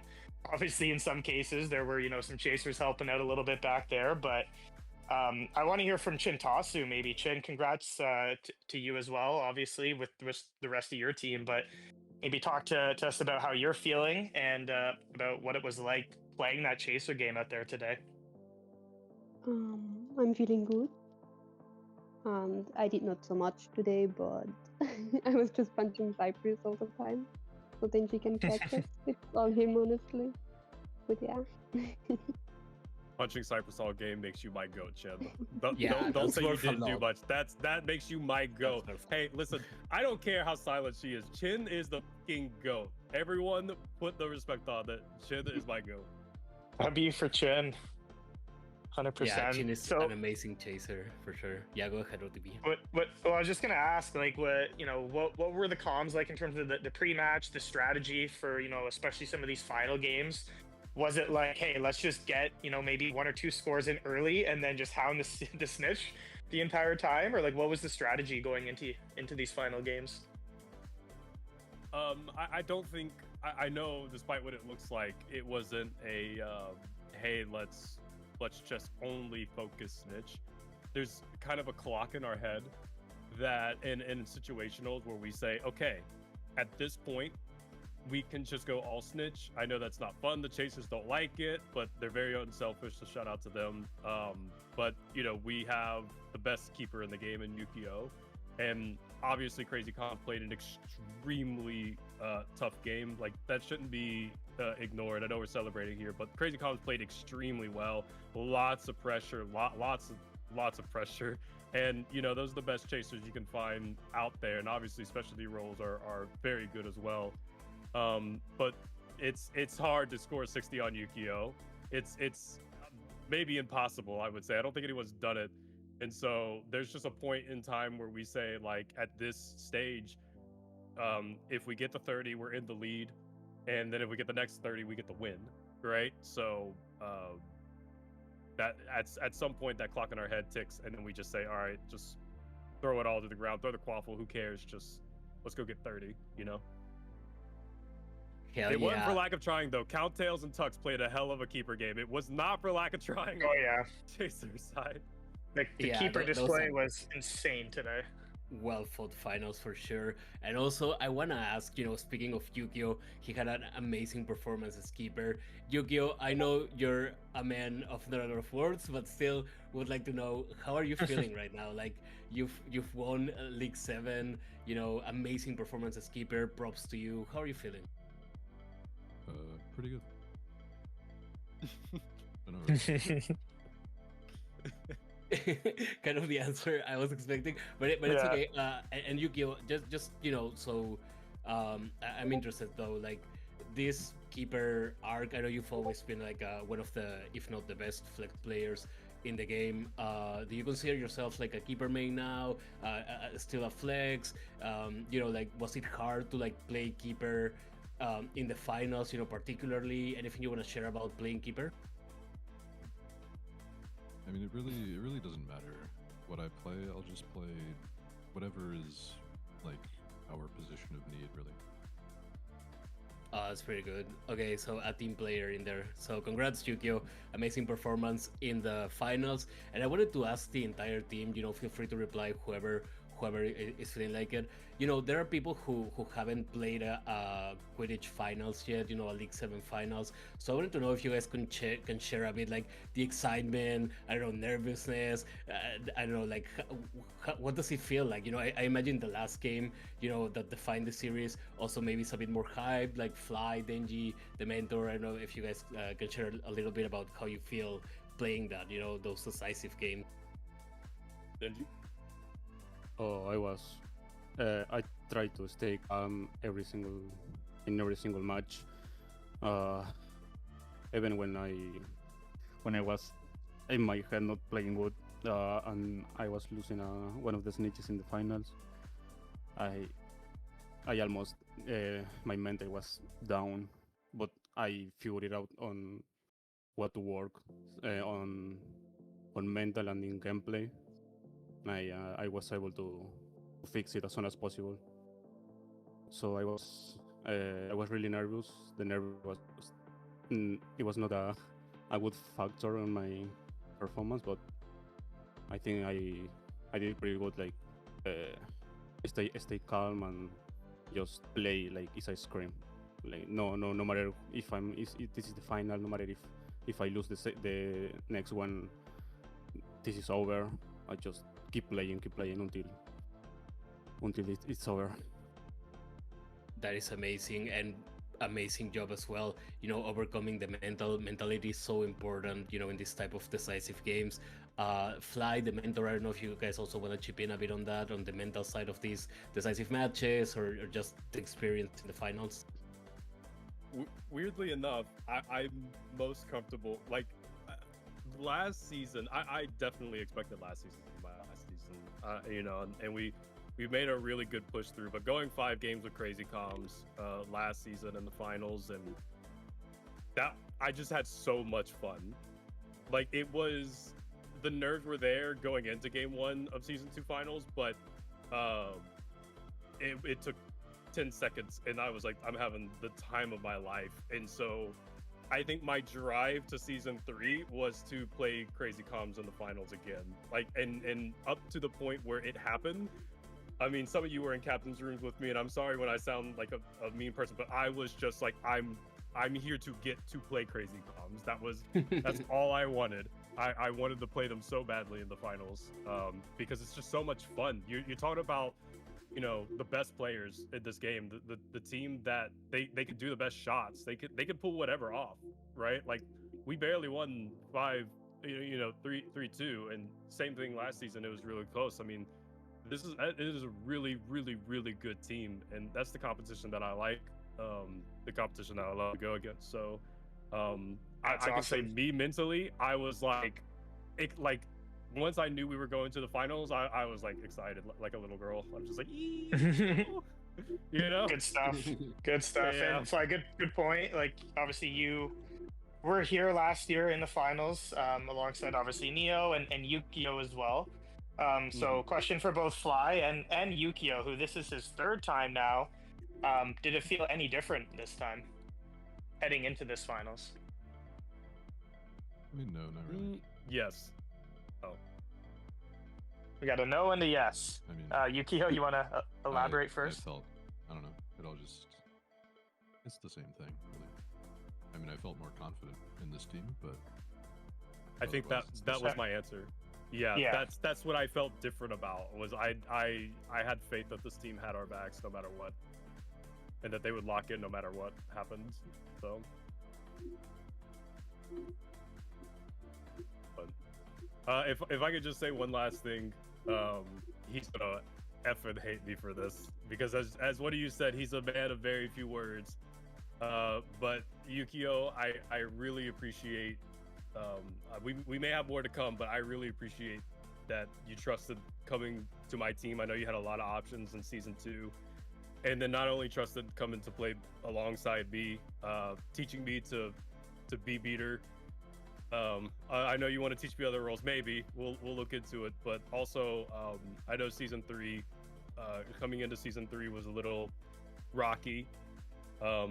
Among some certain things, but you stood by my side and you said that we were going to make it happen, and so I really appreciate that, brother. Seriously, you have no idea that I owe a lot of this moment to everyone on the team, and obviously on a gameplay sense, I want to make sure that everyone's even. I love them all. They all put in their work, but before this team formed, the backbone to encourage me and push this to happen was Yukio, and so. He'll never say it. He's a man of few words, but I really appreciate that, brother. Thank you. Received with a warm. That's a good, yeah. That is. Yeah. That's a really good. That was heartfelt. People who have talked to you can tell that. And that was really good. I was like as emotional as Denji's response there. I felt it. Yeah. Well, anyways, guys.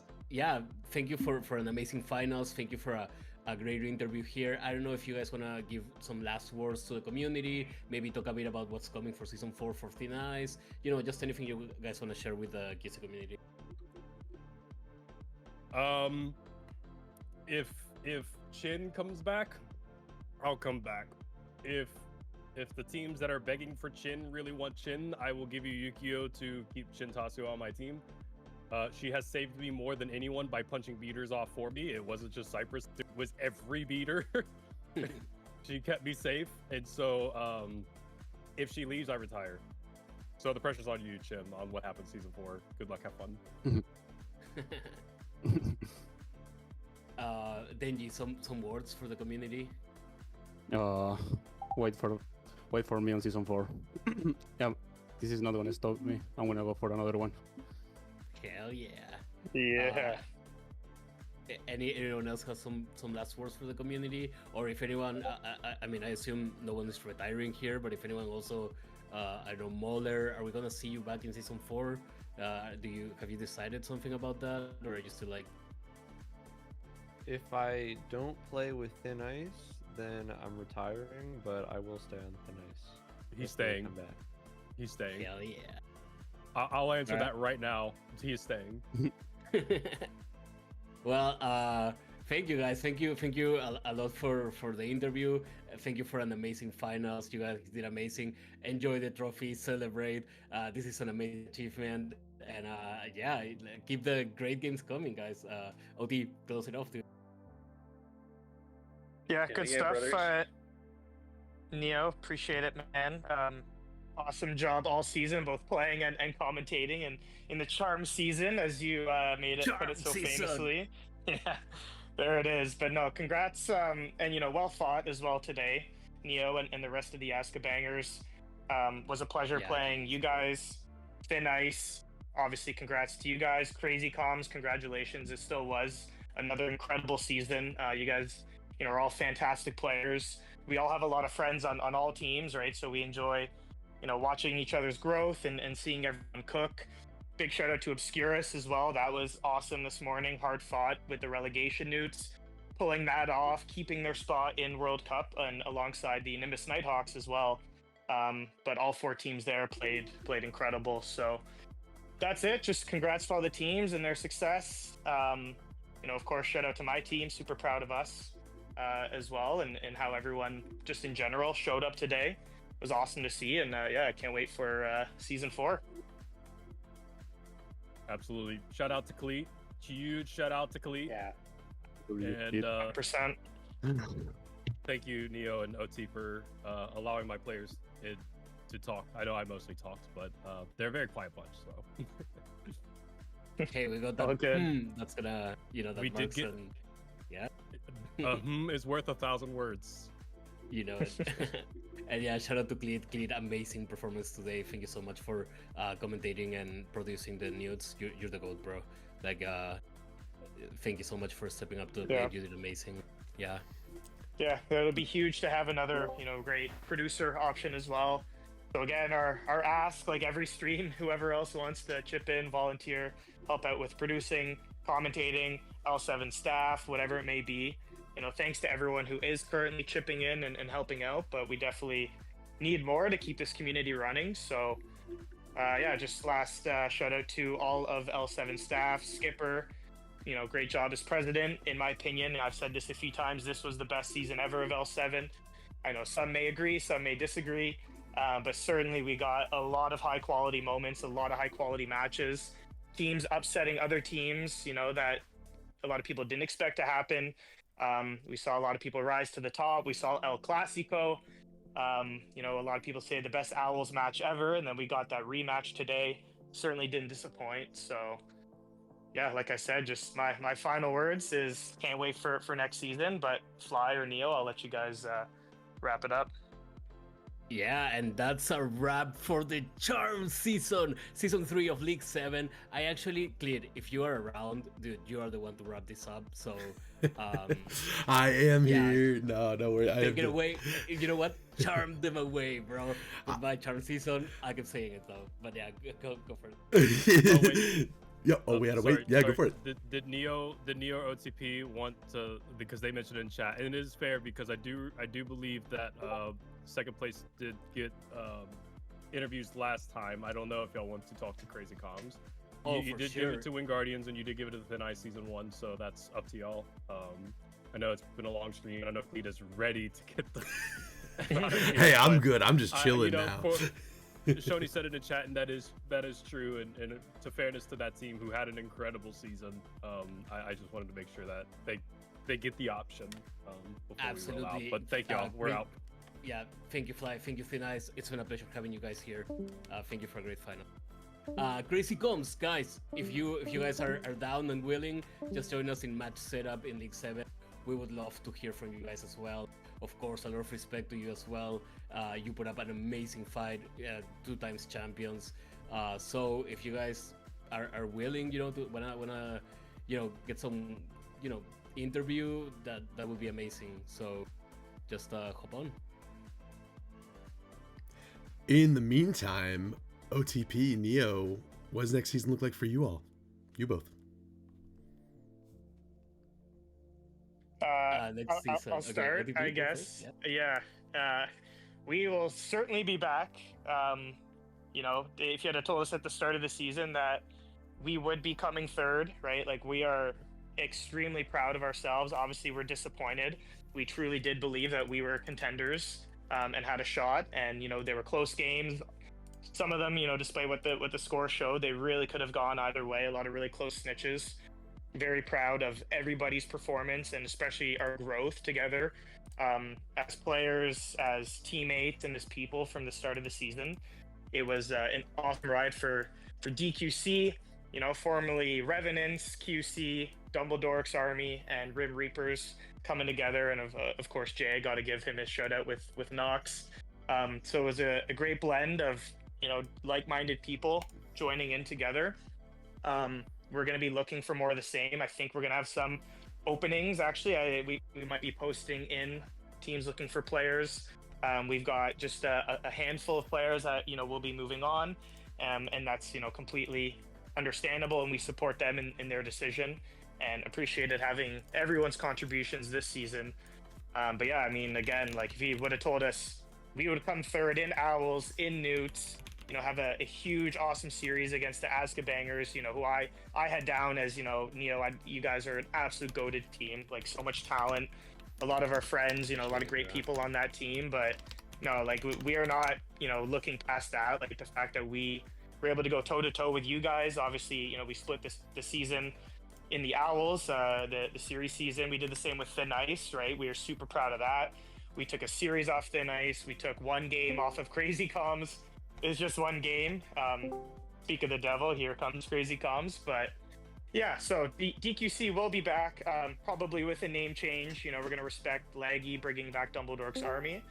So just keep an eye out and looking for team. Yeah. And we will have some spots open. Neo, how about you guys before we get to Crazy Comms here? Yeah, very briefly, while Crazy Comms is joining in. Yeah, for season 4, well, I always saw Azka Bangers as a one-off thing, like, ever since we, made the team. I think that there may be, like, some people who may hang around or stick around in Azka Bangers. I know that some are moving on, some may be even retiring, and shout out to them. We'll get some confirmations for sure. But I was definitely really happy to be a part of this team. So some amazing players, some really fun people to play with as well. And just a lot of talent all around. And shout out to TP, DQC, CC, TI, always amazing to go up against every team in the World Cup this season. And well, as for me, I honestly have no idea what I'm gonna do. I could end up playing Triwizard, I could end up playing World Cup, I could end up retiring. I'm not sure right now. Like, I really don't know if I wanna chill, if I wanna keep it competitive. We will find out. I will find out, bro. So, if anyone is looking for a seeker, chaser, I may even wanna learn beater, just hit me up, because I really have no idea what I'm doing next season. But enough about me, and now let's talk to the finalist, the second place of the Charms division season, and that is Crazy Combs. We have Shoni, Tux, and Neo Bowler here. Hello, guys. It's never fun losing, I guess, tough toss, but you guys did an amazing performance. Took us right until the end. So I just want to know, like, how are you guys doing? What's the vibe? Well, overall, pretty good, I guess. We won against Skinny, and he didn't win the series, or like the whole season. So That's crazy. Just Yeah. make the grandpa lose. All that's counting. So. Yeah, that was our actual season goal. By the way, shout out to Just Cardi and Prophecy, who punched me right at the end, bro. 2 tackles in a row. That was yeah, you guys are pretty amazing. But yeah, you guys gave us an amazing performance on the finals as well. You know, we also saw like a bit of the change, Rishi to Tugs. You know, I don't know anything you guys can tell us about this particular final. Maybe it was different from season 1, season 2's finals in some ways. Like, how was it? Yeah, Well, more desyncing at all. Yeah, That was the difference. Well, I That was mean, insane. we didn't have Marco at all because this idiot went for a stupid football game, I guess. But yeah, so Imagine. now we got.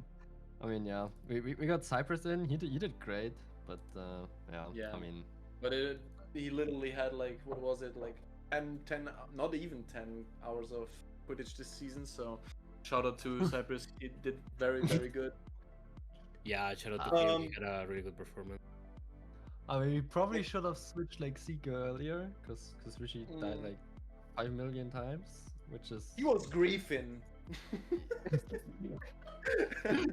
I mean, to be fair, they were going up against, you guys were going up against also like a really tough team.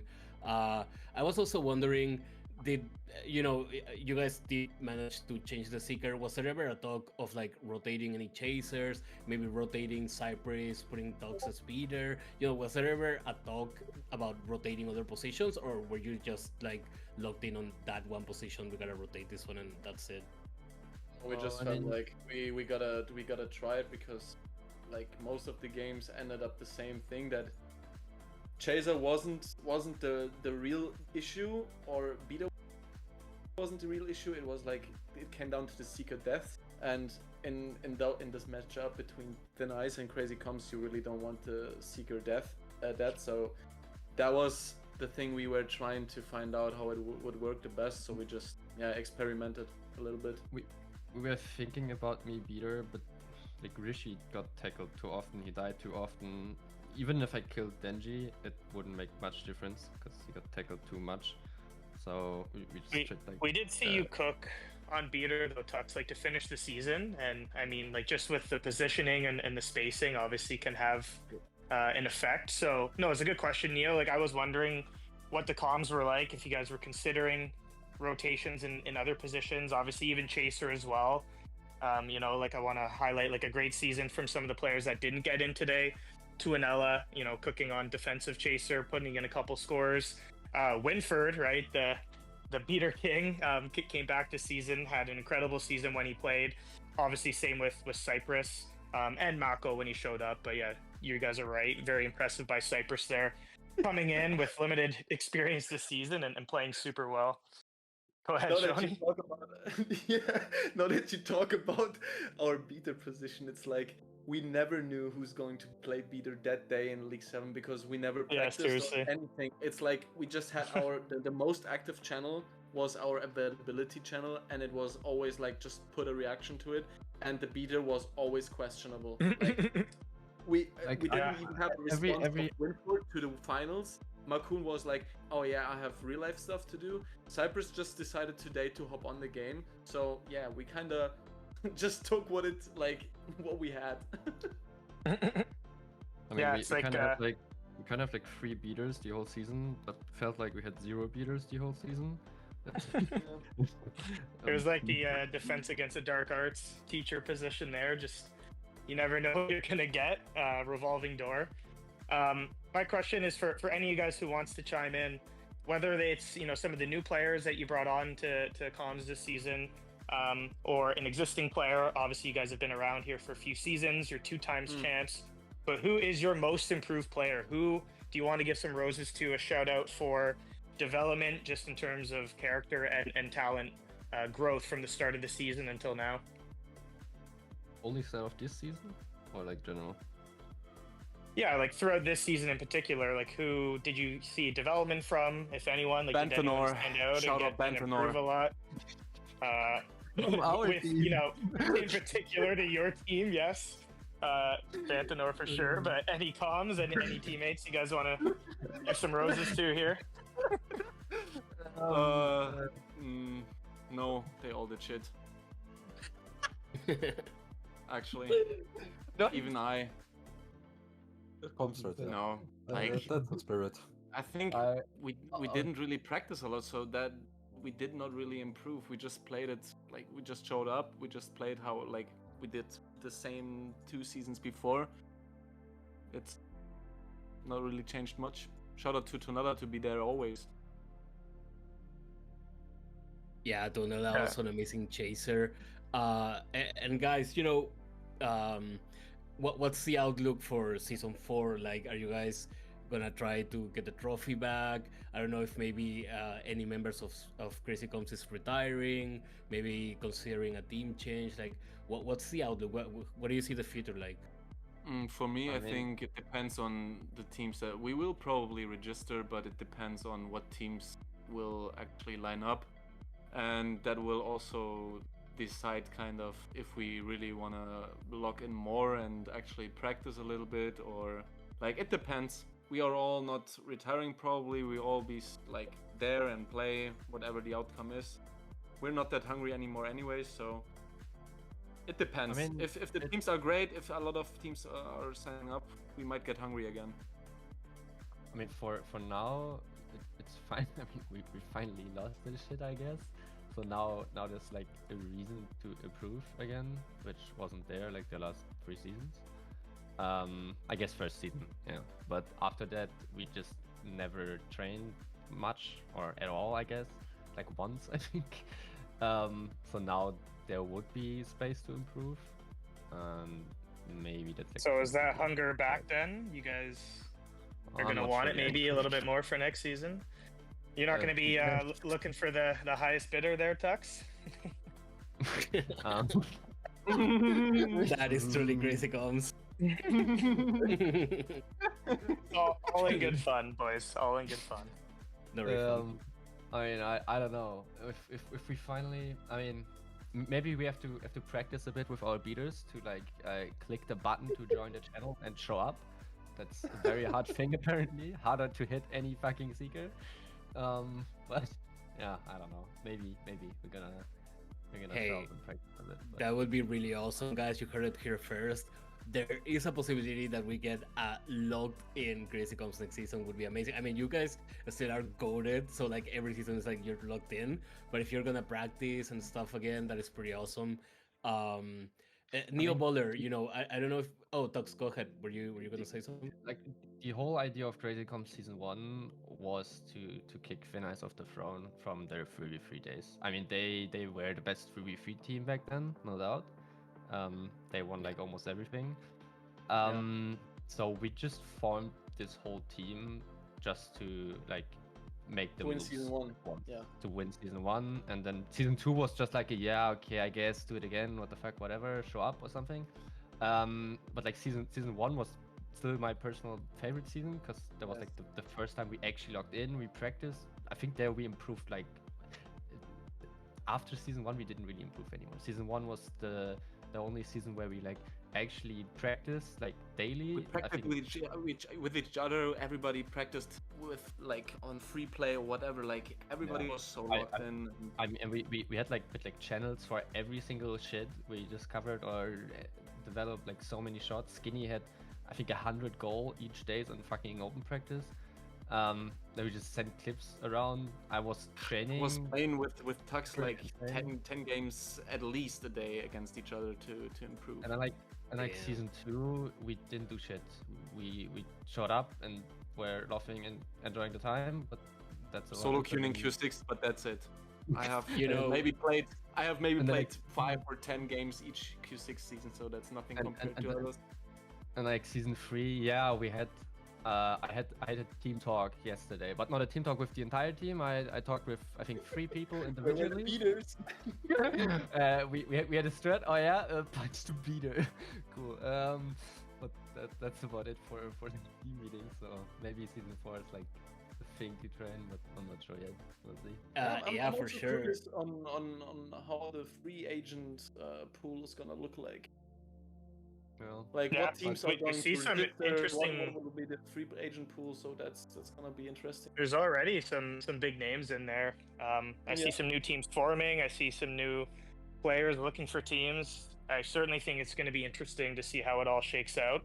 I agree with you. I'm kind of waiting and seeing. I hope there's going to be a lot of parity and competitive teams I would love one division again. You know, everyone plays everyone. That would be incredible. Oh yeah, one division. I would love that. Please.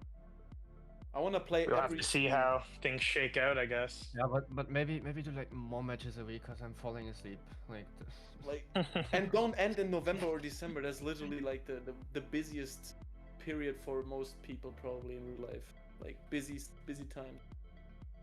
Yeah. Well, just as it was mentioned, Shoni, I think you said Q6, right? Obviously, that is a place for people to still practice, and we see a lot of people getting better there. Not practicing as a team, but you know, playing consistent games against the best of the best. So you know, everyone keep queuing up in Q6 while we wait in between seasons here until another incredible L7 season.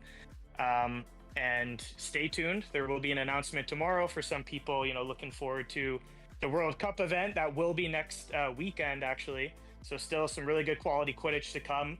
We have 80 registered, 80 people. So most of the community, you know, apart from a couple names, will be playing in the event. So still a lot of great Quidditch to come. Fired up for that.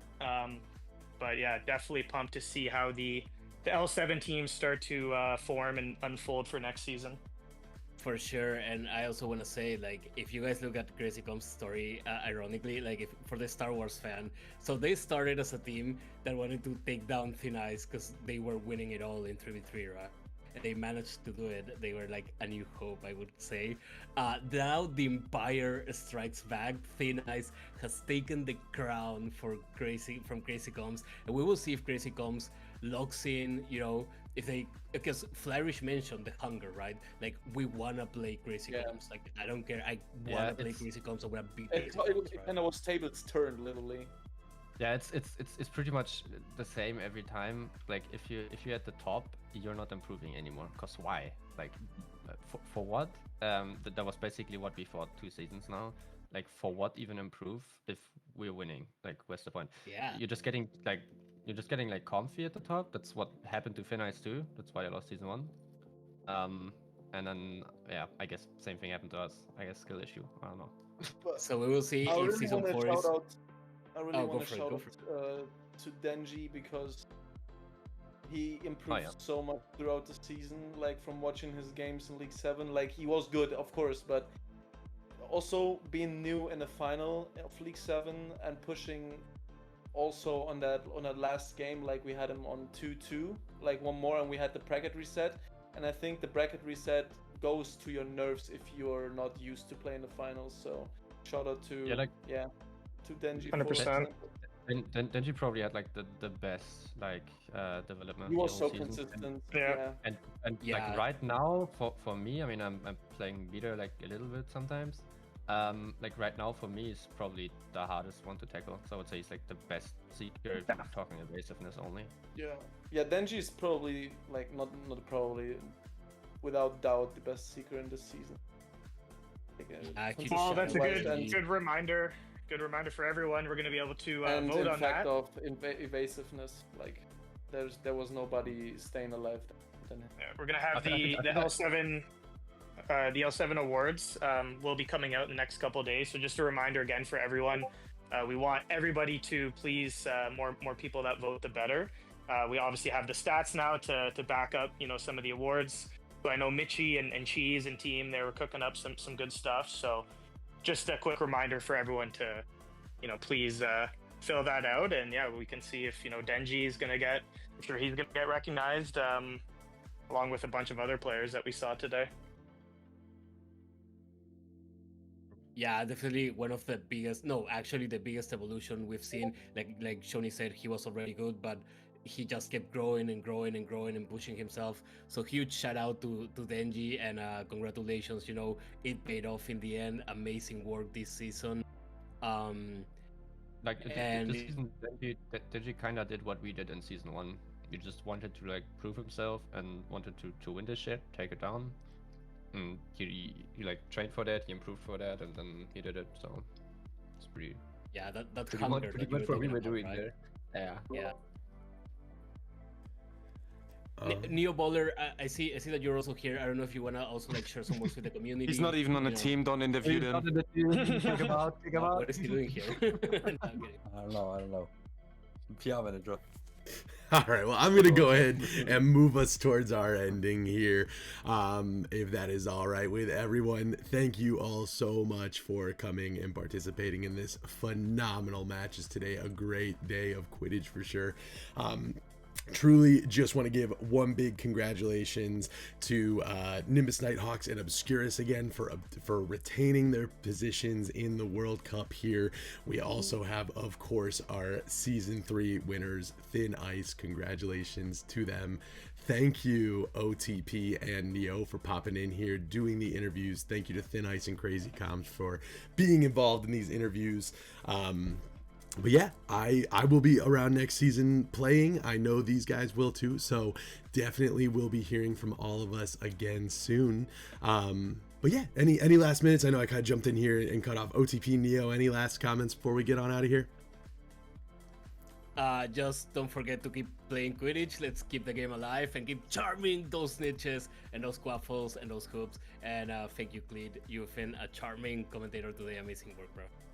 Appreciate it. OTP, anything from you before we lock out here? No, man. Yeah, just thanks again. Congrats to Nice, everyone. Awesome season. Congrats to Crazy Comms. Everyone else who played today. Obscurus as well with the relegation NEWTs. Yeah, like I said, incredible season and pumped for the next one. Absolutely. All right, everyone. Thank you so much for tuning in to L7 Quidditch. We will be back soon for Season 4. In the meantime, though, open up those tickets, reach out to people, get involved. Let's play some more Quidditch. I will see you all on the pitch next season. Have a great rest of your weekend.